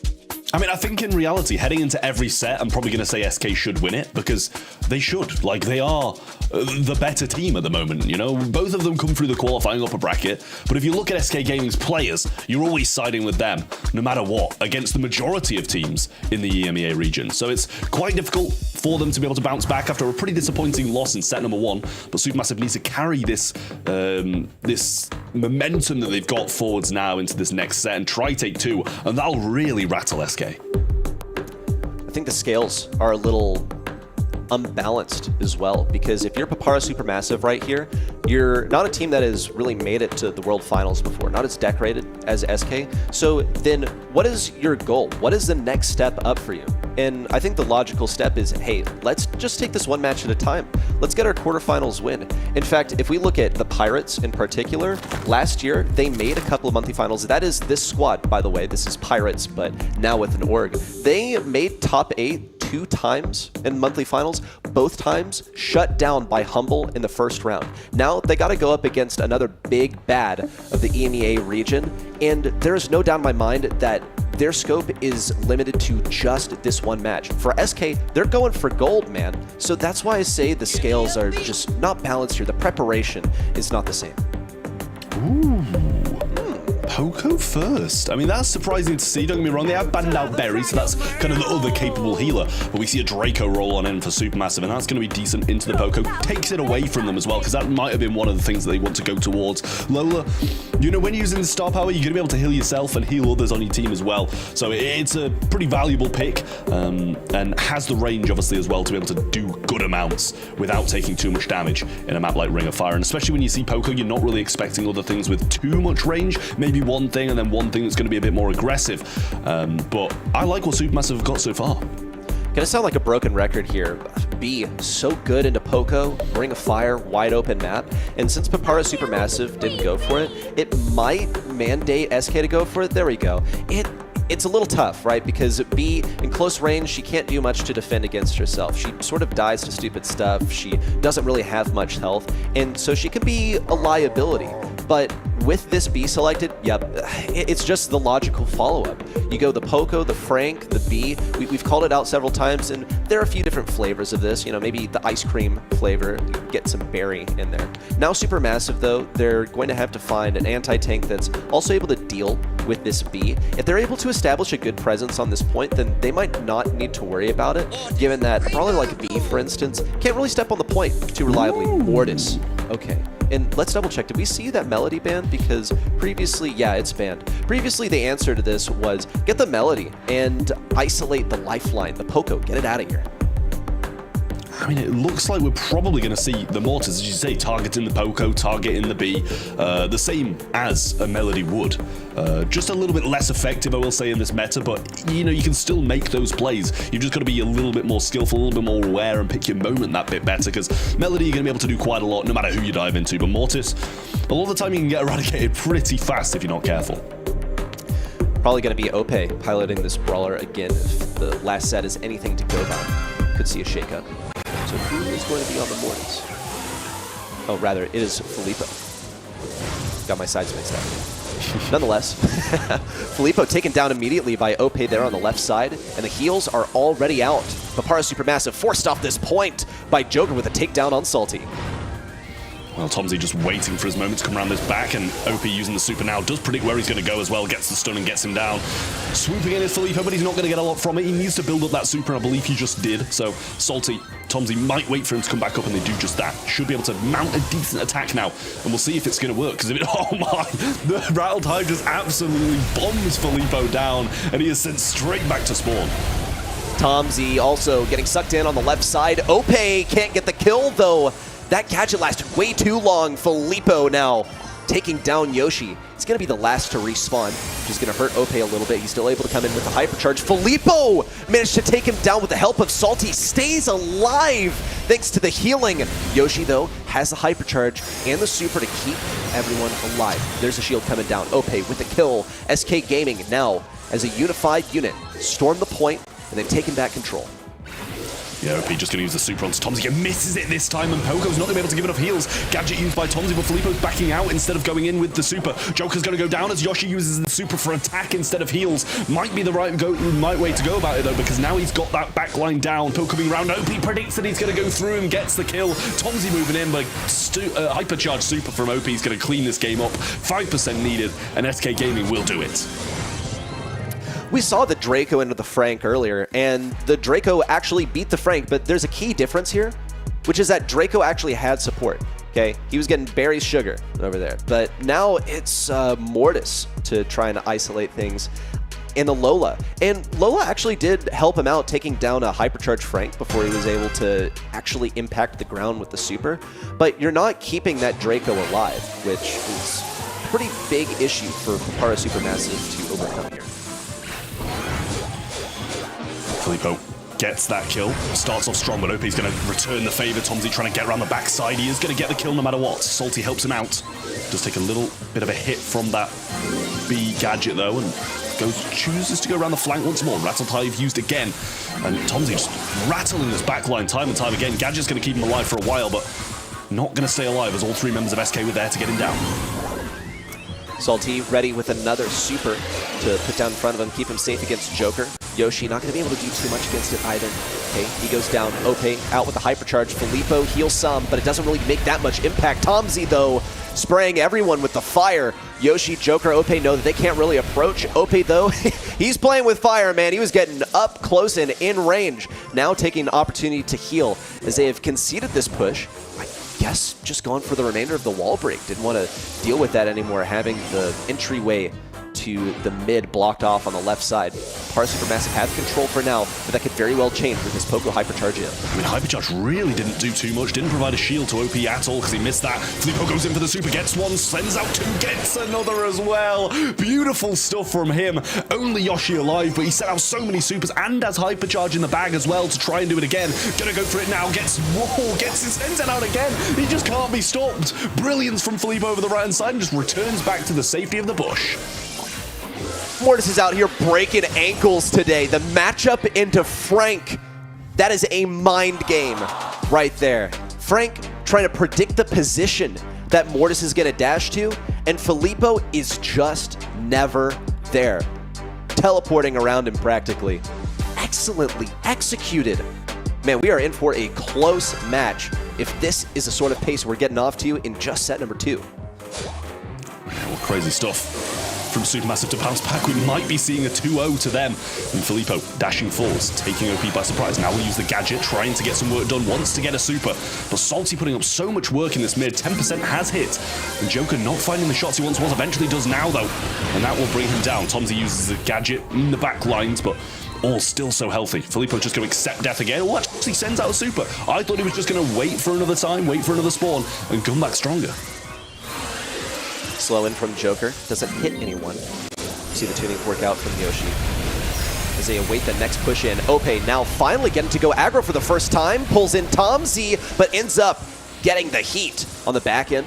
See Filippo lurking, trying to bait out that charge shot from Joker, ends up just getting hit by it anyway. A very disjointed offense from Papara Supermassive. They've been completely scattered, even though what they've been trying to do is encircle their opponent. SK Gaming now at a pretty much unbeatable percentage, now nearing 80%. Filippo going in solo, no support at all. It's looking hopeless for Papara. Yeah, much better from SK Gaming. 15% needed, and this surely going to be the set unless Filippo can team wipe them over and over and over again like he had done in the last one. But even then, they're stepping foot on the zone for at least 3%, and SK Gaming do make it happen. 1-1 in sets, but Supermassive still looking good. Strong finish for SK, even though they faltered in the middle, and I can picture the comms not looking too confident right now. When you are shown that you are capable of bleeding, I mean, you go through the entire qualifier, don't even drop a set, you come into this, and Papara Supermassive is tripping you up. They get a set off of you to boot, and they almost get a second one. That's dangerous. That is a very uncomfortable position for SK Gaming, who, as I will reiterate, had their sights set on the grand finals here and are running into obstacles at the very first step. Not only that, Papara Supermassive is padding their frag videos here with some excellent kills that really had to be individually, I wonder, a little demoralizing. You saw SK on the cams there after that. You gotta wonder, what are the calls over there? Who is their in-game leader, and what do you think he's kind of saying to them right now, Trev? I mean, I think the in-game leader for SK Gaming is probably Joker. I mean, that is what lines up in my mind as the correct way to think about it. But the thing is, we've seen so many teams winning games, winning entire series, and looking disappointed. Like, because they expect to do better. We saw Heretics, you know, they don't expect to go 3-2 against Kozaki, and the same with another one of our games in FUT Esports as well. They win the games and look disappointed because they know they should be doing better, and that's exactly what SK are doing here. They know, with their skill, and in the matchup they're in, they should be 2-0 up. There's no doubt about it. They should probably be sweeping Supermassive with how good they've been at the moment, but it's just not the case, and that's going to take a little bit of a toll on them. But also, you know, them being angry might also, you know, help them forwards and make sure that they don't drop any more sets that they shouldn't be dropping. But we are heading on to Triple Dribble by the looks of things in Brawl already. Okay, let's talk about this. Triple Dribble used to be an asymmetrical map, and now it is quite symmetrical. There used to be some like weird dynamics that you had here with throwers and which lane do you put them on, where do you spawn. Throwers are still good here. It's just a more balanced map now across the way. So let's talk about some of the brawlers that have been banned out here. Throwers, of course, banned out. Maisie, first pick. Okay, taking one out of the NA playbook because this is like a must first pick just in North America.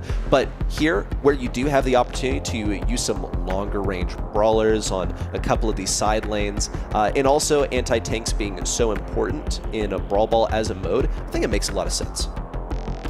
Yeah, the Maisie is a really strong pick on this. We've seen it overwhelmed a few times, I will say, by throwers and by, you know, Melody and stuff, which obviously is banned out. Same for Larry and Laurie banned out, Juju banned out, Berry still more than ready to be taken though, which does worry me a little bit. Stu going to be there for SK Gaming for their first pick. And yeah, having this Berry available always makes me a bit scared on a map like this when other throwers are banned out too. Oof. And a chance also for like any other sort of viable thrower here, something like a Barley, would have a tough time into the Stu. Nita practically asking to get Barleyed into, so maybe something that Papara Supermassive will consider. SK Gaming, how are they shaping up for this final selection?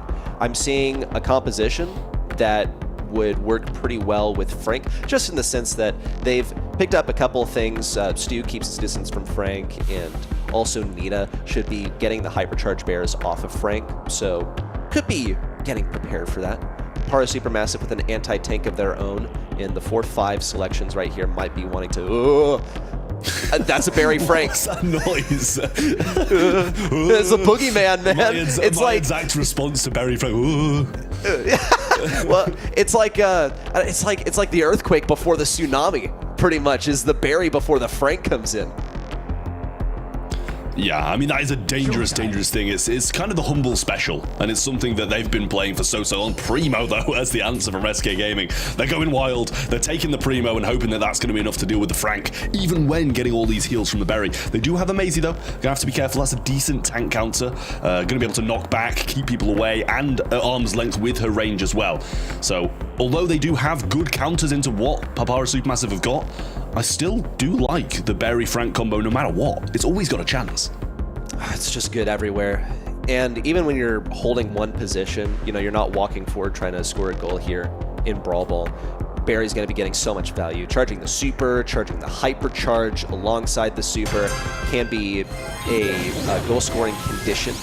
You have such superior movement as well. So let's see what Papara Supermassive can make of the Frank and Barry composition. Humsey seems to be operating at pretty low ammo, might not be able to defend himself in close range against Ope. Cycles out the super, gets the kill, and it's a thrower versus Nita. I think I know how this one goes, but Tomsy is lacking in terms of reload speed, so he's not going to be able to do this alone. Yeah, just choosing to throw out a few puddles, keep them back for now, and Primo on the left-hand side, probably wanting to try and make a play, might be close to another super if he's getting a hit. And that's his exact positioning that he's putting himself into, now setting himself up for greatness. Hypercharge ready to go for Tomsy. Oh, dashes through it though, through the ball. Both of them just swoop straight past it. And Ope will grab that and take a free goal any day of the week. I think Papara Supermassive did that to themselves, but now they're going to get their revenge. Hypercharge in for the speed. Hypercharge out from Tomsy for the additional healing. Filippo walks it in like it was no issue at all. But SK Gaming are equipped with their own util now. Here comes the Hypercharge in from Joker. Double popped by Yoshi and Ope. They're going for the team wipe. A pass up to Ope. Now down to Joker. Super in the back left corner. And a game for SK. Yeah, really nice stuff from SK. As you said, I think Supermassive kind of shot themselves in the foot there. Just both of them dashing straight past the ball. I mean, you've kind of got to put up a bit of a fight against the Primo. I imagine the Maisie was trying to stun it out when he landed and stop him from getting that shot off. But a little bit of a missed time, in my opinion, and no one was there to catch the ball. And I think it probably would have been a goal regardless with Primo just walking that on in. But OP trying to go for more of the same. Does get cut a little bit short this time. And a super missed by Filippo. That's going to be very disappointing for him. That hurts. Tomsy also getting tossed up in the air. Just one more shot from Joker would have done it. Tomsy keeps on healing himself up. Joker, Yoshi just hold the position for the power player to come in. And he's going to be waddling forward here in a moment. Ope now ready with the super. That's going to be the game-changing thing. Once again, attempted bounce pass around Salty. He's going all the way now. He's going to have to get through Yoshi. Nope, no opportunity. And the greed actually got the best of him there. Filippo wasn't going to be coming for support. It was just him versus Yoshi, and didn't even fire a single shot to Yoshi, who now has the Hypercharge Bear in. Yeah, I mean, this is the thing. There was really no angle around the left hand. Oh, that's clipped Yoshi there somehow. Berry hypercharge available now. Going to go forwards onto Joker. Not find the connection as he dashes away. And OP's going to get knocked back and slow. Now Joker comes forward with his hypercharge. Hypercharge galore being popped right now by SK Gaming. And it might come back to hurt them. As now he doesn't have it for the defense, but Salty still waiting, holding this ball. Now dashing forwards. OP gets the ball, but going to quickly be killed straight afterwards. And a bear wasted by Yoshi, or it should be. He's not taking it down. It passed straight. How is this opening there? Oh my goodness, a wide open goal and perfect timing from SK Gaming to pick up number 1. And OP's thinking about going for the dribble for the other one. Needs the alley-oop from Joker. Can't get it around Salty, who intercepts. Pass in the back right corner, and Joker still encroaching on this ball. On the right side, can't get it before Tomzy, but he intercepts the pass over to Yoshi. Yoshi decides not to use the hypercharge until now. Didn't want to get hit by that super from Salty. Filippo, no stun on a Joker, running circles around him with a hypercharge Stu super. Ope now eliminated, but Joker and Yoshi open it up to get an SK Gaming set. I mean, that was very good from SK Gaming, but I can't help there were a few blunders in there from Supermassive that could have maybe been avoided. But overall, really nice stuff from SK. Great team play, wonderful passing plays towards the Primo, and OP did it himself sometimes. Just a very well-rounded SK Gaming game there. It was very, very nice. Stu was dashing everywhere. A lot of Nita Bears raining now. Good avoiding of those Frank Supers as well. And overall, Filippo was kind of hung out to dry. Salty did a decent amount, and Tomzy, solid healing, but it's just not enough to match up to what SK Gaming brought to the table. Yeah, Trav, it seems a little bit more like the SK Gaming you were expecting to see in this matchup here.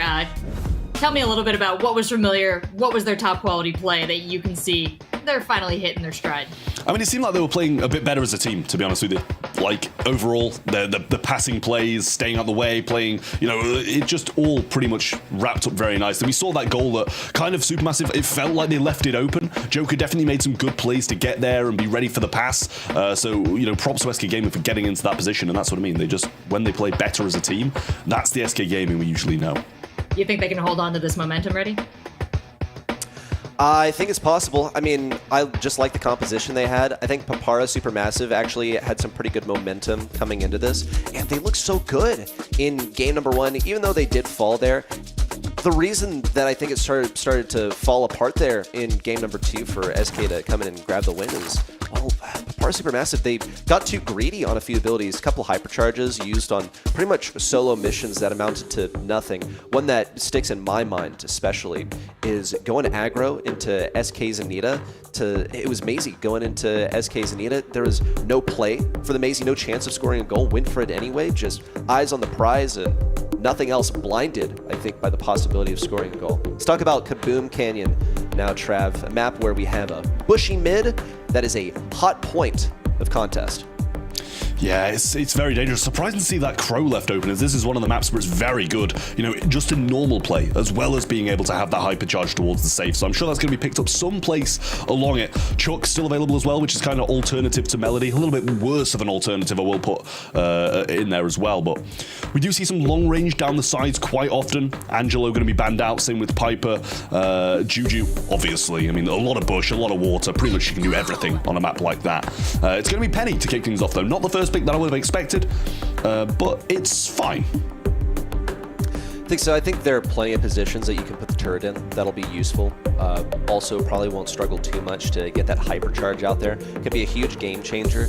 Each shot from that turret is going to be 3,000 damage, so if you get your hypercharge out and all of a sudden, as long as it targets that safe, that's about the same as Colette is doing with the super, just to put things in perspective, because you get the double shot with the hypercharge. So SK Gaming, how do they respond? We're going to wait for their 2-3 to come in. Colette is one of them, the aforementioned brawler that's able to knock off 10% from the safe in a single super. Also has some good matchups in general, especially in like tanks and stuff. Just does a ton of damage. Hypercharge is going to get about 25% off the safe. Can be a win condition in numerous scenarios. Also looking to the Crow to show up, Trev. Yeah, we kind of expect that, right? I mean, as you say, Colette's going to be very good towards that safe, getting the hypercharge off, getting a solid amount of percentage along with it as well. So, very good pick from SK Gaming. Ooh, the Jessie. Not what I would have expected, but against the Penny, it's going to be decent. Against the mortar, bouncing off all the brawlers, finding people in the mid, and obviously the salty barrel as well, that Penny's going to be tanking so much with. And against the Colette, it's going to be tanking it. Jessie takes a couple of shots, and the Colette's free to reign. Jesse's a major sleeper. There are counters to her out there. Papara Supermassive have their pick. Do they decide, is it worth it actually to counter out this Jessie? She has a hypercharge. She can do crazy damage with a hypercharged turret. Might even run pet power out here. Amber, just good into so many different things, especially the aggro, burn down the bushes, with a Crow as well. Could be pretty good. That Crow into Amber matchup is really difficult for her to win. Might want to be thinking about that. SK Gaming are pondering their final selection. Do they get something aggro in here? What kind of assassin, do they decide they're going to go for the Melody? Or excuse me, the Melody's been banned, but do they decide to go for like a Daryl that can roll across all the way to the enemy side? A lot of things left open. Papara Supermassive going to narrow it down with the Gale. That'll give them an immediate passage into mid with a jump pad. Yeah, I mean, it's going to be good for knocking back the Colette as well, keeping her away from this this safe when the super's available. But not really what I would have expected either, to be honest with you. I don't know if they're just heavily accounting for the possibility of something like a Chuck coming forwards or a tank, and that's why they brought in the Gale, because that seems like one of the main reasons why they would. But SK Gaming, we do have their final pick coming in just a second, and it's going to be the Chuck. Yeah, I mean, as expected to come in at some point, just not really when the Gale was picked, and it kind of seems that's exactly what they were accounting for, and SK have gone, all right, fine, we'll just go it anyway. Not too concerned about it. That's the benefit of having the final selection, is you know exactly what you're up against, and then you get to in a more educated fashion, make the calculation of risk. So Chuck now can go over that water, get the post laid down. I'm curious about how successful that's going to be for him. He's going to have to juke a lot. Potential of feeding abilities is going to be difficult. Into the Amber, not much you can do in terms of juking. For sure, into something like a Penny, into the Gale also going to be tough. Probably going to be running the slow Gale out here as well, just to run things early on. And a decision to not run the Twister, it is viable in some situations here, especially if you want to go like full defense, if Tomzy were to run that approach. And that is slow Gale, by the way. But Ope is playing this entirely behind the obstacle, not even trying to win a lane. Yeah, and I don't know who can blame him for it. To be fair, you're just going to wait it out, head for the safe when he can. Has the super now, moves forwards, tries to get another pull at the ready, but Salty had to use a gadget there to try and keep himself alive, rather than on the high save, which he's not going to be too pleased about, but still will have a lot in the bag for that possibility in the future. Okay, getting the kill on a Tomzy. Potential also of placing this pull down. He eats the one at mid and places it now right on top of the safe. So the Chuck setup is down. Papara Supermassive do have their Penny turret. They're going to need to get in a bit of a safer position before they can make full use of it. Now getting ready for a big push on the point. But Joker and Yoshi now already combining on the right side. Yoshi trying to get rid of this hypercharged turret. He's baiting the shots. Salty. That's sort of a... That's sort of a discount Melody right there, popping the gadget. Meanwhile, on the other side, Papara Supermassive are taking tons and tons of damage, but it's going to take more time for that to be pumped out by Ope. Yeah, Salty, no gadgets left either. Joker hypercharged at the ready, and OP ready to go in when he does get it as well. This could be dangerous. Although they look like they're in the lead at the moment, SK control and all the kit that they have now, especially with the Jessie backing them up when they all try to collapse in and stop them from getting damage. You can see how further back Papara Supermassive are playing, just waiting for the defense, and that's quite surprising to see with 35% between the two teams. But we're just waiting it out, and with 45 seconds on the clock, SK are going to have to make a move at some point. Papara Supermassive are going to have to make a move at some point, because it looks like SK Gaming had this one in the bag. As long as they stay in this position, Ope creates the aggression, everyone's forced to aggro onto him. Joker, probably just a couple shots away from getting that super. Locking in a hypercharged super that'll get at least 25% off the safe. If he hits more people, then he can even cycle out another super, which cements the win even more. Ope in, defense, pushback on a Joker. No one wants to feed him any sort of supercharge. They're all coming on the right side, staying away from him. Salty, Filippo pushed through on the right. Ope gets one takedown, but it's 28% on the other side. The clock is against both teams. Just a few seconds to go. SK Gaming at the last second managed to take it down. Just about. Joker grasped that super at the perfect time to get that done. That could have gone very much the other way, as Supermassive were extremely close to taking down the save as well, but SK Gaming just managing to do it, and I believe that puts them on match point now as well, so that's not going to be the best of scenarios for Supermassive. But at the end of the day, they were very much in that game and still can win this set. Entirely possible. Papara Supermassive looked pretty good for most of the game, but we already knew what was going to happen. SK Gaming were in a great position. Despite the best efforts of Papara Supermassive, they just could not avoid giving Joker a super. Now, we'll see a bit of a different start this time. Ope has already gotten the setup down, but this time Filippo doesn't have a super. Neither does he have a hypercharge. A much worse position for Papara Supermassive. Now they're working against the clock because it's only a matter of time before Ope kills that safe all on his own. Yeah, he's going to be troopering forwards time and time again, just leaving the defending to his teammates, but Joker gets a nice bit of gotcha gadget value there. Filippo and Tomsy are just not giving up on this damage. Yoshi's going to die as well. He will shoot back and get that kill though, and re-enter towards the Supermassive safe. And Tomsy not going to be able to pick that one up against Joker, and the help from Salty won't either. An opportunity also for a Salty to get a super laid down in the safe. He's got to fight through Joker and Yoshi at the same time. See also this turret, keeping things out of mid, but that's fine. Joker and Yoshi, they're just here to play D and let Ope do the thing on Chuck. If he dies, that's even even better. He gets to recharge that super when he respawns. But SK are forced to fall back. No one on Papara Supermassive dedicated to defense anymore. Filippo likely to fall. That's a Jesse turret to keep the Penny turret occupied, but Salty punches through on the left side, defended by Yoshi. On the other side, Ope closing in for the final bit of damage. He'll get this super out and drop it to just 10%. Yeah, somehow he manages to make it out there, and Joker has the hypercharge, and this is going to be game. Super onto the safe, and that's it done. Supermassive sent home, and SK Gaming take the win and take the match. Nice stuff, SK. They faltered a little bit in the beginning, and Papara Supermassive showed us good moments. They gave us a good match. They were on their way, it seemed, especially towards the end of set number 2. It looked like they might actually be able to get their first monthly final victory in a single match ever, because none of these players have managed to get a monthly final victory, or at least as a team, right? Tough stuff for Papara Supermassive, but I really like to see what they had to offer, especially against a roster like SK. Yeah, tough stuff, as you said, Reddy, but I do wonder if they're feeling proud of this performance against SK. Definitely one of the most dominant teams in this region, and a lot of great moments to pack their reels with.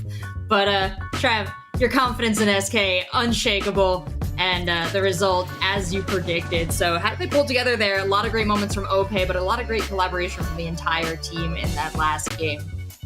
Yeah, I mean, it's as we all predicted. I think the majority of people will have said the exact same thing as well. SK Gaming just seem a bit unbeatable at the moment. Their qualifiers run, the Champions Invitational one, was just too convincing and dominating pretty much the entirety of EU at the moment. So, you know, SK Gaming, they came in as the top dogs and they go out as the same, in my opinion, still looking just as good as people will have expected. But Supermassive, they started very, very strong. Just unfortunately, they weren't able to keep their cool in the kind of 3 consecutive sets that they lost against the SK Gaming, because I feel like there was moments in there where things should have come out differently.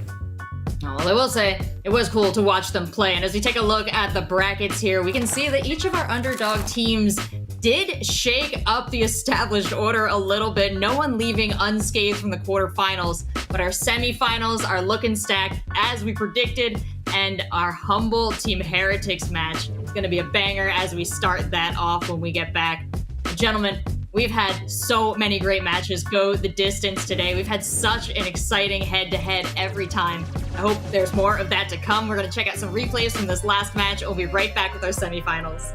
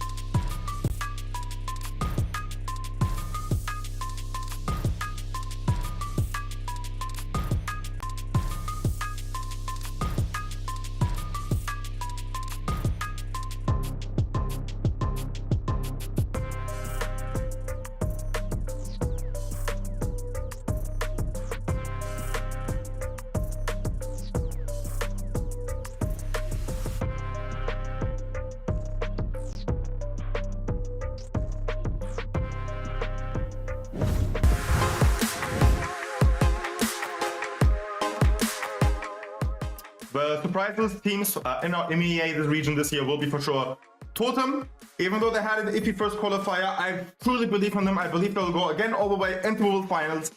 With Angel Boy and their team, they look super promising. And it was just a small fumble in the qualifier. They will be back stronger as ever before. And the other team is for sure, the Boat is their current team name. Perhaps in the future they have a different one, but currently it's the name Rage and iChaos, and I'm really looking forward to them. I think they're a really underrated team in this week. Brawl Esports is taking currently a really future-proof approach, where they basically don't put out exorbitant prize money as in other titles, like $40 million US for World Finals out, but rather rely on the organization being sustainable, which is the right approach, definitely, and basically the Brawl Esports team being sustainable. So I think Brawl Esports-wise, we have a good path for longevity, I think is the word. And we just gotta keep staying on that path and keep improving everything that we can. Yeah. For me, myself, I don't know when I'm gonna retire. I'm gonna keep going for now, especially after winning World Finals. Perhaps 2 years, perhaps 3 years. We will see where the future goes.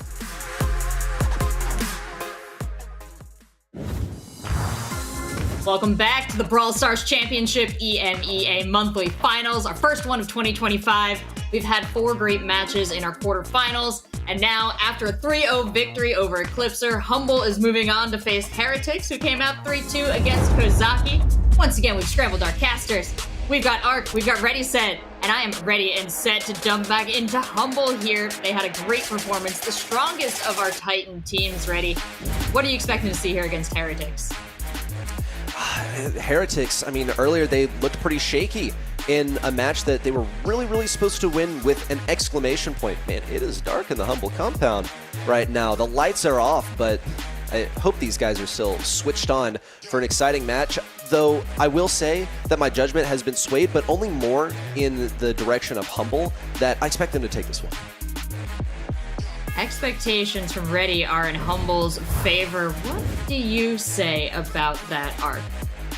So I hope that Samantha's drinking water there. Well, this is obviously the team which won the World Finals in 2024. So, I mean, we asked them as well, like, what are they going to be spending their money on? So they're going to be making it rain. Boss is going for cars, Luke is going for cars, and as we were chatting to Ready Set before the show, he translated this as Semantic buying himself a family. I translate it as Semantic spending money on behalf of his loved ones. But hey, every cast is different here on the desk. So great, some fantastic Photoshop going on there, by the way. It's nothing more horrific to me than seeing a man's face in the child's body.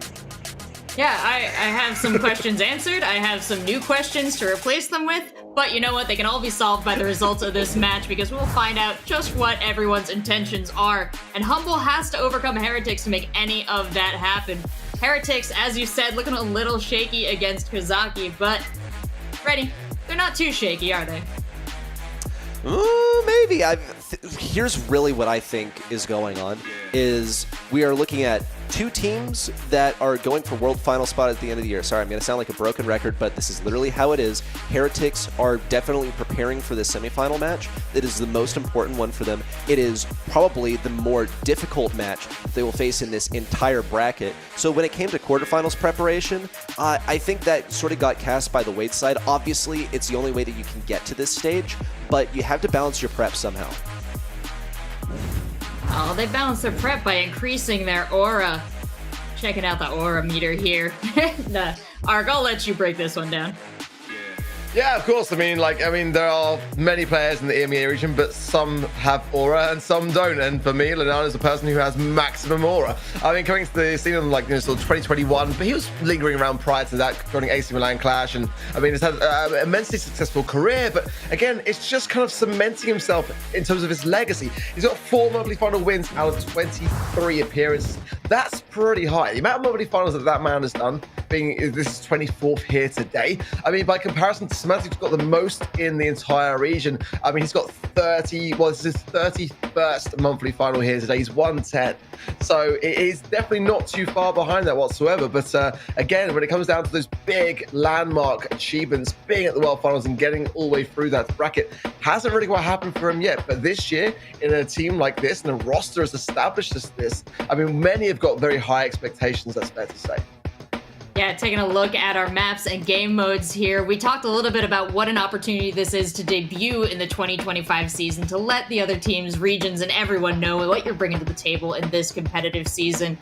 Ready, what is Heretics cooking back there? Have you had a chance to talk to any of these players, get any sense of what their scrims or histories have been like, or talk to any of the other EMEA talent who have? Yeah, not personally, as far as either of these guys. What I will say, though, is that I have gotten the chance to speak with Semantic of Humble quite a bit, and I have a lot of admiration for what he's bringing to the table. Also, almost a little random, but I want to make a connection back to 2023. We saw Semantic, Drage, Lena all play together on that FUT roster. Maybe you remember the entire movie, pretty much, that was made about it. And now, for the first time in a while, we get to see them all in the same match.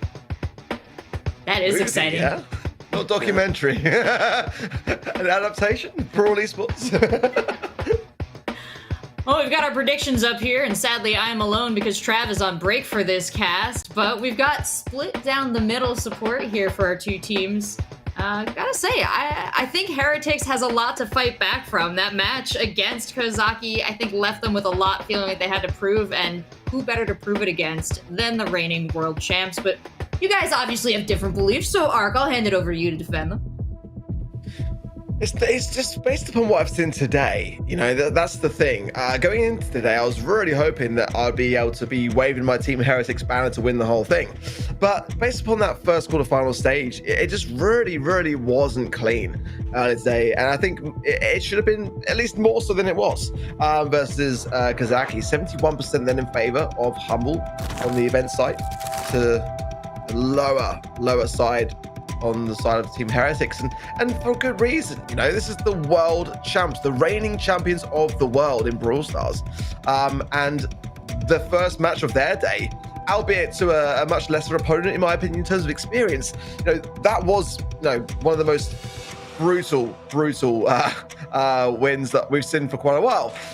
Humble were really giving up all the punches and not holding back in that regard earlier today, but Team Heretics will not be that same opposition for sure. So the question is, Humble haven't really been tested yet today, in my opinion, and they're about to be much more so, whereas Team Heretics have gone through the motions, and they're going to be fatigued, but they're also going to have the time to recollect themselves, and that they absolutely need to do.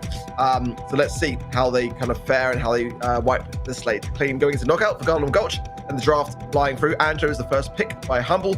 Bands already established, being the Pearl, the Daryl, and the Kit, and the Tick, the Juju, and the Gene by Team Heretics, who have now got a choice of 2 more to follow. Okay, RT coming in. Safe stuff. Keep yourself guarded against anything that wants to get up close and personal in your face. Gus also actually fulfills a pretty similar role, because you're going to be blasting people away by using your super. Get yourself additional survivability with the application of the shield. If necessary, I guess could give that over to RT while he is separated the top from the bottom. Now Humble, what they decide to go for, I suppose they're being deterred from running anything aggro now, aren't they? But they got to keep themselves safeguarded also against anything that gets up in their faces. As a final selection from Team Heretics, don't want to deal with any sort of stuff like a Buster or maybe a Daryl. Here comes Zulu for pretty much exactly that. Wow, I'm liking what I'm seeing on the right-hand side of my screen more at the moment, so far at least. But the Angelo is definitely a daunting prospect on a map like Goldarm Gulch, where you've got that additional space to maneuver. Let's see what Humble want to round things off with here. Again, I just think the RT and the Gus, you can't really ever go wrong with that kind of range. Sprout control is where Humble feel like their comp is lacking. And, with the bans, I don't mind it. I mean, Juju's out of the mix, and it's not necessarily the better option over a Larry and Laurie in knockout, so I'm kind of all for it on this particular map. But let's see. Team Heretics, I'm liking what I'm seeing. On that front, they might choose to want to go with Larry and Laurie themselves just to have some form of control, but I mean, I do prefer the draft. It's just simply how it's played. And for me, so far, Humble have been looking better. But then again, like I said, they have been playing against a little bit of a lesser opposition. Kenji for Team Heretics. Well, I know who's going to be playing it. It's going to be Lennon, for sure. No doubt in my mind. But hey, I just don't know whether it's quite still up there. We saw it, I believe, once yesterday in the East Asia region, and it didn't come out with the goods. Certainly in knockout, it's a bit of a risk and Team Heretics clearly think it's a risk worth taking. I'm not too convinced. That's up for them to prove me wrong. I think it's a necessary aggression, really. Also, had that super to get over the wall. If Sprout thinks that it can safeguard itself against the Kenji, then it is very wrong. But you have to get that super first.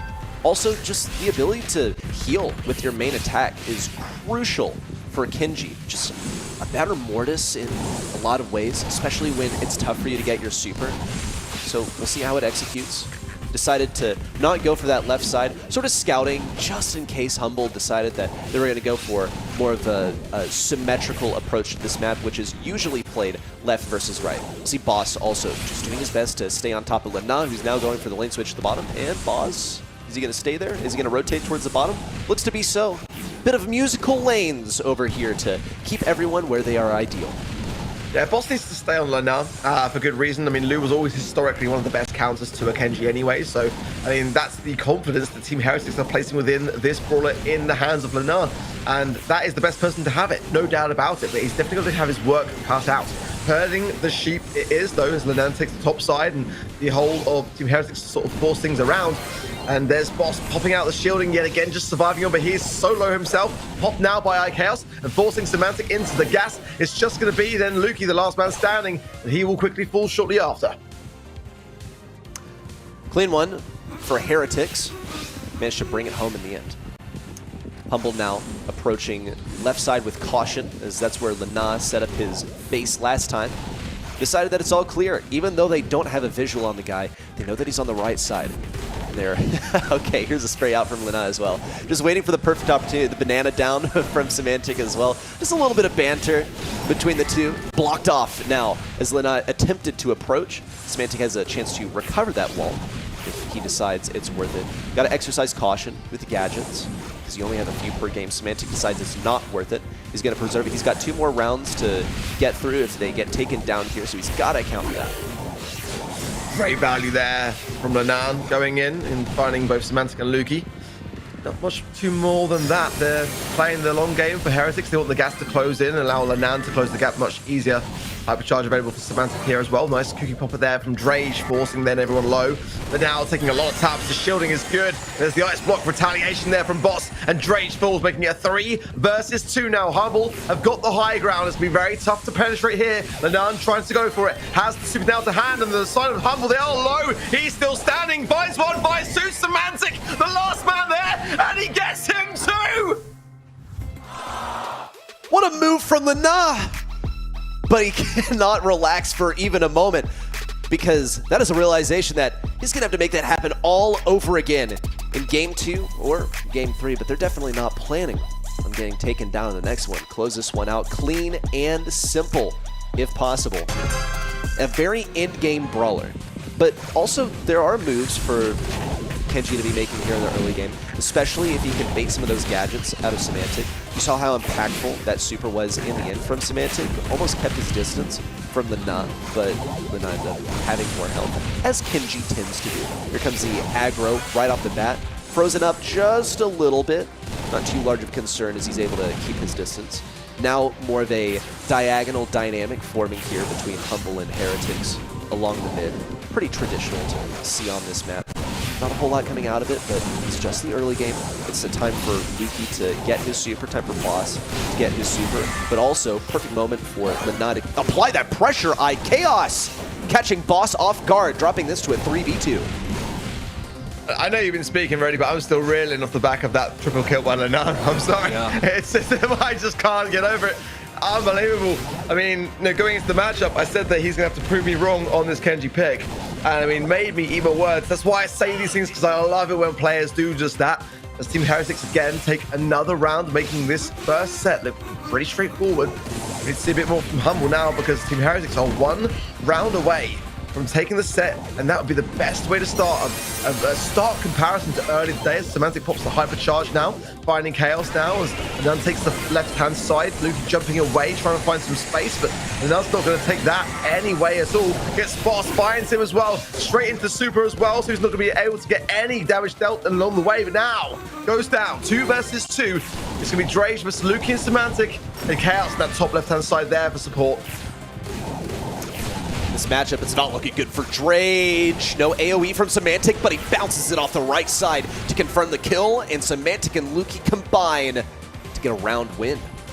They were able to fend off the Kenji early on, and then they won the matchup from there on out.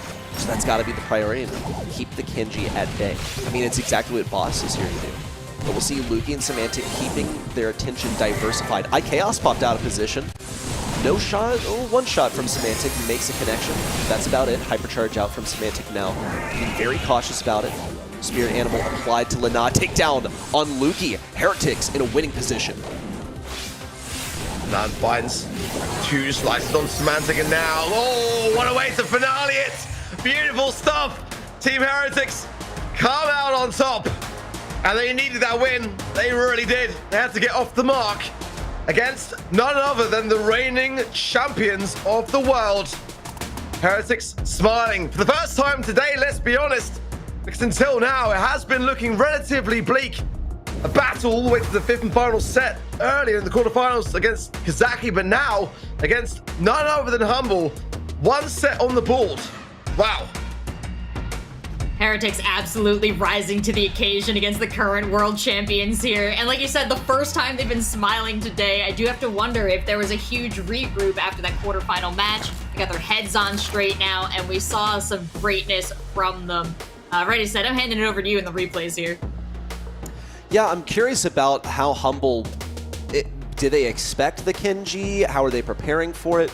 Lou was meant to deal with something like this, but he just wasn't able to keep up. I mean, look at Boss. He's not hitting a single shot versus Lana in the final moments. 3 shots went completely by Lana. So is that Boss not playing well? Is it him not executing? I think it's kind of a tough matchup in like mid-range, where Lou isn't really known for the ease of connecting his shots with the enemy. And then you have Lana dashing all over the place. It's as if he's syncing it up with the rhythm of Lou's reload speed, and that's just skill expression right there. Beautiful use of skill expression and beautiful expression of skill there, especially as Lana pulled off that triple kill there. I know Ark, it has surprised you. You expected more of that as we head into Shooting Star? I don't know whether Lana surprises me with anything anymore, because it's just that good, you know. But I mean, when I see it, I just love it. I absolutely love it. It gets me so excited. And you know, we should expect these things from Lana, but at the same time, against the world champs, you know, this is a team that are the best in the world, and have not only that, but demonstrated so on the world stage, earned their gold.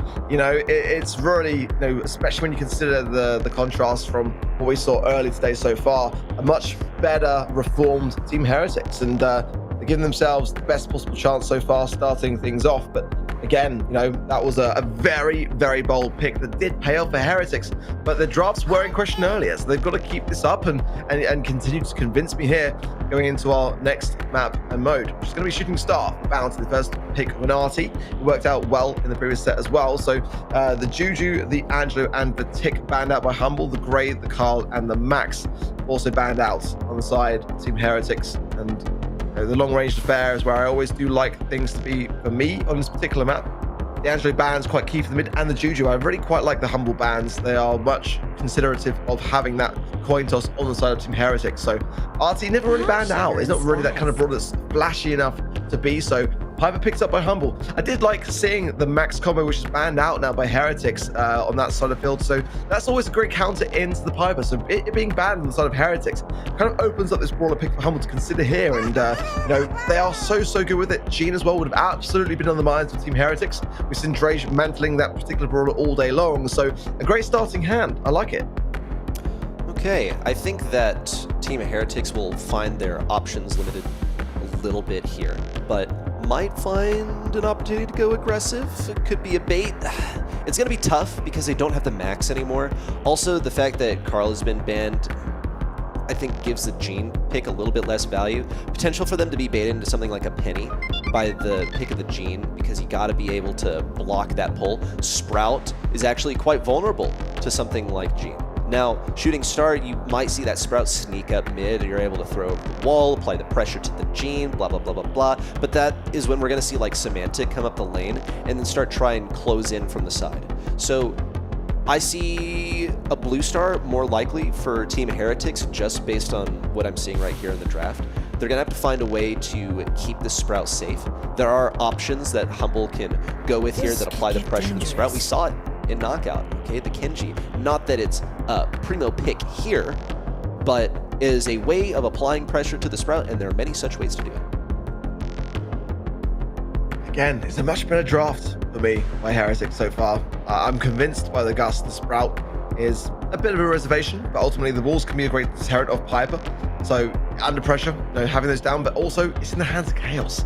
It can change. The names under the Brawls don't necessarily dictate who is going to play it. They can swap, but I mean, Chaos has just been notorious over the years for being such a fantastic Sprout. That's a Brawler though that can be really aggressive into it.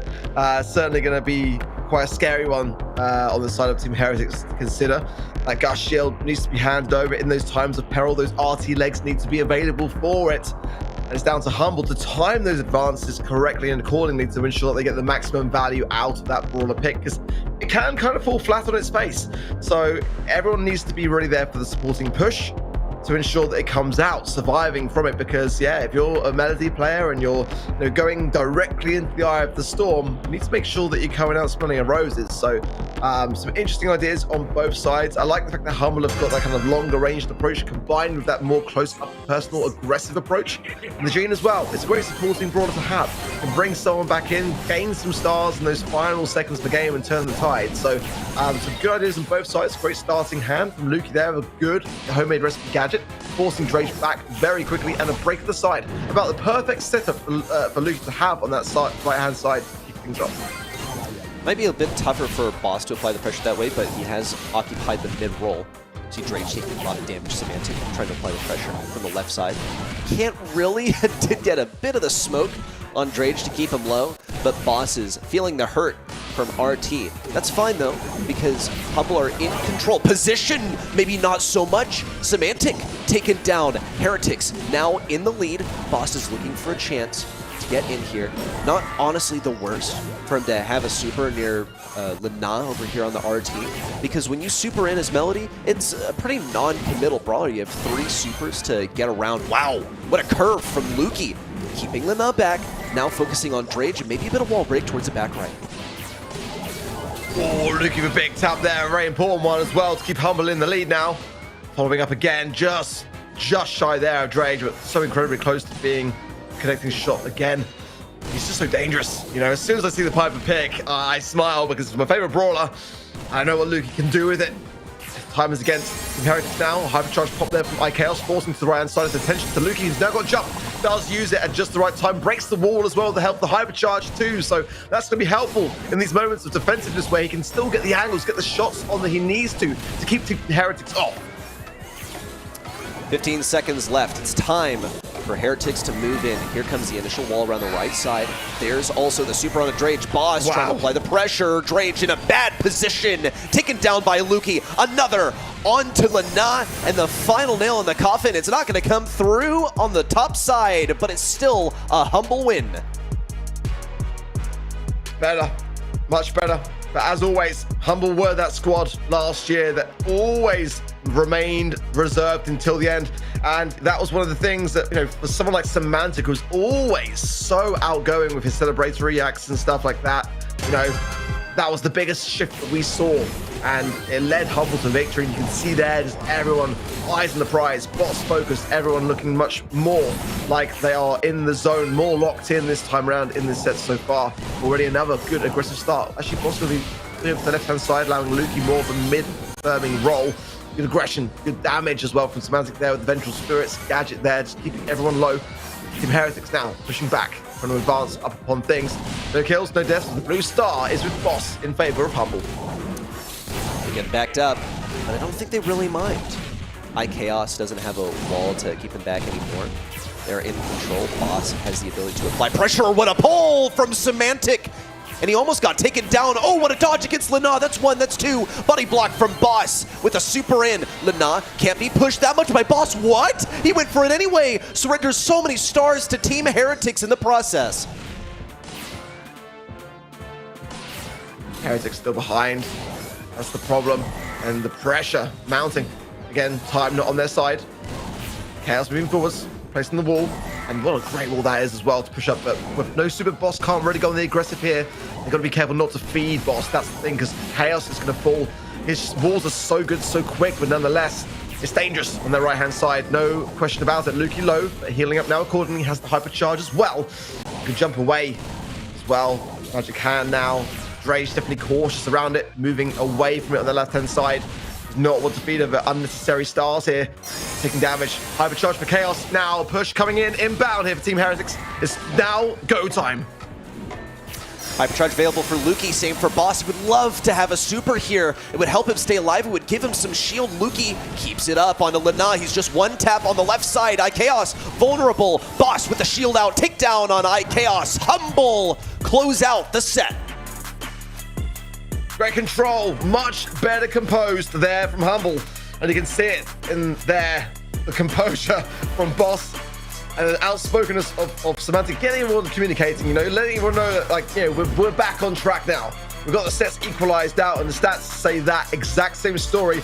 Terrible from Heretics in that regard. Just the one takedown from Chaos, the one from Drage, nothing from Alan. 83 DPS. You know, it's really, really pretty, you know, score, you know, just, it's pretty abysmal, is what I'm trying to say. Night and day difference, it seems, just in the vibes of their performance from the last set to this one. Now, Reddy, was that what you observed here? Was there a particular difference in what they were able to execute in this last game that, you know, was a bit out of pocket, or this is just Humble hitting their stride? I think Humble basically figured it out right here. I think also you're looking at like an earlier Sprout selection, which was countered well. And we also saw that in set number 1. Sprout picked a little bit earlier, or just a thrower in general. It's quite vulnerable in close range. Melody was able to deal with it. RT, it's just not the catch-all solution. There were some solutions, though, they did manage to pull out. What would you say was the ultimate fix there, Ark? I think for me, Humble play a very good control game, you know, and they are that team which, you know, can really lock in when they need to, and, you know, just move past things. You know, in the World Finals especially, we saw that very thing take its place. We never saw them, you know, ever get 2 sets behind. They were just always eyes on the prize, and, you know, as a result, you know, they dropped 2 sets overall throughout the entirety of the World Finals. That's composure.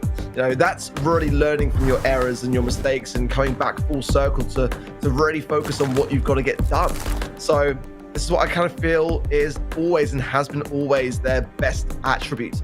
Putting it into effectiveness right there. Now tying up this series, and Team Heretics probably a little bit flustered. I thought the draft was pretty decent, to be honest, but like you said, Reddy, that, you know, Melody counter pick was a really, really solid one. It really forced the hand of where iChaos could really go, and you know, and what he could realistically do on the lane side, because he had to always be very cautious around it. And there, focusing in, but definitely not the result that they were looking for. Going into Gem Fort then for Gem Grab, the bans being Poco, Janet, and Lou for Humble. The Ash, the Kit, and the Max banned out by Team Heretics, who've got the coin toss here as well. Juju. Like the obvious thing, basically. Juju's going to appear at some point, especially on this map where you have indestructibles. Now, Stu also gotta be a big consideration here. It could be a strong first pick. Keeps you quite versatile, even into a thrower, because you're able to break open walls. Yeah, I mean, and this isn't even like a huge read or anything. This is just how things have been going on Gym for it lately. So now, as Humble prepared to face into this, we've seen some strategies to deal with the Stu. Some of them have worked, some of them haven't. The Colonel Ruffs has not been functional so far, but it's going to take some other kind of mid to keep up with him. And another thing that I will shout out that we've seen on Gym for it is the strategy of making something that will hunker down in mid and just have control. They will never let go of that control. Melody, however, is not headed in that direction. So I'm curious where Humble are going with this, because they have the last pick, and yet they've opted to not save this for a final selection. Bit of a safety net. You know, it's very aggressive. It gets in the faces of their opposition, and certainly for the idea of control, Juju as well. Like, it can just go in on that front surge as well. So a bit of an insurance policy, I guess, for the sake of tanks, but certainly with the speed gear, could make a good standing on those left and right hand side lanes. So I don't mind it at all.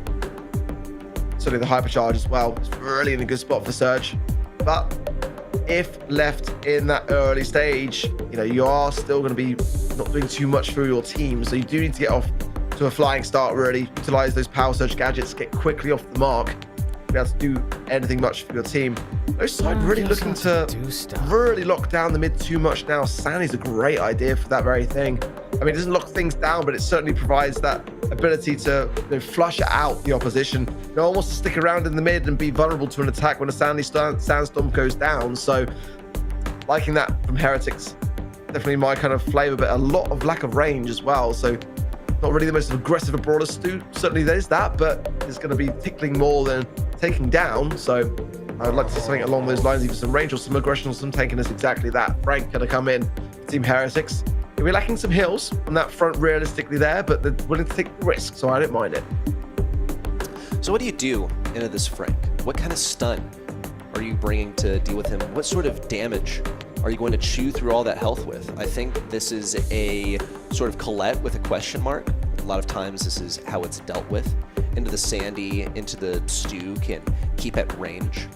Possibly. What is going to lane into the Sandy? I suppose that's where you... Okay, Griff is here to play. I suppose that's where you apply the surge, is into Sandy. That can work. It's just going to be kind of a like Buns matchup in the early game, because he's going to have to use the gadgets in order to compete there at all. Lurk in the bushes just a little bit.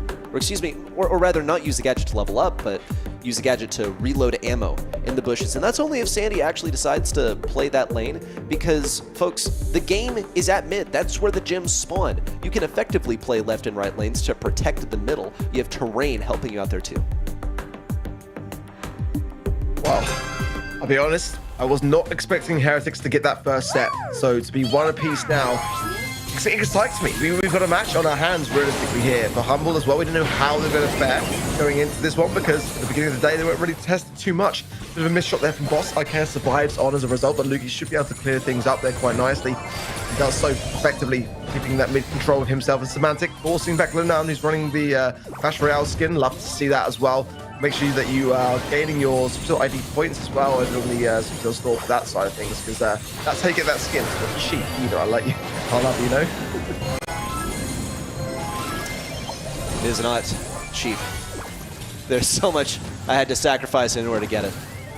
Lana actually sacrificing a gadget over here as well, completely baited out by Luki, who's now using the wall to his advantage. No damage from Lana, while Luki keeps hitting him through the wall. Hypercharge out, looking to pursue iChaos. That's one, that's two more gems for the guy, and he's waiting for number 10 to spawn in just a couple seconds now, with a chance to run all the way back home. Meanwhile, Boss is keeping up the pressure on the right side, so much so that Lana is forced to switch over, and he's still getting hit by Boss. Here comes the gadget and the jump in, eliminated by Drage, but it's just fine, because Luki is safe and sound. Team Heretics know that this game is over and it's headed to Humble.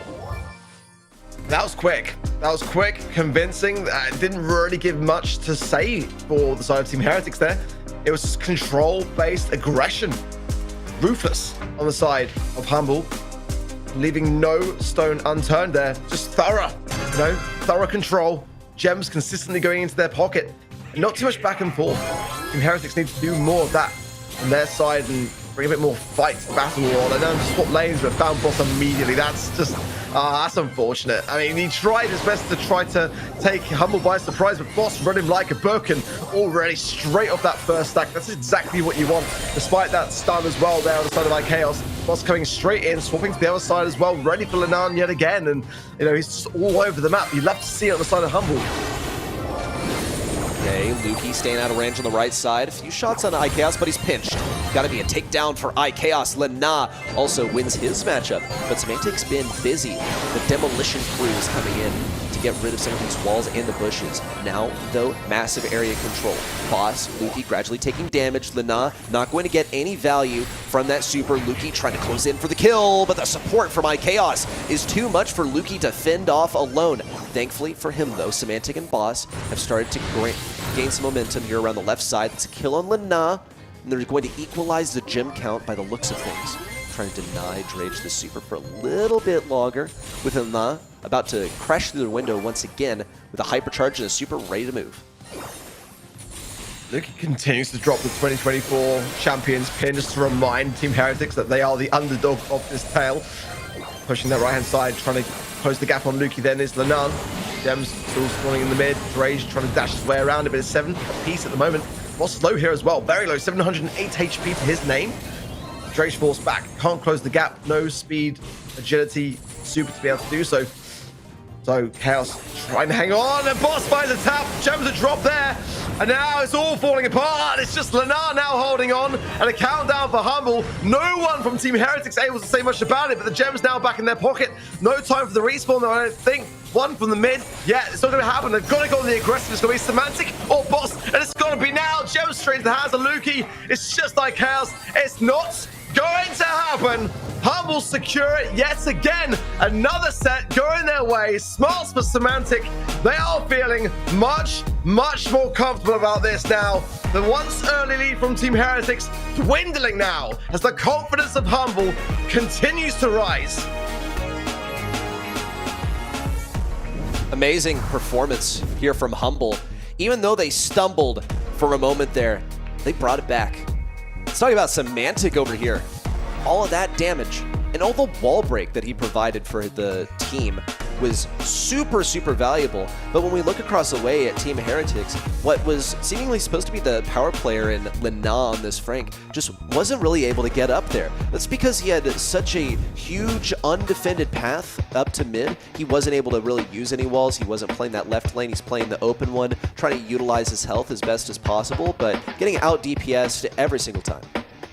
You can see the comfort rise in the Humble player cams as they're now on match. They're on the match point. That's where we are. It's been a long day, and there is so much, and I've been so locked in. And gentlemen, we have seen so much good stuff from Humble here. I have to wonder, of all the teams that have come out in this monthly final, are they looking the strongest to you? Current world champs, but performance today, what would you say, Art? Yeah, for me at the moment, this was the test that I was looking forward to seeing how they were going to fare in the semi-final stage. And certainly at the moment, they are doing what they do best. The first bit to start things off wasn't great. No doubt about that. And it was great from Team Heretics that they were able to wipe the slate clean from their quarterfinals performance. But since then, that first set passed and Humble started to really lock in. And have so far not skipped a beat since that moment in time. So as we go into what could be the final set for Team Heretics today, could be a ticket for Humble to go into the grand finals of their first monthly finals of the year. They got to get this draft right. Hot zone, open business. The band's about to come through as well. It's going to be quite a trying time now for Team Heretics. That first quarterfinals was tough, but this is going to be even tougher for them. There's going to be Griff, Barley, and the Byron banned out by Humble. The Berry, the Melody, and the Stew now banned out for Team Heretics. Great to see the Berry ban. Kind of really had to be there, but it does leave Juju open as the top thrower to consider now on this map. But it's a dangerous map to bring Juju in a little bit more so because it's very easy to break everything wide open. Not that much push to get additional range on her, so she's going to be still highly valued, but I don't think she's as good as she could potentially be on other maps. Lou, for that reason, the first pick from Humble. I think that area denial speaks volumes, and the fact that they've gone for it first, I think, is a pretty decent shout. It's going to be quite good into tanks as well. The hypercharge with that immediate stun as well just keeps that on the minds of Team Heretics. For an aggressive player like Lenan who's looking to really get up in close personal in your face with the Kenjis and the Franks, that Lu now is going to be a pretty big deterrent of that fact. I figure when it comes to the Juju discussion, I believe that the Griff ban should make this pretty available. Griff is going to be good into plenty of other stuff. We'll see Heretics opt to pick up the Juju because, folks, someone's got to do it. But the 2-3 combo, how do you make this Juju work a little bit better? Because Enemy is going to be thinking about how they're going to disrupt the thrower. There are options to do this. Stu, notably, has been banned out by Team Heretics, so that's one fewer option to break down the walls. Let's see how they pair it up. 2-3 for the Juju.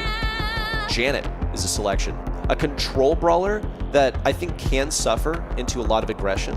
Humble have enabled this for themselves by going ahead and picking up this loot, which is fantastic for getting control. Also amazing anti-tank by getting some of the stuns. Just a top pick in general in Brawl Stars right now. Doesn't even have to be Hot Zone, even though he is the undisputed king of Hot Zone.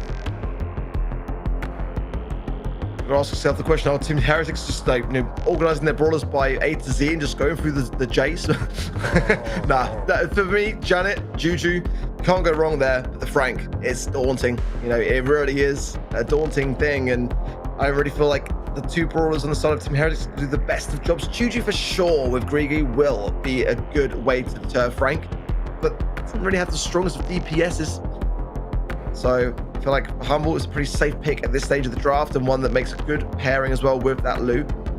Let's see, we want to follow up with, again, I wouldn't mind a bit of range on that side of things, or control for the Juju.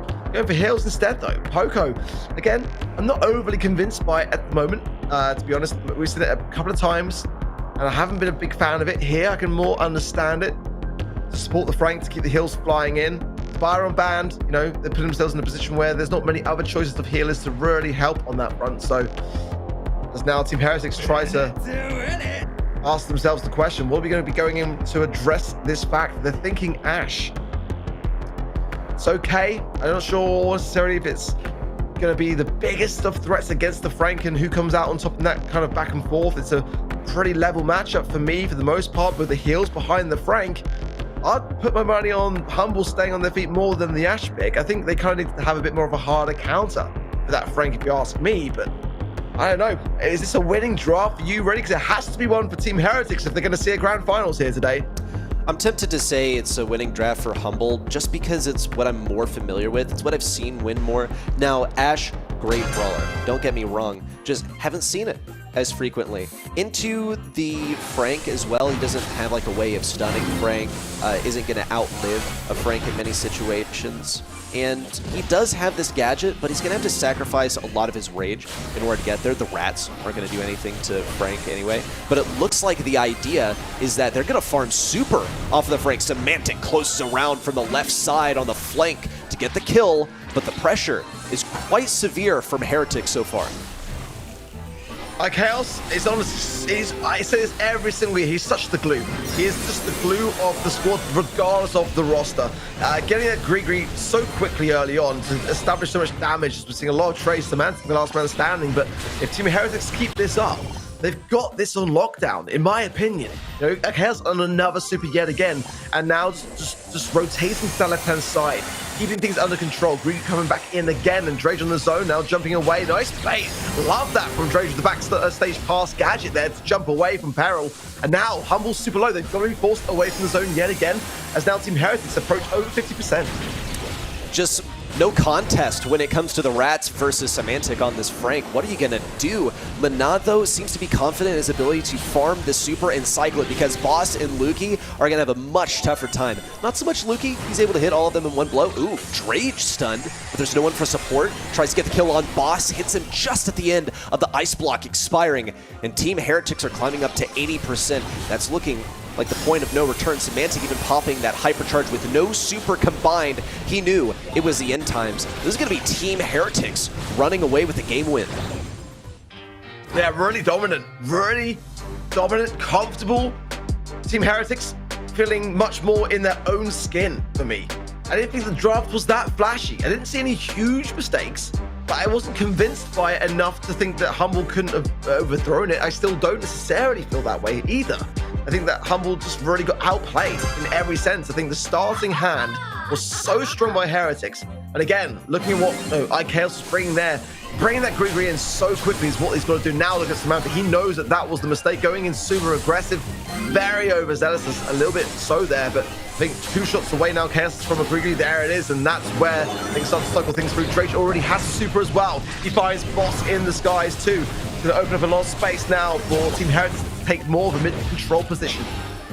I think this was a lucky lane matchup for Semantic right off the bat, because he got to get on this Juju who could not out DPS him. Oh, check out Drage getting a couple shots off before sitting on top of Boss, who was in the ice block for a moment, dodging a lot of shots. What? Have you ever seen a Janet hypercharge and not even get a kill in competitive? Nice stuff from Boss. Even pops another ice block to keep himself alive. Juju down, no problem. Semantic is on the case. And there's so much presence here at mid. Drage now looking for a takedown on Boss, circling around for a second round. The heals are out as Semantic avoided damage for long enough to start healing up. Drage, excellent sidestep to keep himself alive. You don't see that Janet gadget very often, so it's awesome to see the play come out. Boss also with the kill with the hypercharge. Drage once again has cycled a hypercharge of his own, but check out Humble's percentage here. They're up to 86% in spite of a team wipe. Team Heretics have brought it back. No way. If that play continues on to give Humble, to give Team Heretics the round, it'd be insane. Drake bouncing shots between players, but I think Humble now bringing back this mid. Are going to move on to match point, but what a play from Drake. Honestly, unbelievable stuff, but it's not going to be enough. And now Humble move on now to 1 game away from being in today's grand final in their first monthly final of the year. Oh, what a shame for Team Heretics there, because that Drake play was honestly just so beautiful to watch. But the difference was there. For me, that difference maker was Semantic. By breaking open so much of the map in an early point in the game, eradicating those bushes, forcing the hand then of where IKS can realistically find value, that was all him. And as soon as the map was open, it really just came to a point where Team Heretics started to dwindle. And there's nowhere realistically for them to do much to really push themselves the advantage. But it is quite close. It is quite tight in this matchup. Anyone can take it, in my opinion. Oh, Lana, you didn't hit that last shot on Boss, but did manage to finish strong.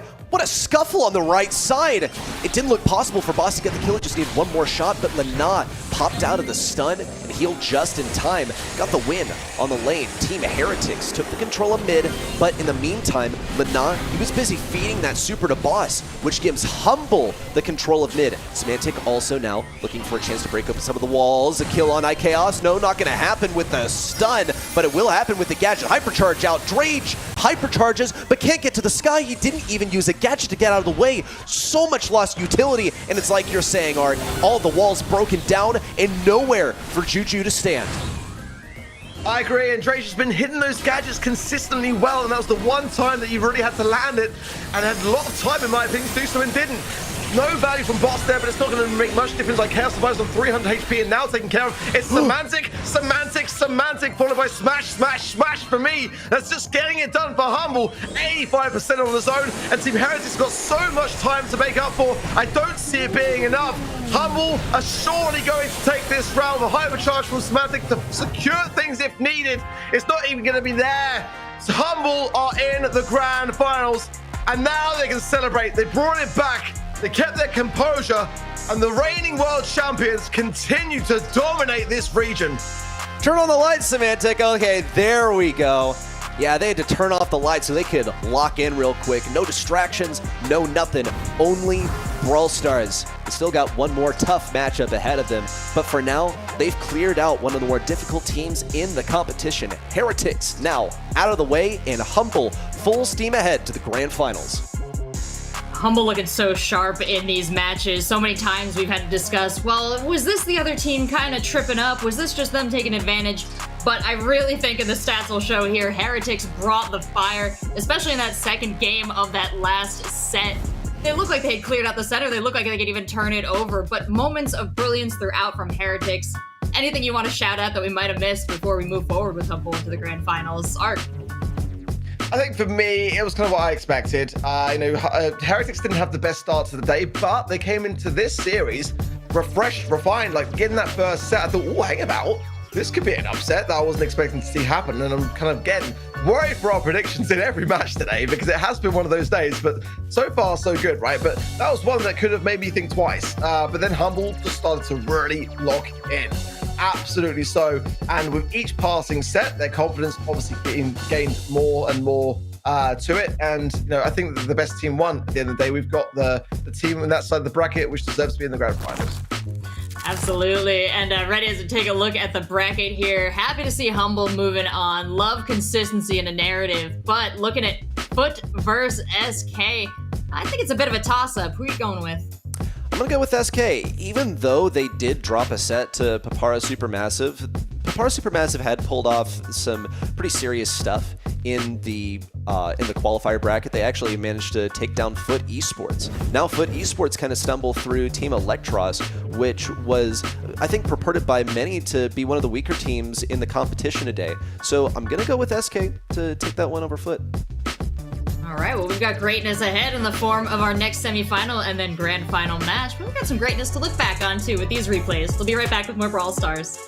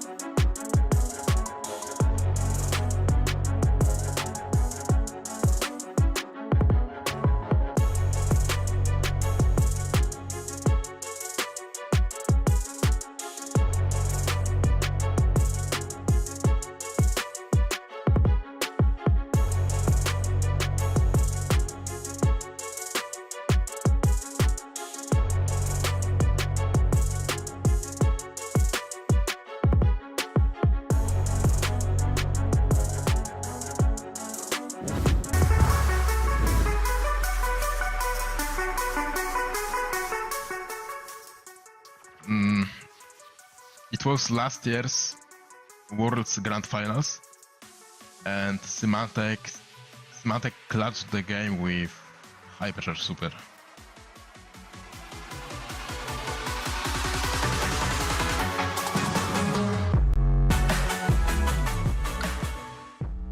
So here,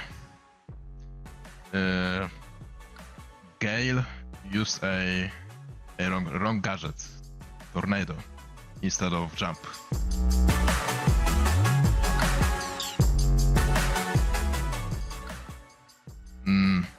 So this was a set that started the legendary Juan Carlos kit meme.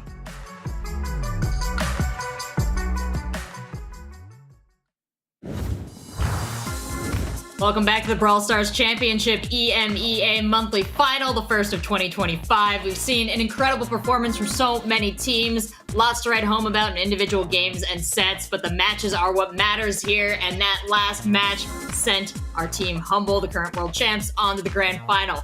Now we're about to dive into SK Gaming versus FUT Esports to figure out who else will be joining them in this grand final. And joining me, I've got Ark and Trav now, so let's dive in. FUT had an interesting matchup against Elektros, going the distance. Hopefully they're not too tired now, Trav. How do you think they're feeling? Yeah, I mean, to be fair, they didn't look great at all in their first matchup in the quarterfinals. SK Gaming looked a bit more convincing in my opinion, but FUT have a lot to work on if they want to be able to get through SK Gaming. And also Humble if they make it all the way in the grand finals. They're two titans standing in front of them. But I'm thinking they're going to struggle to get through SK to start. SK Gaming, no small feat to get past them, but FUT definitely has the history. Now, taking a look at it a little bit deeper, Ark, what's jumping out to you? Oh, I mean, from the player cams, I mean, I was getting spicy in that locker room, I'll tell you. But esports history, however, of course, if you're new to the BSC, maybe you won't necessarily know, but last year, this is the squad that was Zeta Division and were the reigning world champions, who coming off the back of 2023, lifting the trophy and then losing it in the form of a belt to Humble, who took it and so well at the World Finals last year. But it wasn't the best of runs for Zeta Division. But I mean, we say that, but by comparison to the whole scene in the whole region as a, across the BSC, I think Zeta did really pretty well. It was just simply going out in the first round of the bracket stage of the World Finals, to SK Gaming to a 2-3 scoreline. It was a definite upset. It was the biggest upset of the World Finals for many, because we expected to see Zeta Division go all the way, but it wasn't to be. And for SK Gaming as well, on the other side of the field, they're a fierce competitor. They've been really wanting to establish themselves in World Finals more so over the years, and this is their chance to really get ahead of the game to start off the season. I mean, this is how SK Gaming tend to start every year. They tend to win the first monthly final of the year. They did so last year. This time was their first in March to win the monthly finals. They didn't win one after that, but they tend to do very well in the opening months and dwindle down slightly from there. Today, they can't do that. They've got to start and end the season as they mean to go on. And there's a bit of a rundown here from Joker's Pass as well. 4-time monthly final champion. I mean, that is very, very good going. No doubt about it. Mobile Masters champion as well for the SPS back in 2023, as well as a Champions Invitational champion a few months ago. But Joker's won 4 monthly finals out of 17, which is pretty impressive. This is his 18th monthly final here today.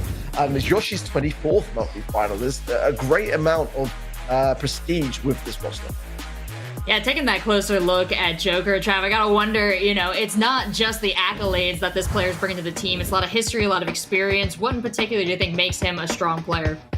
I mean, he's been, he was a prodigy before he even started, and I think his mechanics really, set him above the rest in EU to start with. But I think as time's gone in, it's kind of come down, and his mentality and his leadership and stuff kind of brought along with his mechanical skill. Obviously, still has that makes him the player that he is, and he's just a player that so many desired early in his career. So it's not like he was really searching for a team for so long and kind of just made his breakthrough instantly. As soon as he turned 16, he was pretty much picked up by Reply Totem. So he's just been playing at the top level of Brawl Stars for such a long period of time now.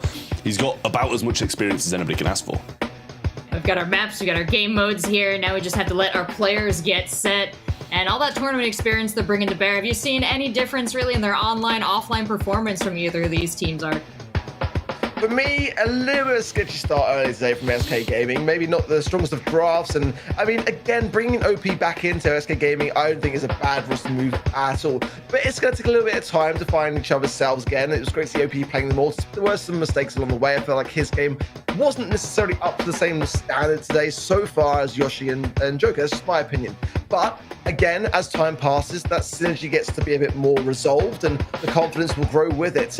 It's been a while, remember. So I think that this is a great opportunity for him to be able to put that into motion in the semi-final stages, get into the grand finals, because you've got to remember, a player like OP has actually never won a monthly final, which is quite easy to forget because he's done so well. He's always been very much present in the scene, and even last year when he wasn't on what we felt at the time was a standout roster, was making the grand finals of monthly finals, coming second place, just coming shy, but nonetheless, he's chasing that first monthly finals win, and today he's going to want to demonstrate that he's fully able to do so.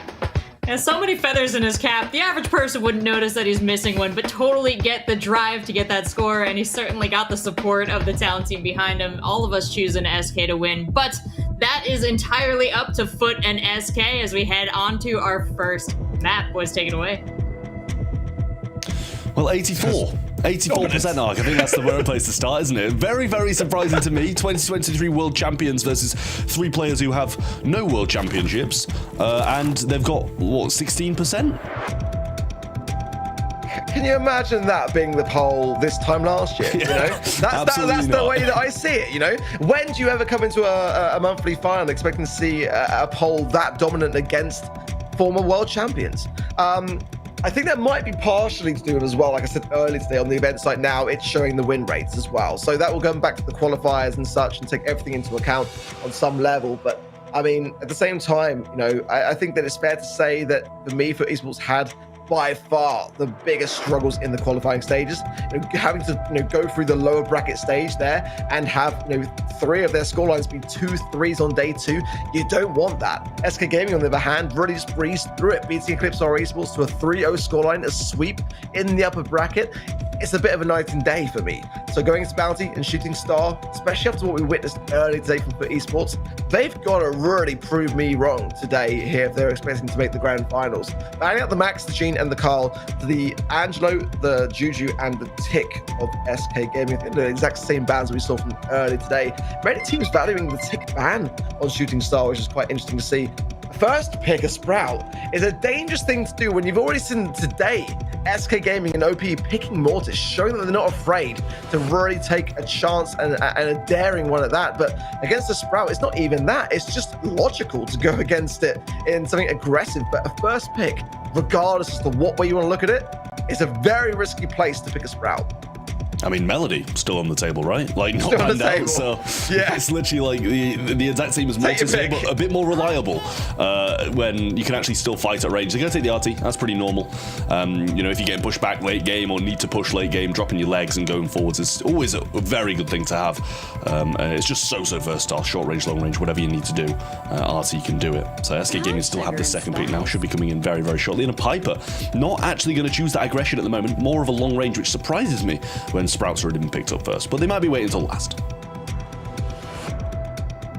I'm always for it, you know me. Piper on this map, it's like the good old days, the golden years of BSC. Love it. Let's see how FUT Esports want to respond. I wouldn't mind a nanny pick here. It's definitely in FUT Esports' repertoire. They really do favor it, and it'd be the perfect brawler to play into this Piper pick. They got 2 to really follow up with, so if one isn't, then I would like to put my money up. There you go. This is it. I'm inside the minds of the team, but again, they are, for me, SK are kind of giving FUT Esports the best possible chance of retaliation. You know, giving these almost like, handing over these perfect counter picks, which they are as comfortable as they are with. You know, it's kind of feeding a bit of fuel to the fire for me really here. But SK wouldn't be picking Piper if they weren't expecting a solid hard counter like it. I wouldn't mind a Pearl. Not sure whether okay, yeah, and that is the flavor. Okay, we're just on it today in these semi-final stages. FUT Esports with a decent draft, but is it one that SK Gaming have seen through? Certainly that Pearl's going to do a good job of helping protect the Sprout if we see something from SK Gaming here that's going to be going on that brawler specifically. Yeah, I mean, this is the thing. Both Nani and Pearl can deal with like a Melody at close range or anything aggressive at all, to be honest with you. So, nice picks there. They're going to have to pivot away from the probable Melody they were going to go for and go for a Grey, which is kind of, you know, it's okay. You had that TP set up. I'm not sure if it's my shooting star pick, but being able to pull that Sprout through that unbreakable wall and put them in a bit more of a compromised position is definitely a solid thing to have for this roster. But we're going to have some long-range matchups on the lane, and for the most part, the Sprout should be beating the Grey. So I don't mind what FUT have got here. I'm with you. You know, the thing is for me is it's going to come down a little bit to the Piper matchup and the Nani for me. And FUT Esports, that team that comes immediately to mind is the best, in my opinion, with a Nani on their side of the field. You know, how they will fare here, and if they can just kind of wipe off the quarterfinals misery that they've had here today, get back to their former selves, bring their thumbs back to normality. That's what I'm looking for, and it's Gary on it for sure. Already Joker getting big heavy taps, finds the Wolfie Kane connection, actually the follow-up as well. Beautiful stuff, and Meow with one shot miss there would have been the demise of Joker and the Blue Star back over, but Joker's moving around the situation really nicely for me. Tried to get another gadget, and now Meow will secure the kill, so Blue Star hand over and FUT retake the lead. I mean, he overstayed his welcome for about 10 seconds there, I think, to be honest with you. They probably should have just got the kill and like gone back with it, to be honest with you, but felt a bit too confident in his jukes after dodging a few shots, I think, so not that he shouldn't be looking at this. TP's in now, gets walled out, but might be able to TP out just in a second. Pulls that now a little bit closer, but he might burn down here up top, actually. He does burn down. Unfortunately for him, might have been able to get a heal if he's using that star power if he TP'd again, but OP forced to jump away here. I actually might land on it. A big turnaround from FUT, and it feels like a slight bit of overconfidence from SK. They've overstepped so many times now. So, I mean, Gary's so good with Nani, man. You know, he knew that was the only play that OP can make. He knew exactly where he was going to land.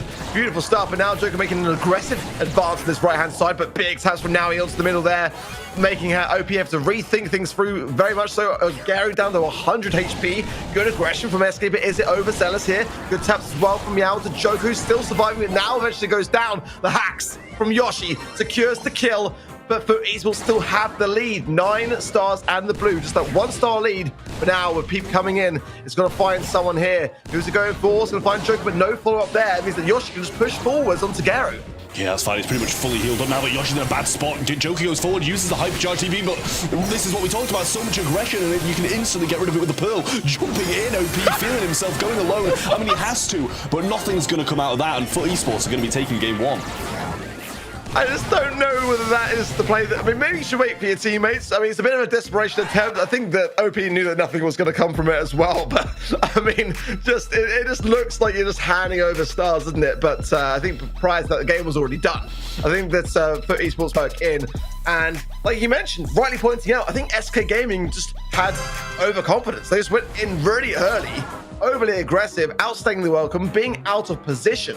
And, you know, despite us saying earlier that we felt that esports should have put up a better fight, making silly mistakes, that is another one happening right there, because Joker's waiting for that, and the blue star as quickly as that hand over. Now he's out of position as well. You know, FUT Esports aren't playing it the cleanest, but SK were definitely a victim of their own aggression in that last game.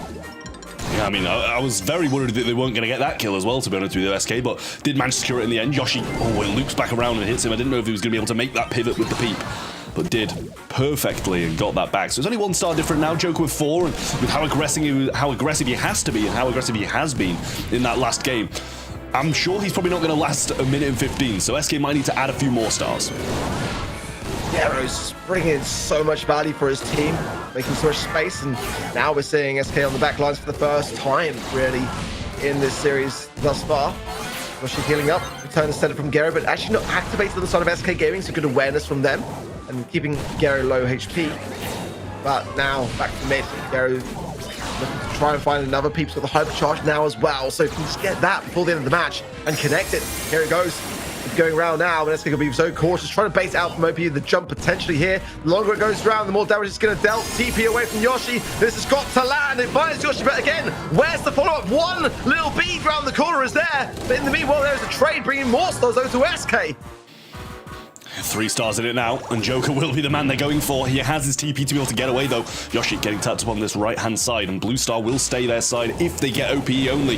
Nice peek from him, and he didn't even go down. Now the wall comes in from Meow, but if he's left alone, Joker will be able to capitalize and get that kill. OP down to 1 shot. Yoshi as well on the right-hand side, and they might be better off focusing those two, but they're choosing to go pretty much 1 player each and not focus the same person. Down goes Gero, and that's going to extend the lead for SK. Joker goes in with the TP, almost goes down and does, but Yoshi narrowly survives and keeps the lead in SK's favor. Good turnaround for SK. I'll be honest. I mean, it's going to be a really tough thing to continue this up, but that is how you respond. It really is. For SK there, that was the way to play it.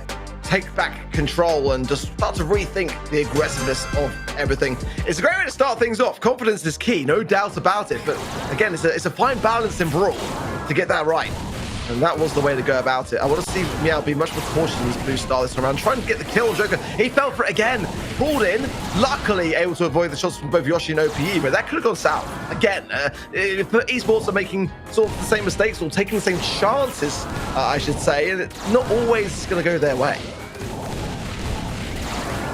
Well, Gero on the right side. This should be his matchup. He should be pretty comfortable about this one. Look, Joker with some walking canes through the mid might be able to bring Meow through that wall.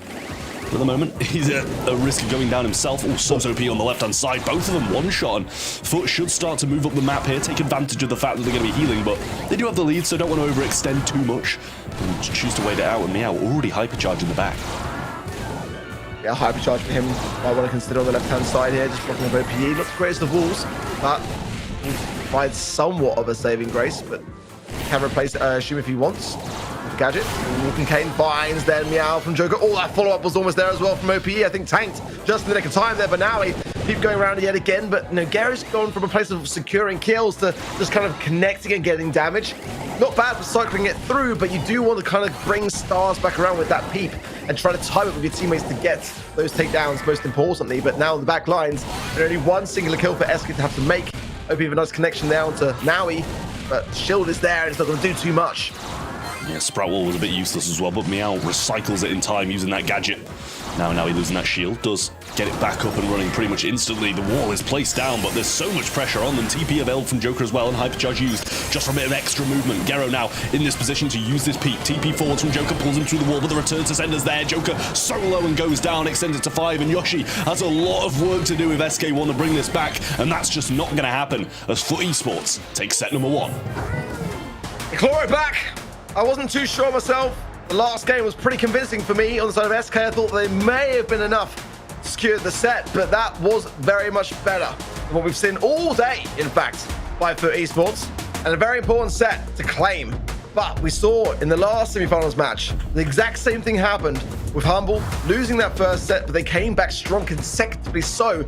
Now the question is, can SK do the same? They are that team, a momentum-based team for FUT Esports. That's a victory that hasn't been really that frequent here today so far.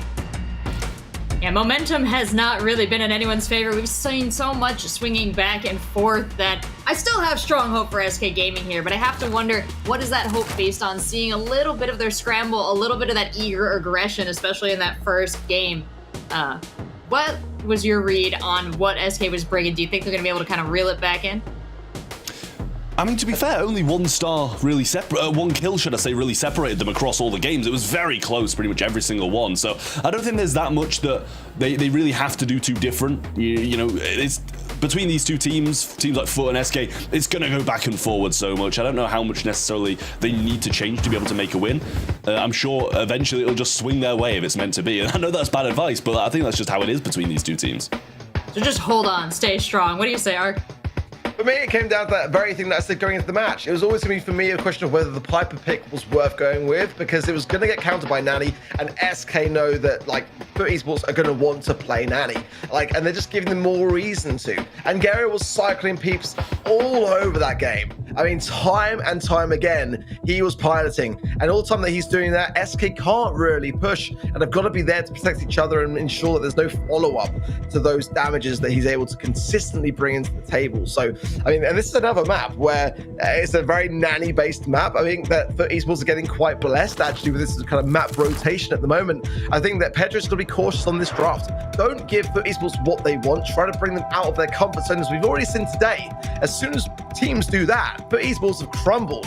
So I think that's the way that I would play this. It's almost worth having a lesser draft for yourself and what you want to play for the sake of FUT Esports having a weaker draft and taking some of their favorite ideas away and putting them into that position. So let's see as the draft comes in. The bans need to be there. I need to see a Melody ban for sure, because if that's not part of it, you can certainly expect it's going to be valued quite highly up, and a Juju ban as well, and an Angelo ban. In fact, why not throw Eve in there as a potential? I think it'd be more likely to be picked than it will be to be banned. I think Angelo's a bit of a must ban there for me. Colette probably up there as well.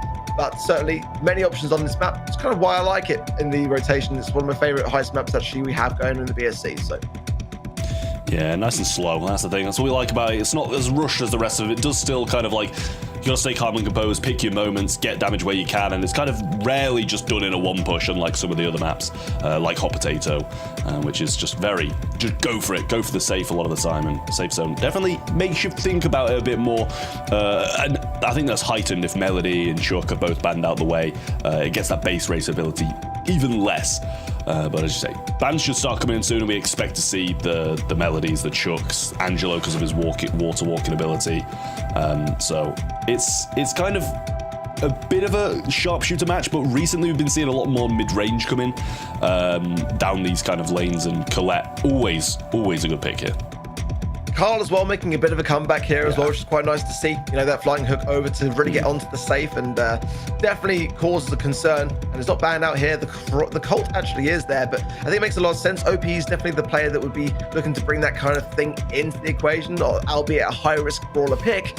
In the BSC, this is the best players in the world for a good reason. So certainly those 6 unique bans, the Penny thrown in there as well with the Chuck, the Melody for SK Gaming, for FUT Esports, the Colette, the Crow, and the Colt then as well.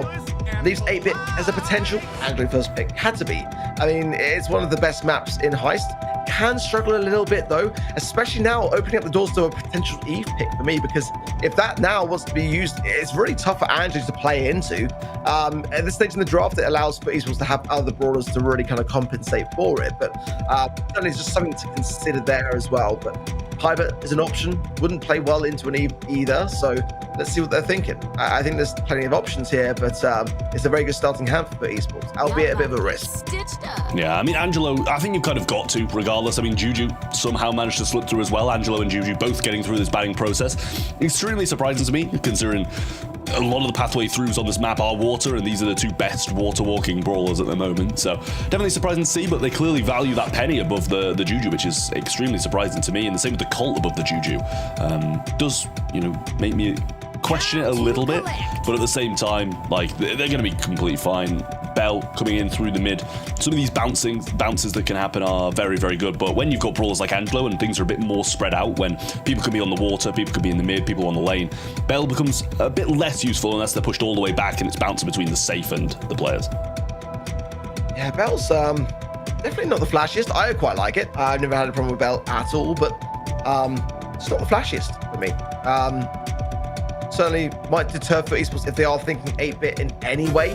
I think 8-bit's still a bit of a risk on this particular map, but they're going to go for it regardless. I mean, that is saying a statement, isn't it, really? The confidence behind that brawler pick, playing it into the Bell, knowing full well that those shots are going to ricochet between itself and the damage booster. And then further the question, for star power choice, are you going to go with plugged in? Are you going to have that additional movement speed?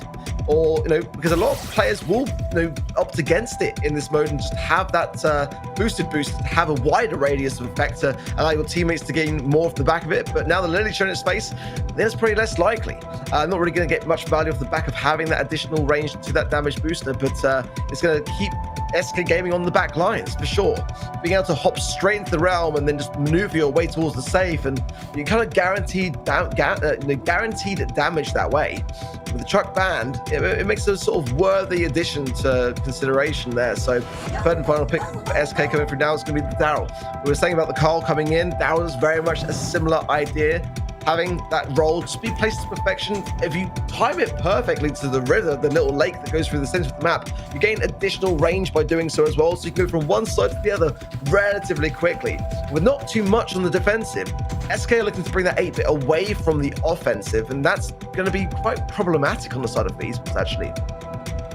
Yeah, I mean, it's going to be very difficult. I was surprised to see the 8-bit after the Bell pick, to be honest with you. It was a very odd one, considering you kind of usually pick Bell into the 8-bit, right? So it's odd to see it done the other way around, but at the same time, I think, you know, we're going to be pretty even across the board here. FUT Esports do have the lead, so that means SK Gaming really further in need of having to bring this kind of set back, but we're seeing double left-hand side as Meow and Gero want to avoid these bell bounces through the mid, and obviously the extended range of Yoshi. Good taps early on, and a move from Gero towards the Juju. They've got such good control for really no, loss whatsoever. Now he's not missed a shot yet, by the way. Damage booster plus the super. Now he's going to be getting so much value onto the safe, and no one's landing shots on him. OP's got the roll, choosing not to go for it. Oh my word, Naui, what a starting hand. Gets the poison connection there onto OP as well, so he'll be forced to have to heal up now as well.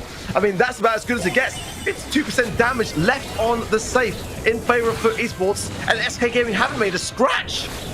I mean, OP seems to be getting across the water and then going back instead of going for safe damage, which was also very surprising to me.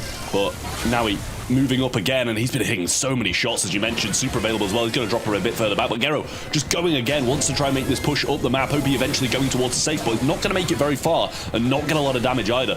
Whereas Naui up top again, trying to find some shots onto Yoshi, who's forced to pop a shield to tank that shot. And, you know, it's not one of the best uses of the gadget, but at least he stayed alive. Gero having a tough time, marked up and shot twice, and he goes straight back to spawn. SK finding some ground here. Yeah, nice. Nice from SK there. Just bring back some composure to the table. And Gero got absolutely destroyed there. Some lovely taps for him as OP goes in with a hypercharge there, getting some really good damage. Juju as well now creeping through with the Gree on the right-hand side and furthering that damage. Now just 1% on the safe, and SK now looking better, but these kills are starting to fly through as Joker falls. They got connection from now onto OP with the poison yet again is going to probably see his demise as Gero now can aggress on that right-hand side. Big taps from Meow. Gree there on the damage booster, but the cheat card connection is there, but not that much damage, all things considering. And Joker and OP are forcing the safe now through the mid.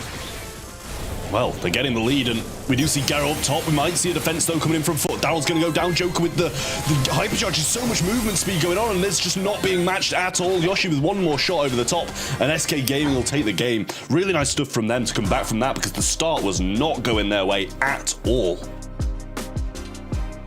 Yeah, some big amendments had to happen mid-game there.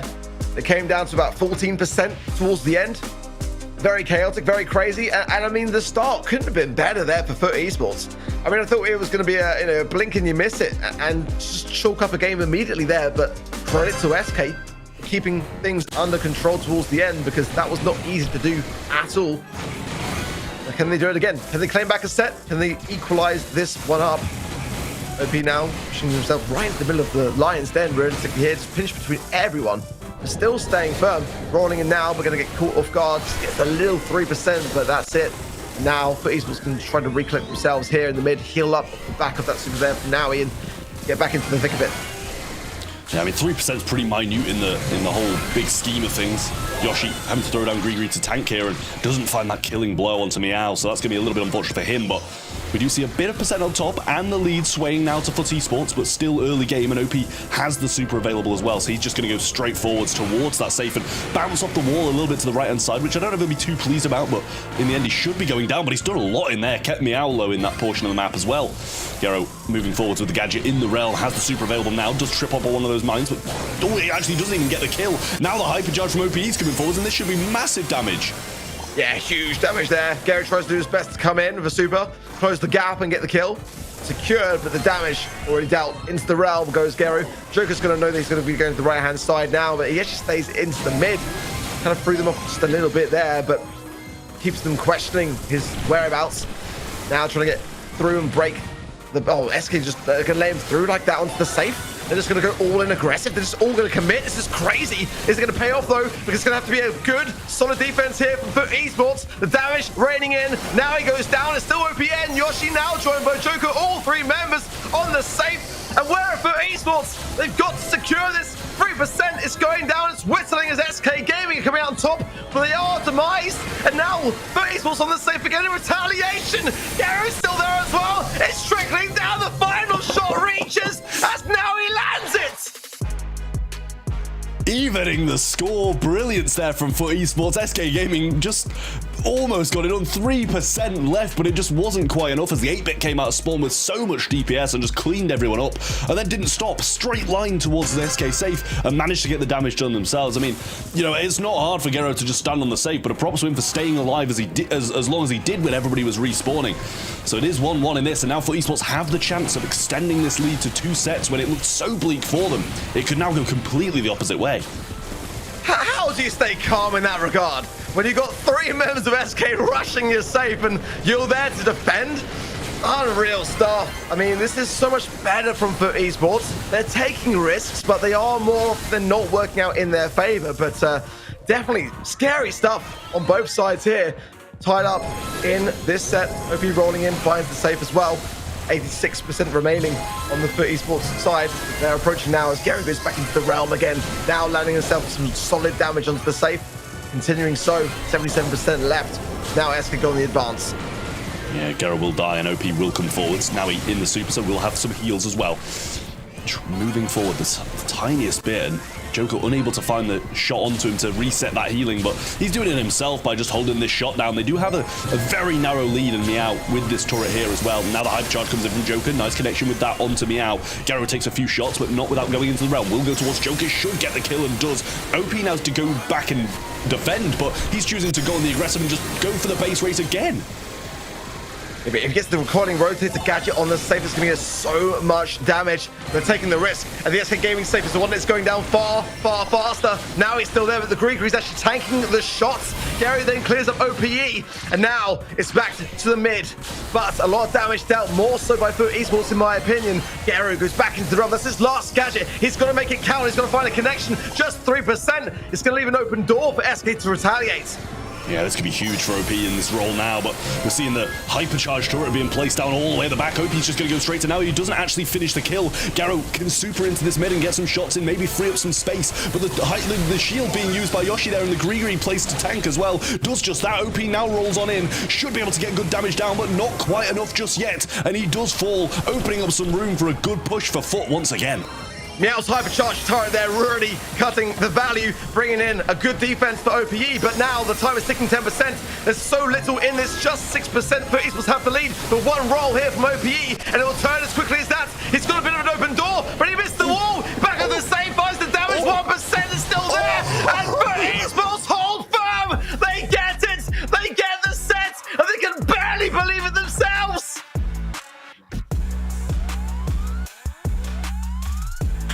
What have I just seen? What have I just The shot was mid. The shot was mid-air. It was literally about to land, and the percent was about to tick down, but it didn't make the connection in time. FUT Esports so relieved at that point. That is absolutely crazy. All I can think about is I can't wait to see the caster reaction cams for whatever the heck is going on your side of the screen when that happened. Every one of those games was closer than the last one, and I don't think you could script that last 1% difference there. That was what FUT took to win it over SK in that set. Now putting them up 2-0 over the favorite that we thought was going to crush their way to the grand final. How you feeling about this, Ark? Oh, I've got to catch my breath, honestly. I mean, look at this. You don't get much closer than that, really. I mean, you really don't.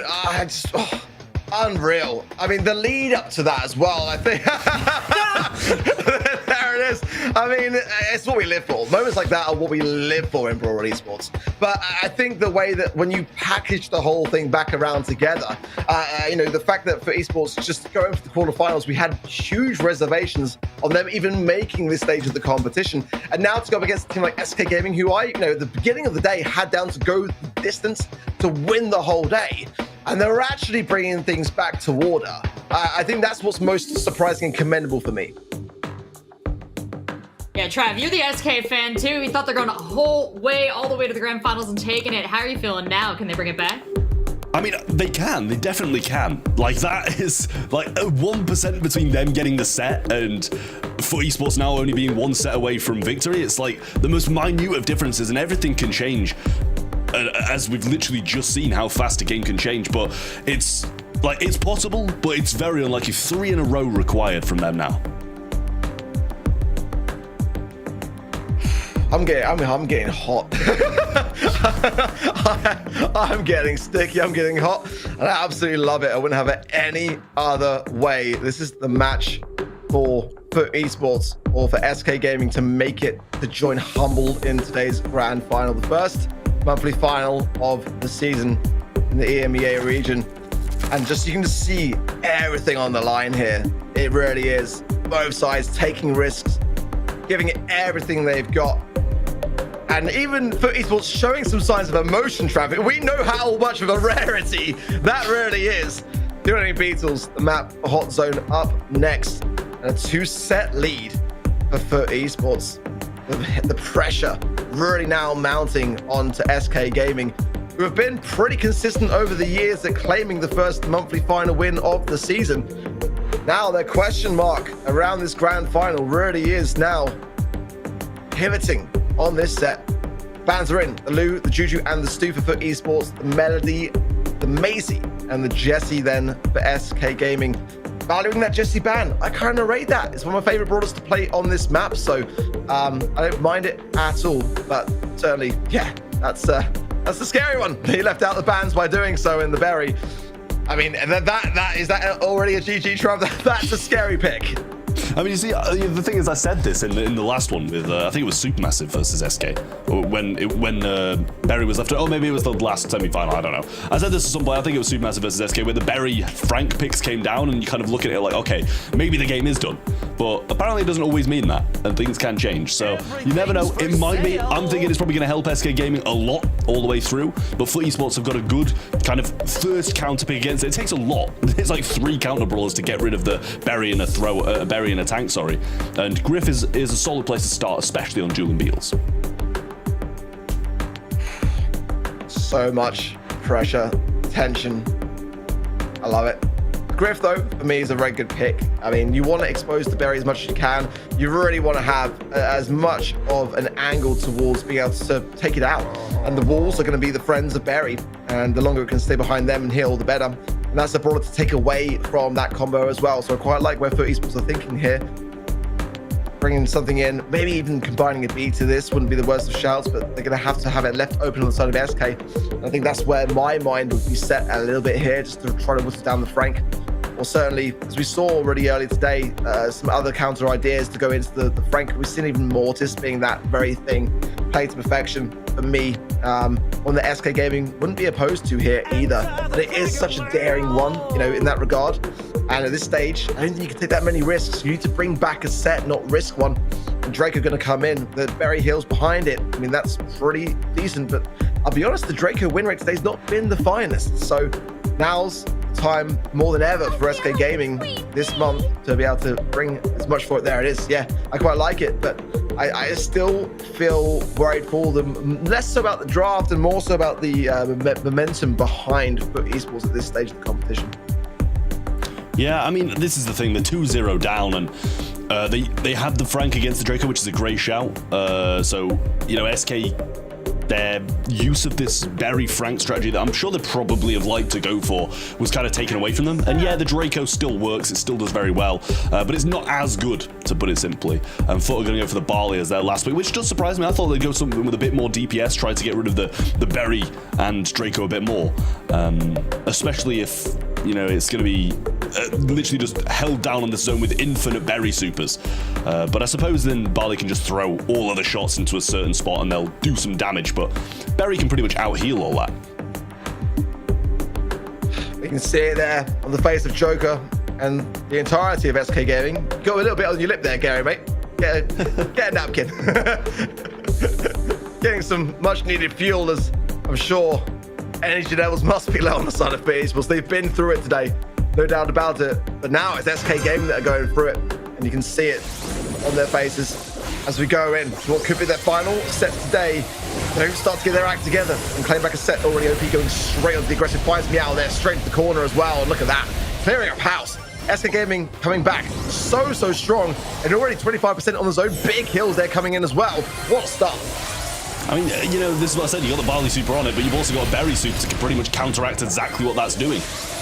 And now Meow throwing out a super up top, and this is just domination from SK Gaming. And who would have thought with this composition that they've got another Barley super was on the zone, but yet again, really doing nothing. Now he's so low here as well. Should go down very, very quickly.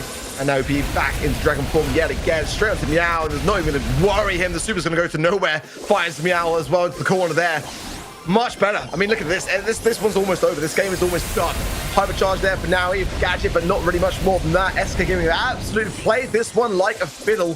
One little saving grace, one little Hail Mary here from FUT Esports. It's going to lead to effectively nothing. Just a measly 10% so far as now SK join the mid yet again. Hypercharge from Yoshi. I mean, wow. What a response. This one is done in terms of the game. Set up for grabs, but I mean, that was... I mean, blink and you miss it stuff. I mean, from what SK have shown so far today, that's the best so far. I'll honestly just come back next set, FUT. Chalk it up, start thinking about the next one. Because that was about as dominant as it can get. It was very, very good from SK Gaming, and when they needed it the most, they've shown up. For their sake, they've got to keep on hoping that FUT don't make any changes and don't play it differently, because literally just the tiniest of differences at start can make the biggest of difference. OP coming aggressive now, surely should be going down, but not just yet, thanks to that gadget always helping him stay up. And now he caught in a tough position once again. Joker narrowly staying alive here, forced to back up all the way, and OP yet again. Another gadget, probably going to keep him alive, but actually doesn't this time, and that can be the change that flips the game. Probably not. Well, who knows? I mean, there's advance from now. Pushing the left-hand side. Good gadget, but OP again staying firm. Again, the last stand, staying firm with that gadget pop. Look at that. The heals now going through. It's so hard to take him down. His stats are going to be crazy. The survivability as well. Great touch from Joker bouncing there. And a really tight angle. Garrett almost goes down, but those heals now to keep him in the thick of it. I mean, there's no doubt about it. FUT Esports have got a chance, but it really is a bit of an uphill struggle at this moment in time because the heals are just extreme. Yeah, well, Meow eventually able to stay up for a bit. Oh, and now I should say eventually able to stay up for a bit longer than like 3 seconds, and that's definitely going to help them a bit. The B's going to go down as well, and now FUT might have a chance, and they've got full control. Yoshi alone, waiting for his teammates to come back up, and obviously Griff's the one with the wall break, so he can dictate which walls he wants to put up and which ones he wants to bring down. And at the moment, he's leaving them up because B's in the back spawn. Oh, good aggression. Good synergy there between Meow and Naui as FUT Esports now shine more towards 60% to the 30 only of SK. And now that entire right-hand side fully open. It's working a bit more in favor of FUT Esports, but Joker will be able to capitalize now, getting his feet onto the zone as Yoshi gets behind things. Gary stays standing, 80 HP, but he is the sole remainder of FUT Esports. Now that deficit being really addressed by SK Gaming. OP being kept low by these flash shots. A last call over the shoulder as well now. OPE healing up yet again, and Joker's landing tap after tap. I mean, that is a great super from Gero, though. I will say it covered pretty much the entire zone and stopped them from retreating, other than all the way around the left-hand side, and cut off the healing that Yoshi would be able to provide. But he's supering forwards now, and Meow just goes for the help as he takes down Joker. Now he can super this one as well. OP pinned into a corner, and a hypercharge from Barley, his second of the game, just absolutely raining down. Now he might fall here, but he takes Yoshi with him. Huge kill, and only 2% needed. FUT Esports match point, and what a bounce back. You just never know which way this one's going to go, do you? In this set, at least, it's going to be said. But I think with how convincing the first game was, there's every chance that SK Gaming can tie this one up and bring it over, in my opinion. But that was convincing and a good retaliation, to be said, for FUT Esports. The first time being tested now. Can they do it again? Because I feel like they're up against a very tough comp. This Berry, this Draco, it means business. It's the best hope that SK Gaming have got. Can't deny it. I mean, OP should be falling in the early game again, and now he's not looking too unhealthy either. Joker making the move around this side, and this is good from FUT again. They've got that control that they didn't have in the first game, and starting very well in game number 3 here. Now he goes for the super, not going to clip OP this time, who will just push towards him. Going to be using a gadget, I'm sure of that, but once those gadgets start to run out, oh, Meow missed that shot, forced to use a super to keep himself alive, and gadget coming in from Gero to provide the heals, and SK Gaming start from the back again. On the back foot, let's get approach, but that's a lovely healing path laid out there by Yoshi. But actually, if he chooses to go from the left-hand side, now he's got super as well. That's the problem here. The hypercharge taken care of by Yoshi, beautifully done. Straight onto Gero. Nothing that Meow can really do there with the super. So now SK are straight on the zone. Another heals super yet again from Yoshi. this is looking really quite bleak now for Esports as Meow falls, leaving 2 to the 3. Again, that gadget from OP just keeps him standing, and SK starts to bring back this deficit now. We're almost at 50% to 55 of FUT Esports. Yeah, but only one more Draco gadget left, and that means the matchup will flip to Naui after that. I'm sure of it. He's coming forwards now, gets a good shot in as well, and Meow kind of just left watching. Good heal coming in there from Yoshi as well as he supers from the left to the right, and Meow's so low, and this percentage is ticking away from FUT Esports now. Looking tough, but hypercharge for now. He's forcing his way forwards, getting straight onto the zone, but it's not going to connect with OP. He's safely behind the wall as Yoshi goes on the left-hand side as well. And all 3 members of SK Gaming make a stand. They're going to survive on. They put up a pin, the first sign of some aggression, some confidence. This one is far from over. It is better, but it's still just the start. I will say that SK Gaming have a long road ahead of them still. As you say, it's a long way. It's just the start, but you know that's about as good of a comeback as you can get for the one set. Started so strong, they lost a game, and then they recovered pretty much instantly and managed to get that third one in a pretty convincing fashion as well. OP with 11, 515 DPS, and no surprise there. And I mean, it's pretty much all thanks to the gadgets and the heals of Yoshi, but at the same time, you've got to be in the right place for that. Yeah, with how close every single round, every single game has come down to with these two teams here. You know, you said it before, Trav, it's a coin flip, it's a sliver. It could go either way, but we've finally seen one go in the favor of SK Gaming, a full set now. Do we know anything about the momentum? Do we know anything about how this is going to change their approach to future games? Does this sliver of hope give them enough to stand on heading into this next run?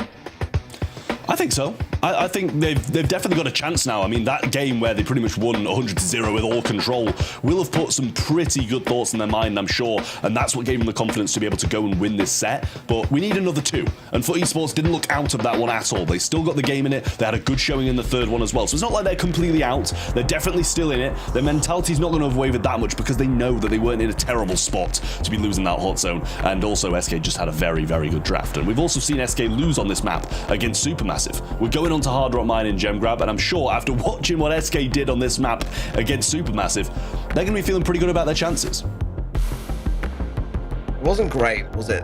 I think from memory it was a Surge and a Mortis and one other brawler which they just did not have the upper hand with in the draft process. So definitely the weakest draft of the day, in my opinion, on the side of SK Gaming.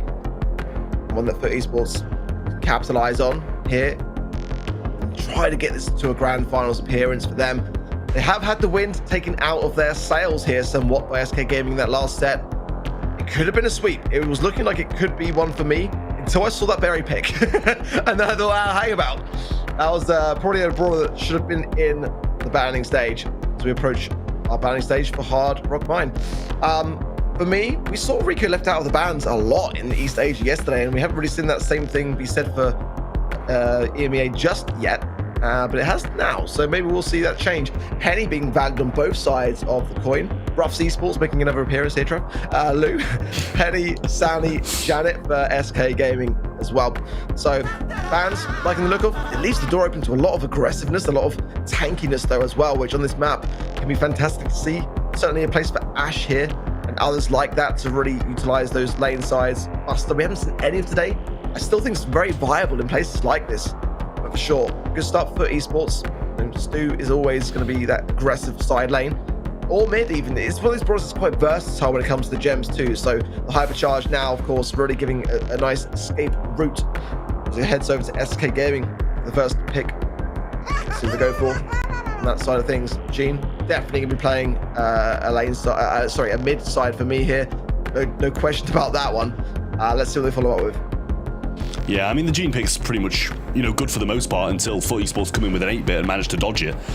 So that's still on the table. It's quite surprising to see the Gene pick actually coming through. They're going to take the Surge along with it, same as last time. And it did a decent amount last time. It was definitely the best pick out of the 3, I'd say. But it still wasn't that mind-blowingly phenomenal. FUT Esports are going to have this pick now, and I'm sure one of them's got to be an 8-bit. Gus still on the table as well, I realised. It's like there's 2 better mids than Gene still on the table, no? I think Gus is better for me, yeah, for sure. I think Gene is still very decent, but there's just a lot of brawlers that can kind of like counteract it, like you say. I think 8-Bit is my favorite of mids here. It's definitely not the flashiest of them, but yeah, here it comes.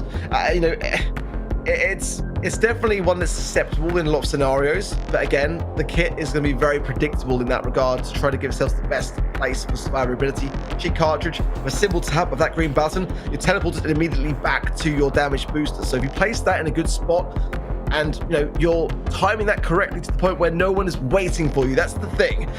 In these regions, you'll see that as being a very, very good methodical approach to try to preempt that, predict it, bait it out almost sometimes, and really have it play against you. Juju, I mean, how do we miss that one? Escape through the bands. To be fair, though, I think there are better picks to have. This is now, though. Say again. I said, what a draft this is now, though. Like, yeah. For esports, that is a wildly good draft, in my opinion.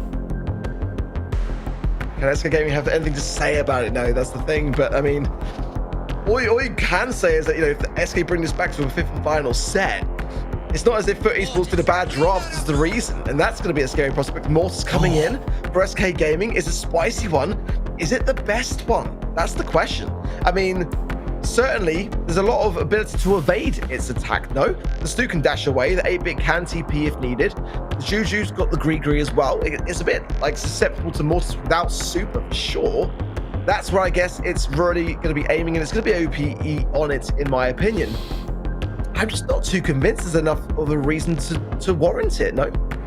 I mean, we saw it before, and it did something. It didn't work, though, did it? It did something, but it didn't do, you know, game-winning plays, which is what SK Gaming are going to need now.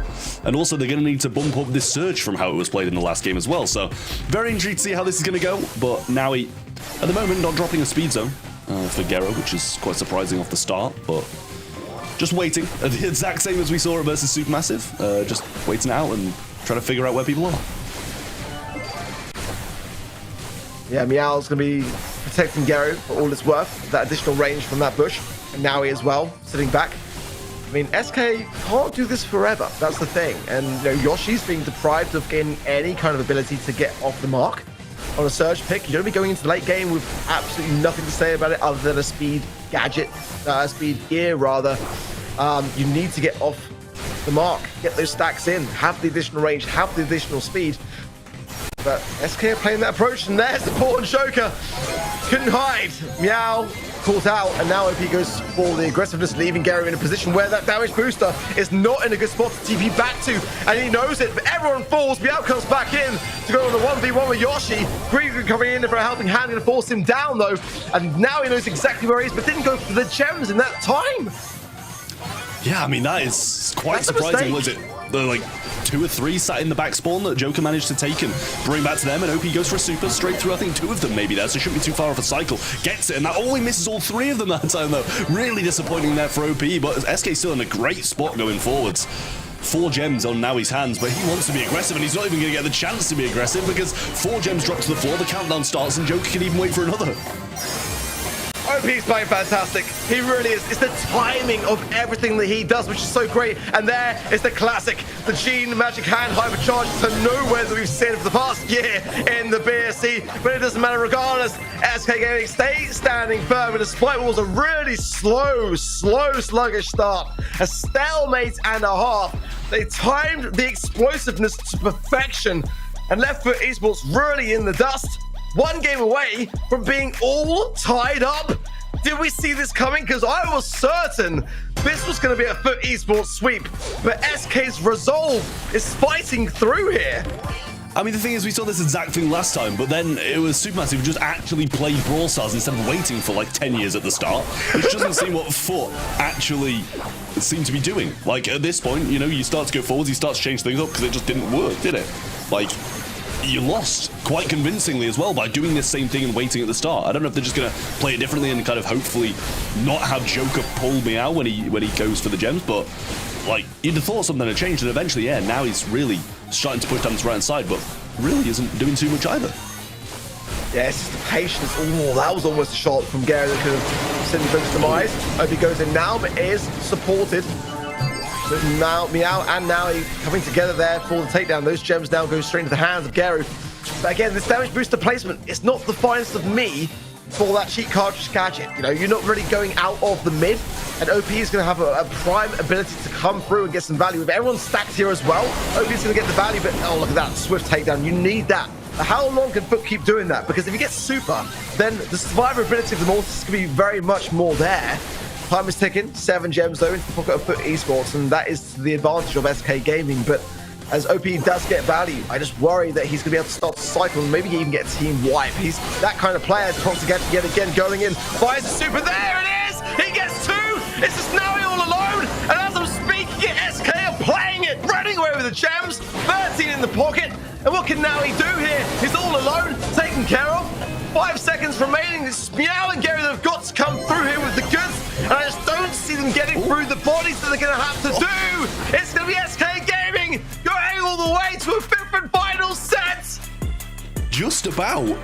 The shot was like almost the same as Heist. Like the shot almost found him, they almost got the reset, but just not enough time on the clock for the Juju to be able to get that reset. And unfortunate for FUT, but a much deserved win for SK Gaming. Like, I couldn't really think what FUT were doing, to be honest. You thought after the first they'd start to change things up and start playing less passive, but they didn't. And for that, they deserved a set loss. And SK, after that gameplay, really deserved to go to the 5th and final.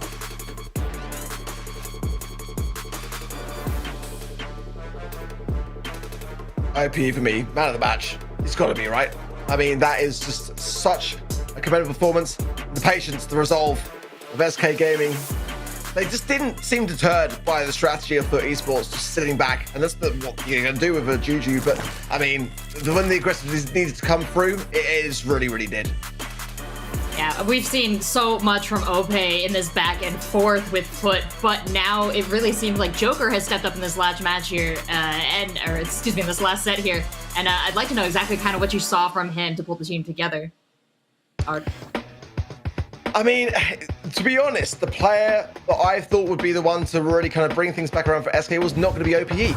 But again, I said coming into this matchup that until this point in time, I haven't felt we've seen his best. And that I had to see it to be convinced of SK going into the grand finals. He is the reason, in my opinion, that they are looking to do just that. You know, the Mortis in that set, absolutely spot on. The Draco in the hot zone set, spot on. As soon as SK started to get momentum, it was because of OPE really initializing that aggressiveness. The support was there, no doubt about it. The B from Joker in the hot zone set, tapping away. You know, the support network has to be there with any aggressive player. Similar with people like Lenar, you know, they can't just carry it all alone. It's not a solo man project. But nonetheless, you know, he is the initiator. If he falls, then nothing can really be there to help support it regardless. So, I mean, he has played 2 exceptional sets there that have really kept SK in the conversation. But, I mean, it's not done yet. The 5th and final set is now upon us. But what you can say is that SK have got all the momentum here in the world. And FUT Esports, they look defeated already. I mean, look at Meow there. I mean, they're probably wondering, where has it all gone wrong? You know, and can they bring it back around and dig deep enough to bring the results now? Sneaky Field and Brawl Ball, you know, there's so little in it. But SK have gone better and better against all the odds. And FUT Esports have gone backwards as far as I'm concerned. I don't know what you're talking about. That's normal Meow face. I don't know what you're talking about. Like, I don't know if I've ever seen him smile. Someone called 911. There's been a murder. Oh, look how disappointed he looks. No, that's just he could win. That's what he looked like when he won World Finals. That's him smiling. What do you mean? That's what he looked like when he won Worlds. But yeah, I mean, you've got to stay concentrated. You've got to have the ice in your veins to be able to come back from this, because they're 2-0 up. It's now 2-2. SK Gaming looking really good. And OP is picking Poco. First pick, which I can't say is what I expected. But I'm sure it'll work. We've seen Poco kind of have its ups and downs throughout today. It's definitely looked good at some points and looked terrible at others. But the Surge, the Griff, and the Janet Mans from their side, and the Surge, the Nita, and the Lou from the side of FUT Esports. It's called the Polish smile, by the way. That's actually a thing that is referred to in Poland for. And again, much of their sort of mentality is very much on focusing on the task at hand and retaining those celebrations for later. But at the moment, FUT Esports may not even get a chance to at this rate, with the way that SK Gaming really are turning all the screws. I'm not a big fan of this Poco pick, but I'm warming to it. I will say that. I wasn't a fan of it and will never be a fan of it, seeing it played by Team Heretics earlier in Knockout. That was a different story. But in this map and mode, I get it. I understand it. But no, I don't know whether I'm still fully on board with it. The hypercharge does provide somewhat of a value which wasn't there previously, so I'm okay for it. Draco, it's a great map. It really is for it. The melody as well, super aggressive.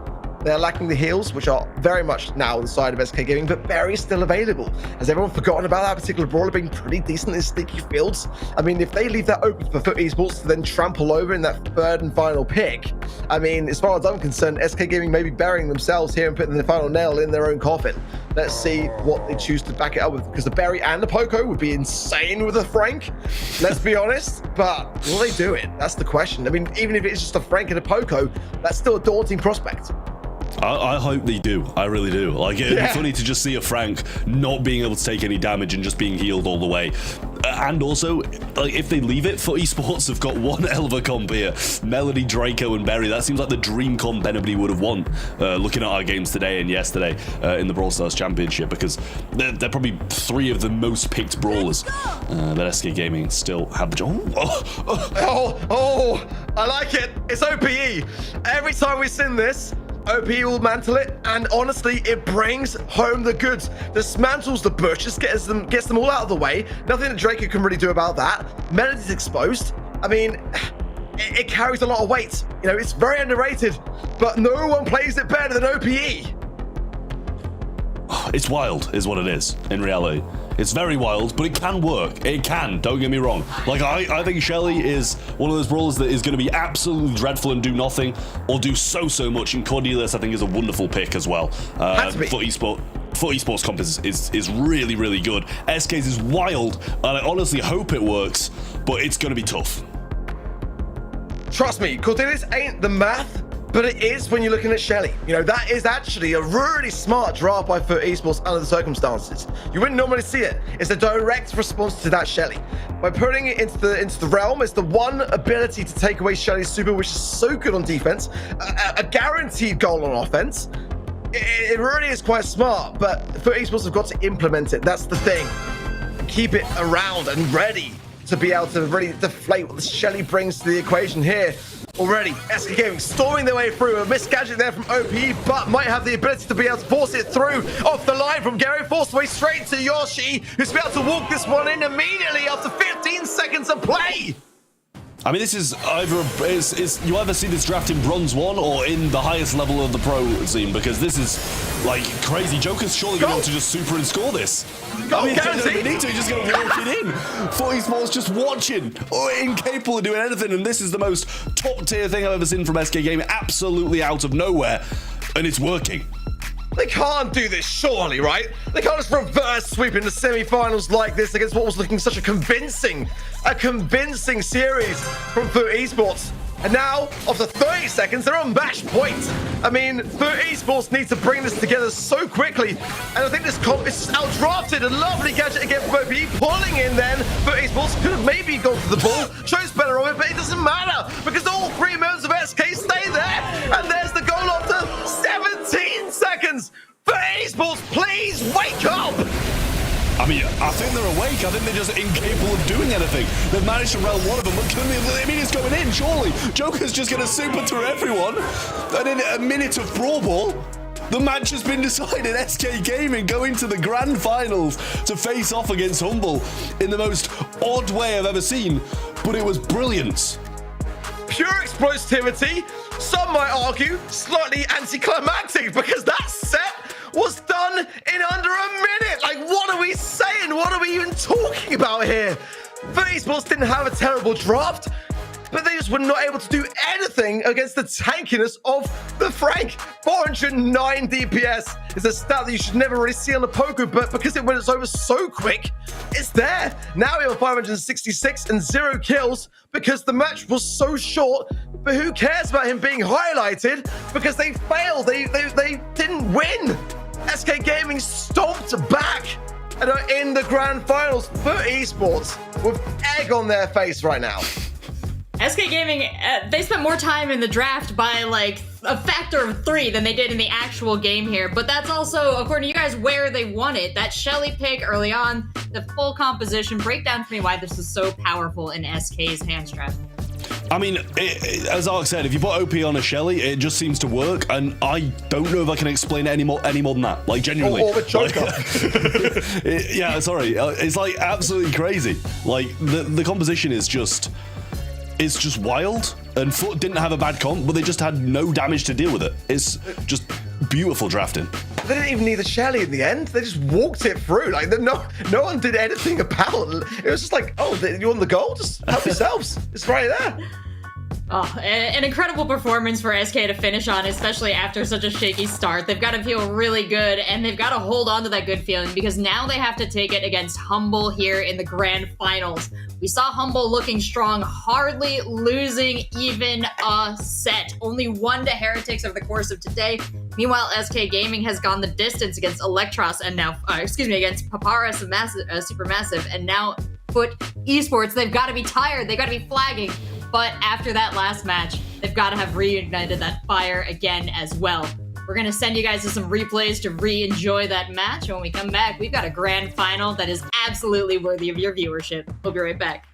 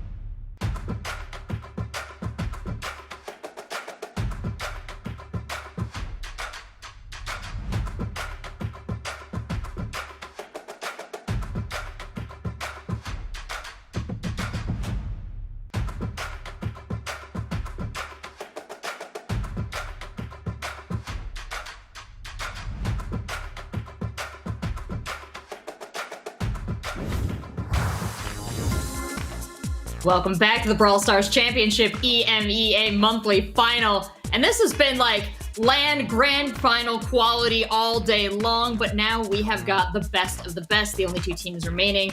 And despite how much trial and tribulation these 2 teams face throughout our bracket, it is our 2 expected teams making it to the end here. Humble versus SK Gaming. Now, we gave Ark a break because he's had some of the longest rounds of the day, but we've got Ready back in, we've got Trav back in, and we've got Humble to look at here ready. So based on everything you've seen today, based on what you know about these current world champions, has this amount of rest right here enabled them to do what they need to do? Are they going to be fine against SK? Am I worried? Humble's going to be okay, right?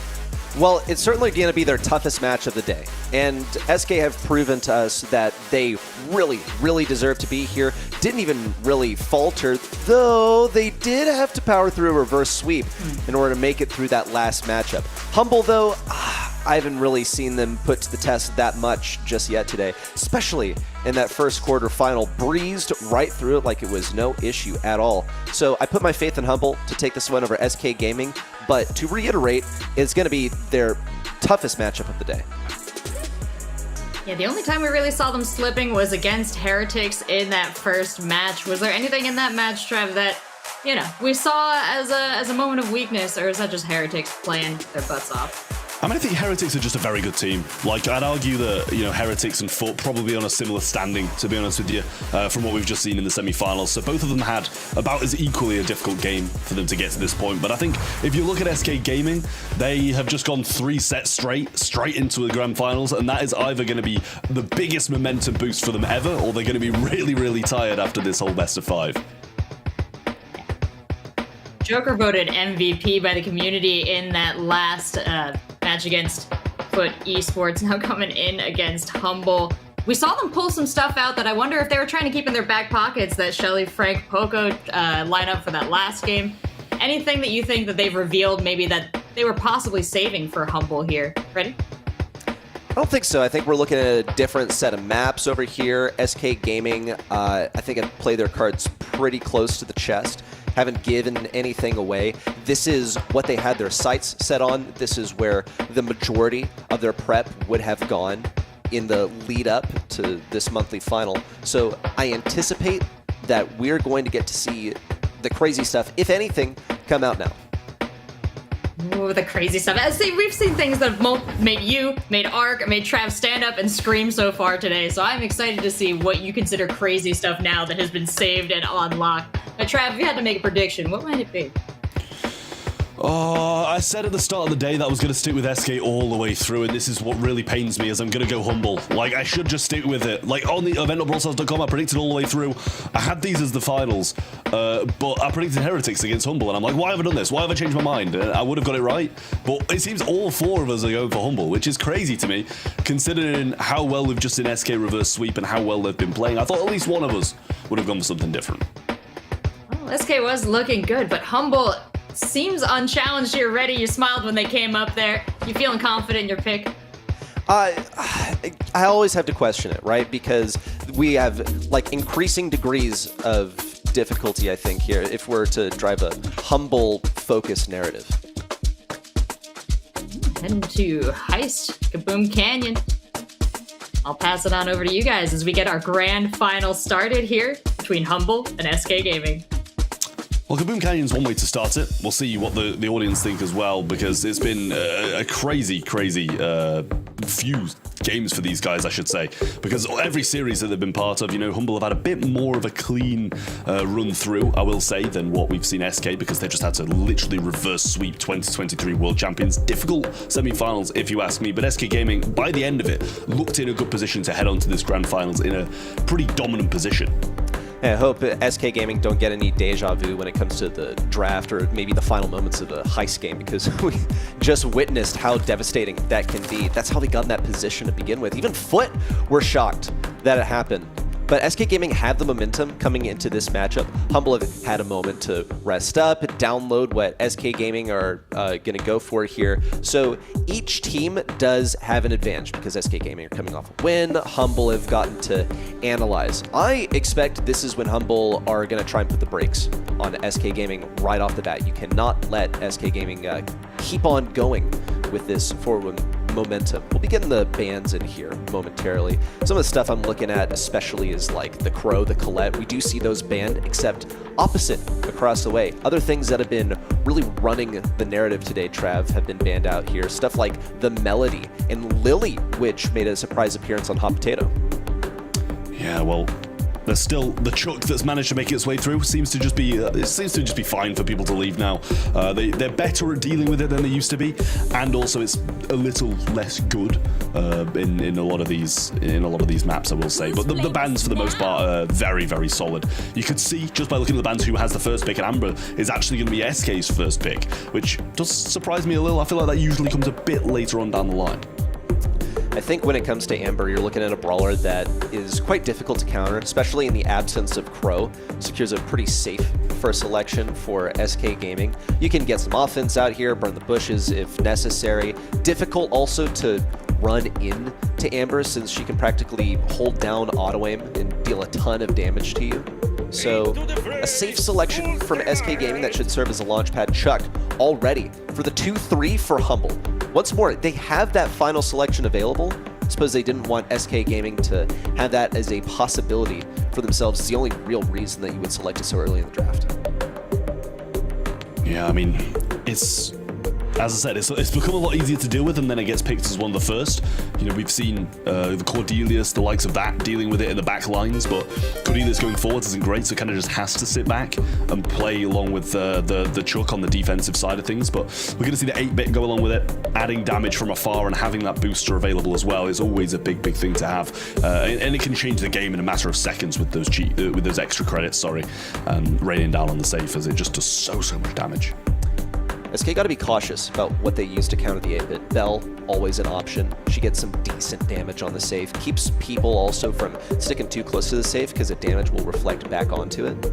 I think a counter is in order. Colt is the approach here. So we're going more damage on the safe. This is the offense. And this is how really you counter the Chuck, is by out-damaging him, pretty much.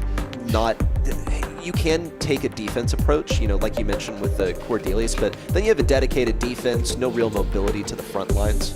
I think if we are to go with something that counters that 8-bit, then it locks him into something that could be vulnerable to a last selection that's more aggro, something like Daryl. We'll see this Carl come out here.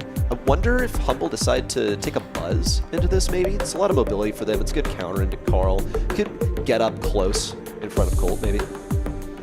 Yeah, I mean, this is I'm not actually too fond of this SK comp. It does seem to be lacking in places that I can't really explain. It was surprising to see Amber as a first pick. Colt, I think you kind of got to take it away from this Humble play, because I think that's probably what they would have wanted to go for, to be honest with you, to add some extra damage to the safe along the 8-bit in that damage booster.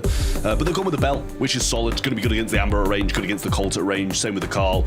And you can mark up the Carl obviously as well, but when Carl flying hooks towards you, you're going to have some issues.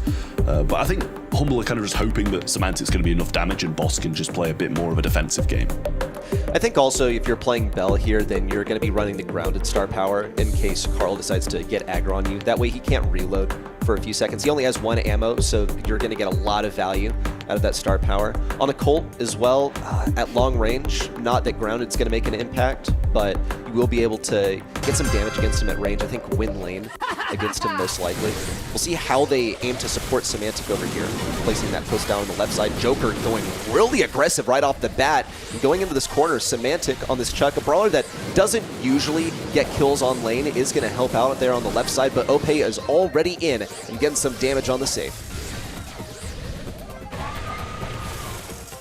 Well, Yoshi sliding through this mid, can use a gadget on Lucian, find him out there as well. Joker just going to use the gadget, just rain down on this safe now. Amber moving forwards, gadget has ran back all the way, and Lucian only spawns with 1 bit of ammo as well, so huge damage coming down. Opie sliding up and choosing to go forwards instead of backwards as well. They're putting himself in a bit of a pinchable position, but still doing so much, and Yoshi's going to clean up on the defense. Opie finding not one but another shot as well, and Boss eventually gets him, but it's down to 23. Boss is really struggling to keep up here on the 8-bit. He has yet to get a turret down. Joker assaulting him from the bushes, and now in with the hypercharge. Yoshi combining to get the final bit of damage, and a first game win for SK. I mean, what a game for SK that is. I mean, I don't think it could have gone much better. I don't think it could have gone much better for them. They're continuing this momentum on from the semi-finals. Clearly, they've just reverse swept FUT, making it a 3-2. And now they're coming into this one. They've drafted what I thought was a little bit odd, but it seems to just be working pretty much perfectly. They're pretty much running in a straight line. Oh, but check this out. Little lane swap right off here off the beginning. Ope now circling over here to the left. Semantic did get a couple of pulls down, which is huge, but Boss gets taken down. It's a 1v3. Ope cementing his position on the left side. Semantic on the Chuck trying to defend him, but Joker is absolutely hammering the safe. It's already down to 40% and can fall a little bit more. Ope taken down, and that's where it's going to sit, is 40% for now. SK Gaming now just need to defend against this Chuck setup. It's already placed down, so Humble have to find a way to defend, but it's going to be tough against Joker in with the hyper. I mean, surely this is going to be done in a second. Joker's continuously going at the save. Amber's coming in now as well. Might be able to even finish this right here. Ran out of ammo just seconds before. But Opie going to come in with the flying hook. Might be able to super towards safe. It gets one shot in, almost clipping it. For dodging well, just gets the shot off. And that's going to be the set already to SK Gaming. And they're just going to stand and watch. Man, they watched everything unfold right before their very eyes. Pretty much as a spectator, especially Boss on that 8-bit. He did finally get a turret down there in the last game that we just witnessed, but it actually didn't even take him that long to get it. It was just such a struggle. He's slow, he's being outsped by the Colt, the damage is flying in, Joker is lining up some crazy clips, and if we were to wind back the tape to just game 1, we see Ope, Joker running it down on the lane. Boss wasn't really able to keep up, and Semantic on the Chuck, just not a good lane. He was able to get the setup down, sure, but he wasn't able to help out his teammates who were being overwhelmed in this 2v3. You know, we're seeing such momentum here from SK. We're seeing some beautiful choices being made. We covered the East Asia region yesterday, and it was a lot about mechanics, extremely mechanically skilled region. But if you had to give that same kind of accolade over to EMEA, how would you define this region, and especially its best teams? What are they best at here, Ready?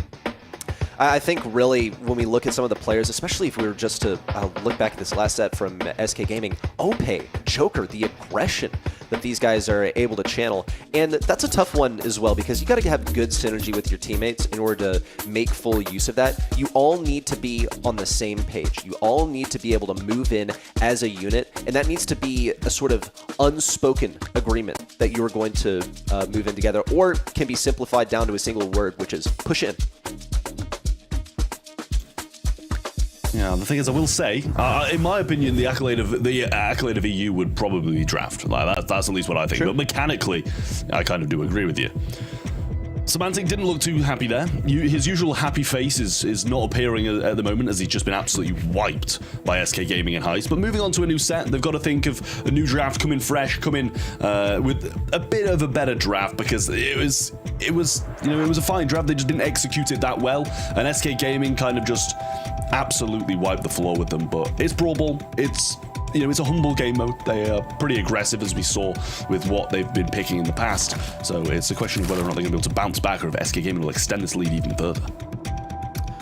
First pick coming in for Humble. Note that Juju has been banned, so has Stu. Some of our top first picks from throughout the day. Even Lou also just out of the question. So, bit of a mystery what Humble will opt to go for, but popular things that we've seen on Triple Dribble and just Brawl Ball in general. The Barry, the Frank. This kind of stuff has been so strong. Barry, wide open for anyone's choosing. And SK Gaming might opt to do this into the Larry. Larry should be able to win that range matchup versus Barry, but into whatever he's paired with will be a different story. Yeah, the Larry and Laurie is pretty solid overall, really. Very good pick, and I'd love to see the Berry tank again, but honestly, SK just run it down with, I was just going to say run it down with Frank, Poco, and Shelly again, to be honest with you, but they choose to go a different route. Max Nita is going to be coming on in, and that's a very good route as well. Might struggle against Larry and Laurie off the start, but once they start getting bears, that's when they're going to be in a wonderful, wonderful position, and max speeds as well. The hypercharge that can provide the boost in going forwards is just next to none with that max. So now the question becomes, are Humble going to choose anything that will actually give Nita any bears? They have a couple of options here. They'd be sacrificing a lot if they didn't pick up something tanky here. Amber should be able to keep things at range, fend off a lot of aggression. I don't think Max will be able to out-dodge that. Nita should be able to out-peek that Amber, and thankfully there's a lot of terrain at their disposal here, but Nita's still going to be quite weak into the Larry. So SK Gaming are taking this out of Humble's hands. Humble with the early thrower pick want to influence the draft in such a way that SK are going to struggle to get any kind of anti-tank. So this is when they have to hit us with the real punch. A couple of jabs, and now for the real stuff. Do we see a tank? No! More anti-tank from Humble. I mean, the Gale is wild. I will say, listen, when the hypercharge first came out, it was everywhere on, especially this map, everywhere in Brawl Ball, everywhere. But after that got nerfed and it became a lot harder to get it, to cycle it, it's been nowhere. Like, it's been so long since I've seen Gale. We did see it, I believe, in a game of Heist, but in Brawl Ball, it's just really not been showing up whatsoever. But SK Gaming choosing to go for the Kenji as the last pick. Really going in with this Kenji, and against a Gale, it doesn't seem like the smartest of options. Not at all, but into the Amber, I think he'll be able to get right on top of her. It's not really a comfortable position for an Amber. She does, of course, have the Dancing Flames that should be able to do something in close range, so they'll have to watch out for that. The Larry also should be in danger. It's a lot of pressure. Larry is able to throw those shots on the ground and defend himself quite well in terms of just a damage, right? But Kenji is able to go right up into the sky, sort of be an airstrike, if you will, in certain situations. And I don't think it'll be too much of a struggle for him to get that super, especially here in Brawl Ball, where things are enclosed in close range.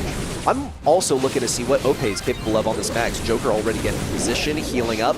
No ball reaching his position. It went over to Lukey, which prevents SK from getting a goal right off the bat. Yeah, you can't really ask for a better start for SK Gaming other than a goal, I suppose, but it seems like they might still get it at this point as the bear comes down, and that's going to be really tanking nothing, but doing a lot of damage to Semantic here, trying to get him off. Joker just going to dash onto that ball. Wonderful through ball there from Yoshi, and that's going to be a goal for SK Gaming, and it doesn't look like anything can stop them at the moment. Nice synergy there with the pass. Here comes a speed in from Ope. Joker already pressuring forward with the super. Not too much impact now going for Boss, which was a big issue. Now up in the sky, can't get hit by those shots from Larry. But on the right side, Semantic and Luki have held down the defense, now pushing the ball forward. They need to get Larry in a position where he can make a real impact. But if he keeps on getting pretty much thrown to the wolves over here versus Joker, then that's not going to be possible. Ideal matchup is versus this Nita on the right. That's why she's going for the lane switch. She's also got that hypercharged super ready to move. That's a lot of damage to ask from Boss, but he is putting down the spawnable, so should be able to churn out some damage that way. Semantic, despite being on low health, is able to do so. Boss now looks for the kill on Yoshi, but he doesn't have the reload speed to make it happen. I mean, Joker looks like he might go on a bit of a tear here. Oh, just narrowly misses Semantic. Gives him a bit of a haircut along the way. Just the ball being placed in the corner. And what more can we expect of SK Gaming? Maybe a few years back they'd have done this a little bit sooner, but now with a minute on the clock, ball in the corner, and they're just attempting to keep them back. And this is just typical SK. Pretty much the defensive strategy, perhaps. Let's see what Yoshi's able to do on the left side. Remember, the peak strategy versus Semantic is where Yoshi's going to thrive, but Boss is such a big problem for him. Nita's so bad into throwers, and anti-tanks in general usually fall into that category. We see Yoshi eliminated by the spawnable from Boss, and now the battle has turned to the side of SK, unless Joker's able to keep up the pressure, which he's not, taken down by Boss, and Luki pressures in towards the right. But check this out, Ope already has another hypercharged super. That's going to be free. Everyone stacks on top of each other so that Nita can churn out another bear. She's got to be close to getting a hypercharge of her own as well, which will be a death sentence for Humble, as they're down to the last few seconds to somehow get a goal. Bounce pass to Boss, no takedown onto Yoshi. Ope still alive, and not a chance of Humble getting a game win. I mean, not only did he just not get a kill, he missed the goal to start with as well. Like, it hit the box next to it rather than being on target. It's a little bit disappointing there from Humble. And SK just continue this run forwards. They've been non-stop winning for like 4 sets in a row now, and it doesn't seem like they're going to be stopping here. What a wonderful start from them. Had control so fast. The click of their fingers in the opening seconds of this game. But towards the end, it seemed like Humble were bouncing back and maybe figured out how to deal with SK. To expand on just the dominance of SK, they reverse swept. They didn't lose a single game in the process of that reverse sweep, and now they're continuing. That's 3 games in a row in this match. In comes Joker. That's 1 kill. Looking for Luki. Things are blocked off on the right side, but it's no issue for Yoshi, who walks it in from the left. SK Gaming, they seem unstoppable. That was only 28 seconds to put them 1 goal away from winning a second set. Well, ball might be able to be placed on the right-hand side, and might be able to score, just going for it now. OP might be able to dash through, and Boss just grabs the ball, but he can't clear it in time. And that's the set. As quick as that. SK Gaming back again. And I think they love Brawl Ball a little bit too much at the moment. Bring an arc real quick so we bring this one to a set 5, because things are going a little too quickly here. SK Gaming, they've started and they do not know how to stop, but that's a good thing for them. What a streak they've been on. 4 games in a row, coming off a reverse sweep in the semifinals, and no breaks, all gas. Yeah, there's a lot of conversation we made across the history of esports of, is it better to come in hot off your last match or to have a little bit of break to kind of catch your breath and reorganize your thoughts? Well, SK Gaming right here seems to benefit from the momentum. They came into this hot off a really tight win over FUT Esports, and now it seems like that was a perfect warm-up for what Humble is bringing to the table there. How were they able to dismantle them so quickly in Brawl Ball here, Eddie? I think really it was the aggression that they were able to churn out here. We see Humble in with early thrower pick, which leaves them vulnerable to this kind of aggression, especially health. And the mentality here, I think, was Humble trying to keep some of that Nita away from them. SK Gaming really did manage to make that Nita work in spite of there being a bad matchup on the other side of the map, because they applied this pressure so consistently with the Kenji, and Humble just were not able to keep up. Well, Ring of Fire is going to be up next. Hot Zone is where we might end it all if SK continue on like they are. Humble got a lot of work to do if they want to be able to stop SK Gaming in their tracks. And yeah, they're quite literally going to have to entirely reverse sweep them, which as games go by, it seems less and less likely. And given what we have seen in Hot Zone today, it could end up in almost a lackluster fashion. I mean, we've seen some exciting Hot Zone matches out here, but the Barry, the Frank, basically making yourself unkillable and completely outdrafting the enemy team would not be the way that Humble wants to go. Last year, this roster was plagued by second place finishes, and returning to that streak off the beginning of the new season, not quite how they want to do it. Second place is always fantastic if you're focused on the postseason, but they can put an exclamation point on that with the win. For now, SK Gaming are looking to establish that title for themselves. We'll see them start things off with a Stu first pick, and can't complain about that. Yeah, I mean, Stu's been absolutely great today and yesterday, and I guess in 2025 in general, because we're not that far in, really. So the Hypercharge has really thrown Stu so far into the meta, and the versatility of just being able to get around the back lines, dash as much as you want, heal so much with Gasser heal as well, it is a massive, massive thing. Very pleased to see Berry banned out, bear in mind, and the same with Draco as well, and Gus going to be the first pick from Humble. I like it. We haven't seen too much Gus, to be honest with you. I'm not sure if that's because it's constantly banned or just because it's kind of on the brink of being picked most of the time. When you combine with this Gus, well, you have a last pick, which can be a great way to get aggression in, throw that shield onto someone, and then let him go. It won't be Melody. I will always give a shout out to Daryl, though we haven't seen him today, and haven't seen him a lot recently, but he's still really, really strong brawler. The third brawler, Amber. Love in the Amber today, Humble, but has not really worked out for them so well. Sure, you can fend off a lot of aggression. In a lot of situations, you do get out-peaked, but there are not obstacles really to speak of to be peaked on, at least not on the actual objective of this mode. Yeah, well, so far, Humble, very solid comp, and SK Gaming do have some work to do. Two picks that are going to be able to counteract, two of the best brawls on this map is going to be tough to find.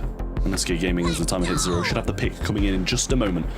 It's going to be the Penny, and it's been very solid as well. The Hypercharged Mortar is dangerous on this map, and I think that especially if you don't have something to break walls. Kenji being brought back again.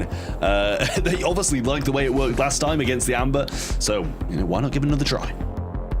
Okay, so Humble now have to decide, do we synergize with Gus, or do we just pick up a Squeak to deal with that Penny turret?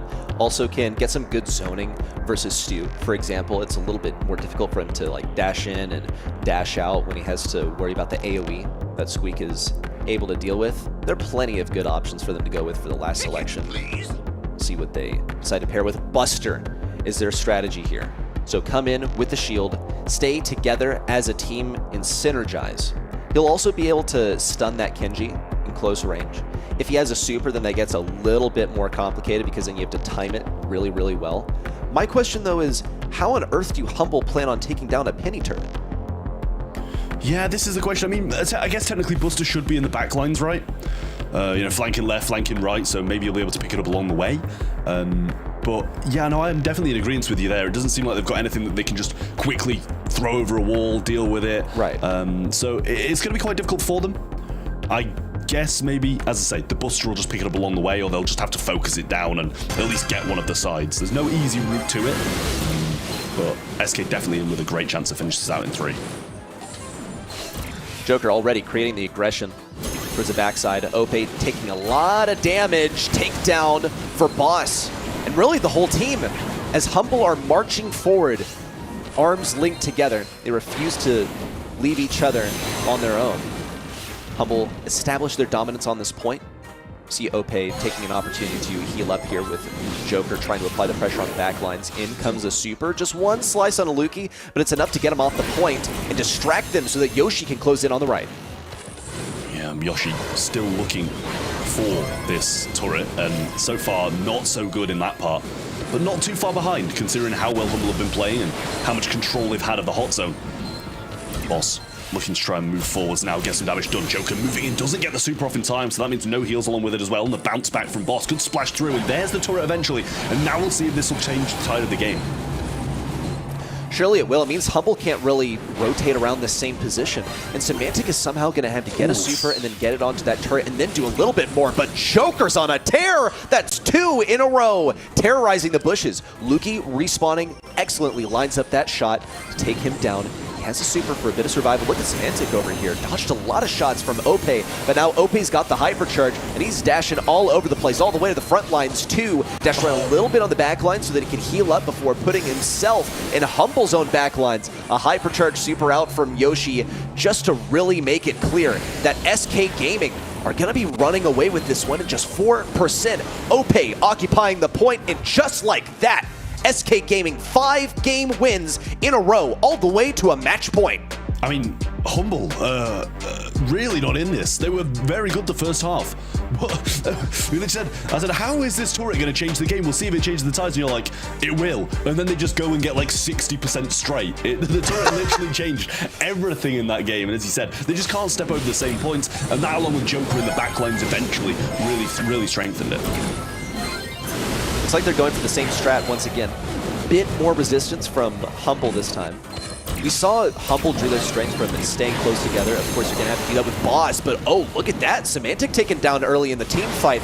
Means it's just Boss and Lukey together. Should see a takedown on Joker, but Boss does not have the ammo. Bit of a wasted super there as well. A bid to reflect that damage back at OP. Really near miss interaction there. We'll see the super in from Joker, damaging Semantic, so he has to fall back. Keeping up the aggression on Boss, but a takedown for him, and Humble keep toe-to-toe with SK. Yeah, Semantic's so low, and a little splash through from Yoshi will get him the turret, and it changed the tides last time. We'll see if it does again. Joker trying to make the move once more. Super into the backlines, OP using the gassy heal along with the hypercharge to make the move. So he's just flying across the map, and Semantic surely can't deal with it. Throws out a super and does burn him. He might go down and chooses, actually used his super there as well, but should be too hard to get it back when he returns to the fight in the mid. But Boss splashed through directly on Semantic, and Joker looking for his opportunity, but does just go down. Maybe a little over-aggressive. Humble are looking so much better this game, but all it's really gotten for them is an even matchup. We'll see Semantic in with the super. Don't know if that was meant to hit the hypercharge super, but it completely missed. We'll see Boss pretty much hung out to dry over here on the top side. Does get the takedown on Joker as he returns to the ground. But look at this. This hypercharge turret is keeping Lukey and Boss pretty much locked into place. They're healing up before they move in once more. Now Semantic is getting targeted. They gotta move now. Take down on Joker. Now more momentum on a Yoshi. Yoshi got so much damage with the use of the salty barrel, but things are closing in. Humble now almost matching the percentage of SK. Joker slides in, gets one. Lukey trying to stay on the zone, gets the shield as well. It's ticking up still, but it got to 92. And SK Gaming are going to do it. The monthly final champions for February. A perfect 6-0 sweep to end things off. If that isn't dominance, then I don't know what is. It doesn't get more perfect than that, folks. And speedy games along the way. Brawl Ball gone in the blink of an eye. I'm pretty sure they spent more time in draft in Brawl Ball than they did actually playing. Really shut down the World Finals champions. Seemed to be the trend there. And Ready, as we take a look at the stats here, we can see that play out to another great match for Humble, but not a match for the speed of SK Gaming. Not at all. We saw them go toe-to-toe in that final game. Look how close the percentage came. But I think that's like a little bias there to say Humble were doing well there, because it's only comparatively that they were doing well. Sort of floundered in the first couple of sets. Game number 1, SK Gaming were all over them, and they started to finally match that pace, but they were not able to outpace SK. Able to outpace them, unfortunately, but SK Gaming has got a heck of a story for this first EMEA monthly final and a nice championship crown to wear on into the next one. Trev, you are our SK believer. I'll let you have your moment to gloat. Say you knew it all. Well, I'm not going to say that because I did kind of change towards the end, right? I predicted Humble just before we went into the game. I was like, listen, SK are going to do it all. They're going to win it all today in their first quarterfinal. And then just before this, I was like, okay, maybe Humble will win. So I predicted Humble, and it didn't really go my way. So I'll just keep quiet. Oh man, you were honest. I was like, oh, we all forgot about when you get your turncoat right at the last minute. But no, they did win us all over in the end here. They got to be feeling good about that one. Joker, Yoshi, OP all brought great fire to the matches today. And yeah, just taking a look at the scoreline there. I mean, how much of a story is it that 2-0, 2-0, 2-0 on the current world champs there, Trav? I mean, it's absolutely huge. They're really, proving a point. We all came into this thinking that they were going to be the best team thanks to the Champions Invitational, but I didn't think it was going to be this dominant. 3-0 against the current world champions is absolutely crazy. I mean, you've got to give a massive congratulations to Humble as well for making it to the finals and obviously coming in second place, but it's just not comparable to anything that SK Gaming have done at the moment. It's incredible how dominant they were. Yeah, Joker voted once again MVP by the community. Your thoughts on that, Reddy? I mean, you put Joker on the Kenji and you kind of let him go like a Beyblade. Just set him down and let him do his thing all the time, pressuring the backlines, never relenting at all. And it seems like it was just allowed to happen over and over and over again. Like Humble didn't really have an answer for it. Humble was not able to put one together, especially in that time crunch they had in that final match. It seemed like every game, every round, every set went by in a flash, but it was a strong performance from SK here. They've got to be feeling good. And what do you think this means for them going into the rest of this season, coming out on top in this first match here, Reddy?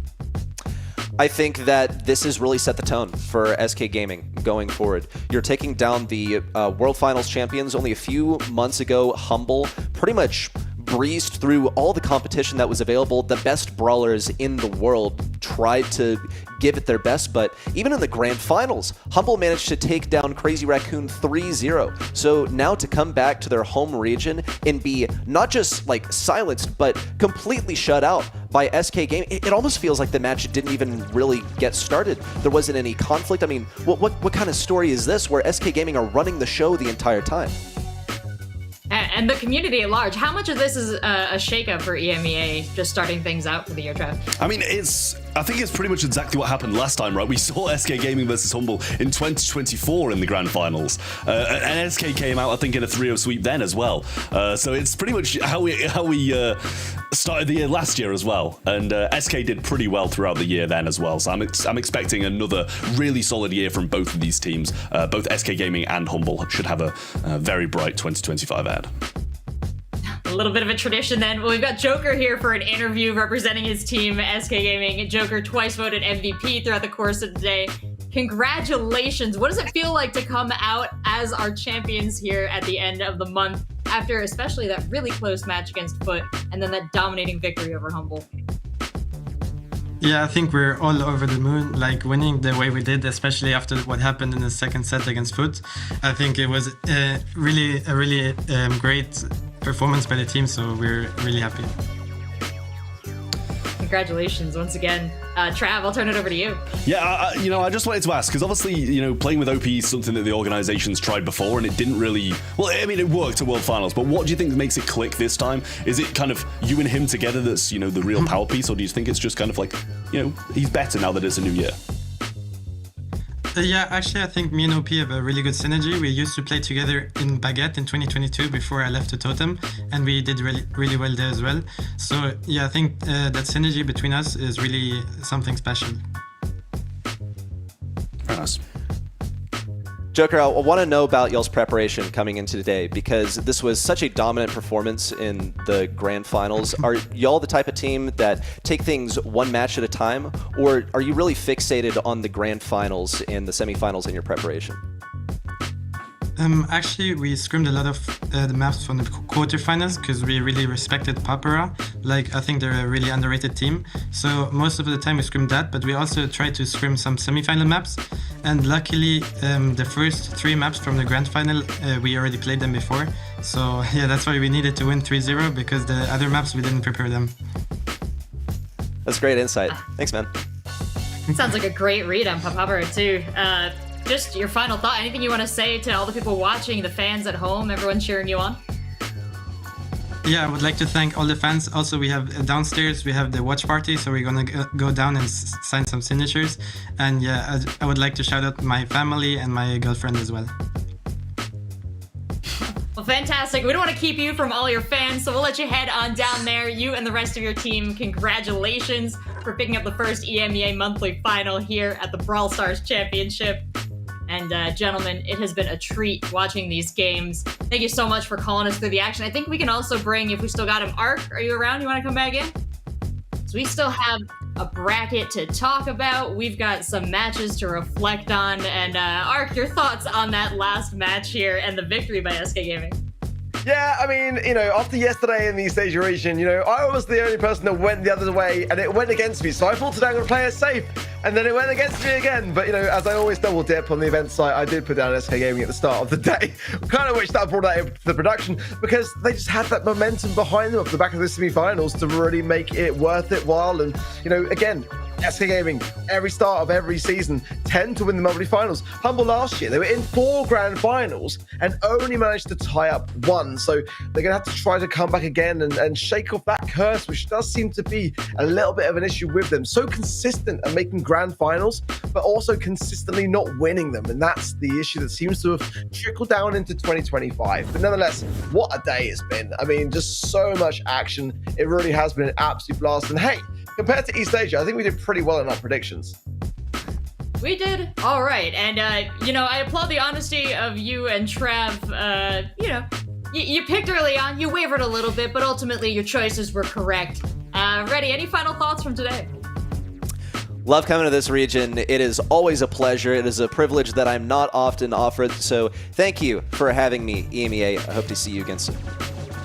All right, Trav, final thoughts? I say, Reddy, you're always welcome here. Don't worry about it. You're always welcome in EMEA. We love having you here as well. But well, Ark seems to not think so, but I love having you here, Reddy, sir. But yeah, again, a massive congratulations to SK Gaming. Humble as well for getting to that second place, and all the other teams who did manage to qualify here to the monthly finals. All 8 of them played absolutely incredible and gave us a great show. Wow, what an incredible showcase of skill, and the games were pretty good too. But all 3 of you guys, thank you so much for your insights and your calls throughout. The community is extremely lucky to have you, and I'm happy to be working with you. Looking forward to seeing you for the next one, but for now, we will leave all of you lovely viewers with some replays and thoughts from today.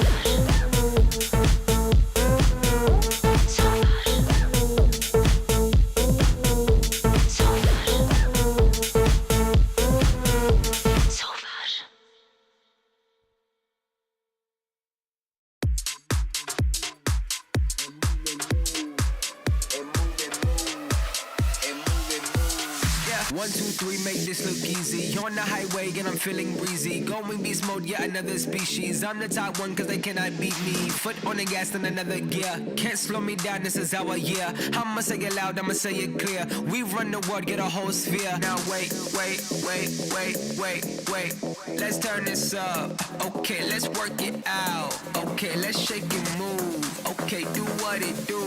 I'm feeling great. Now let's turn on the cool. Yeah, baby.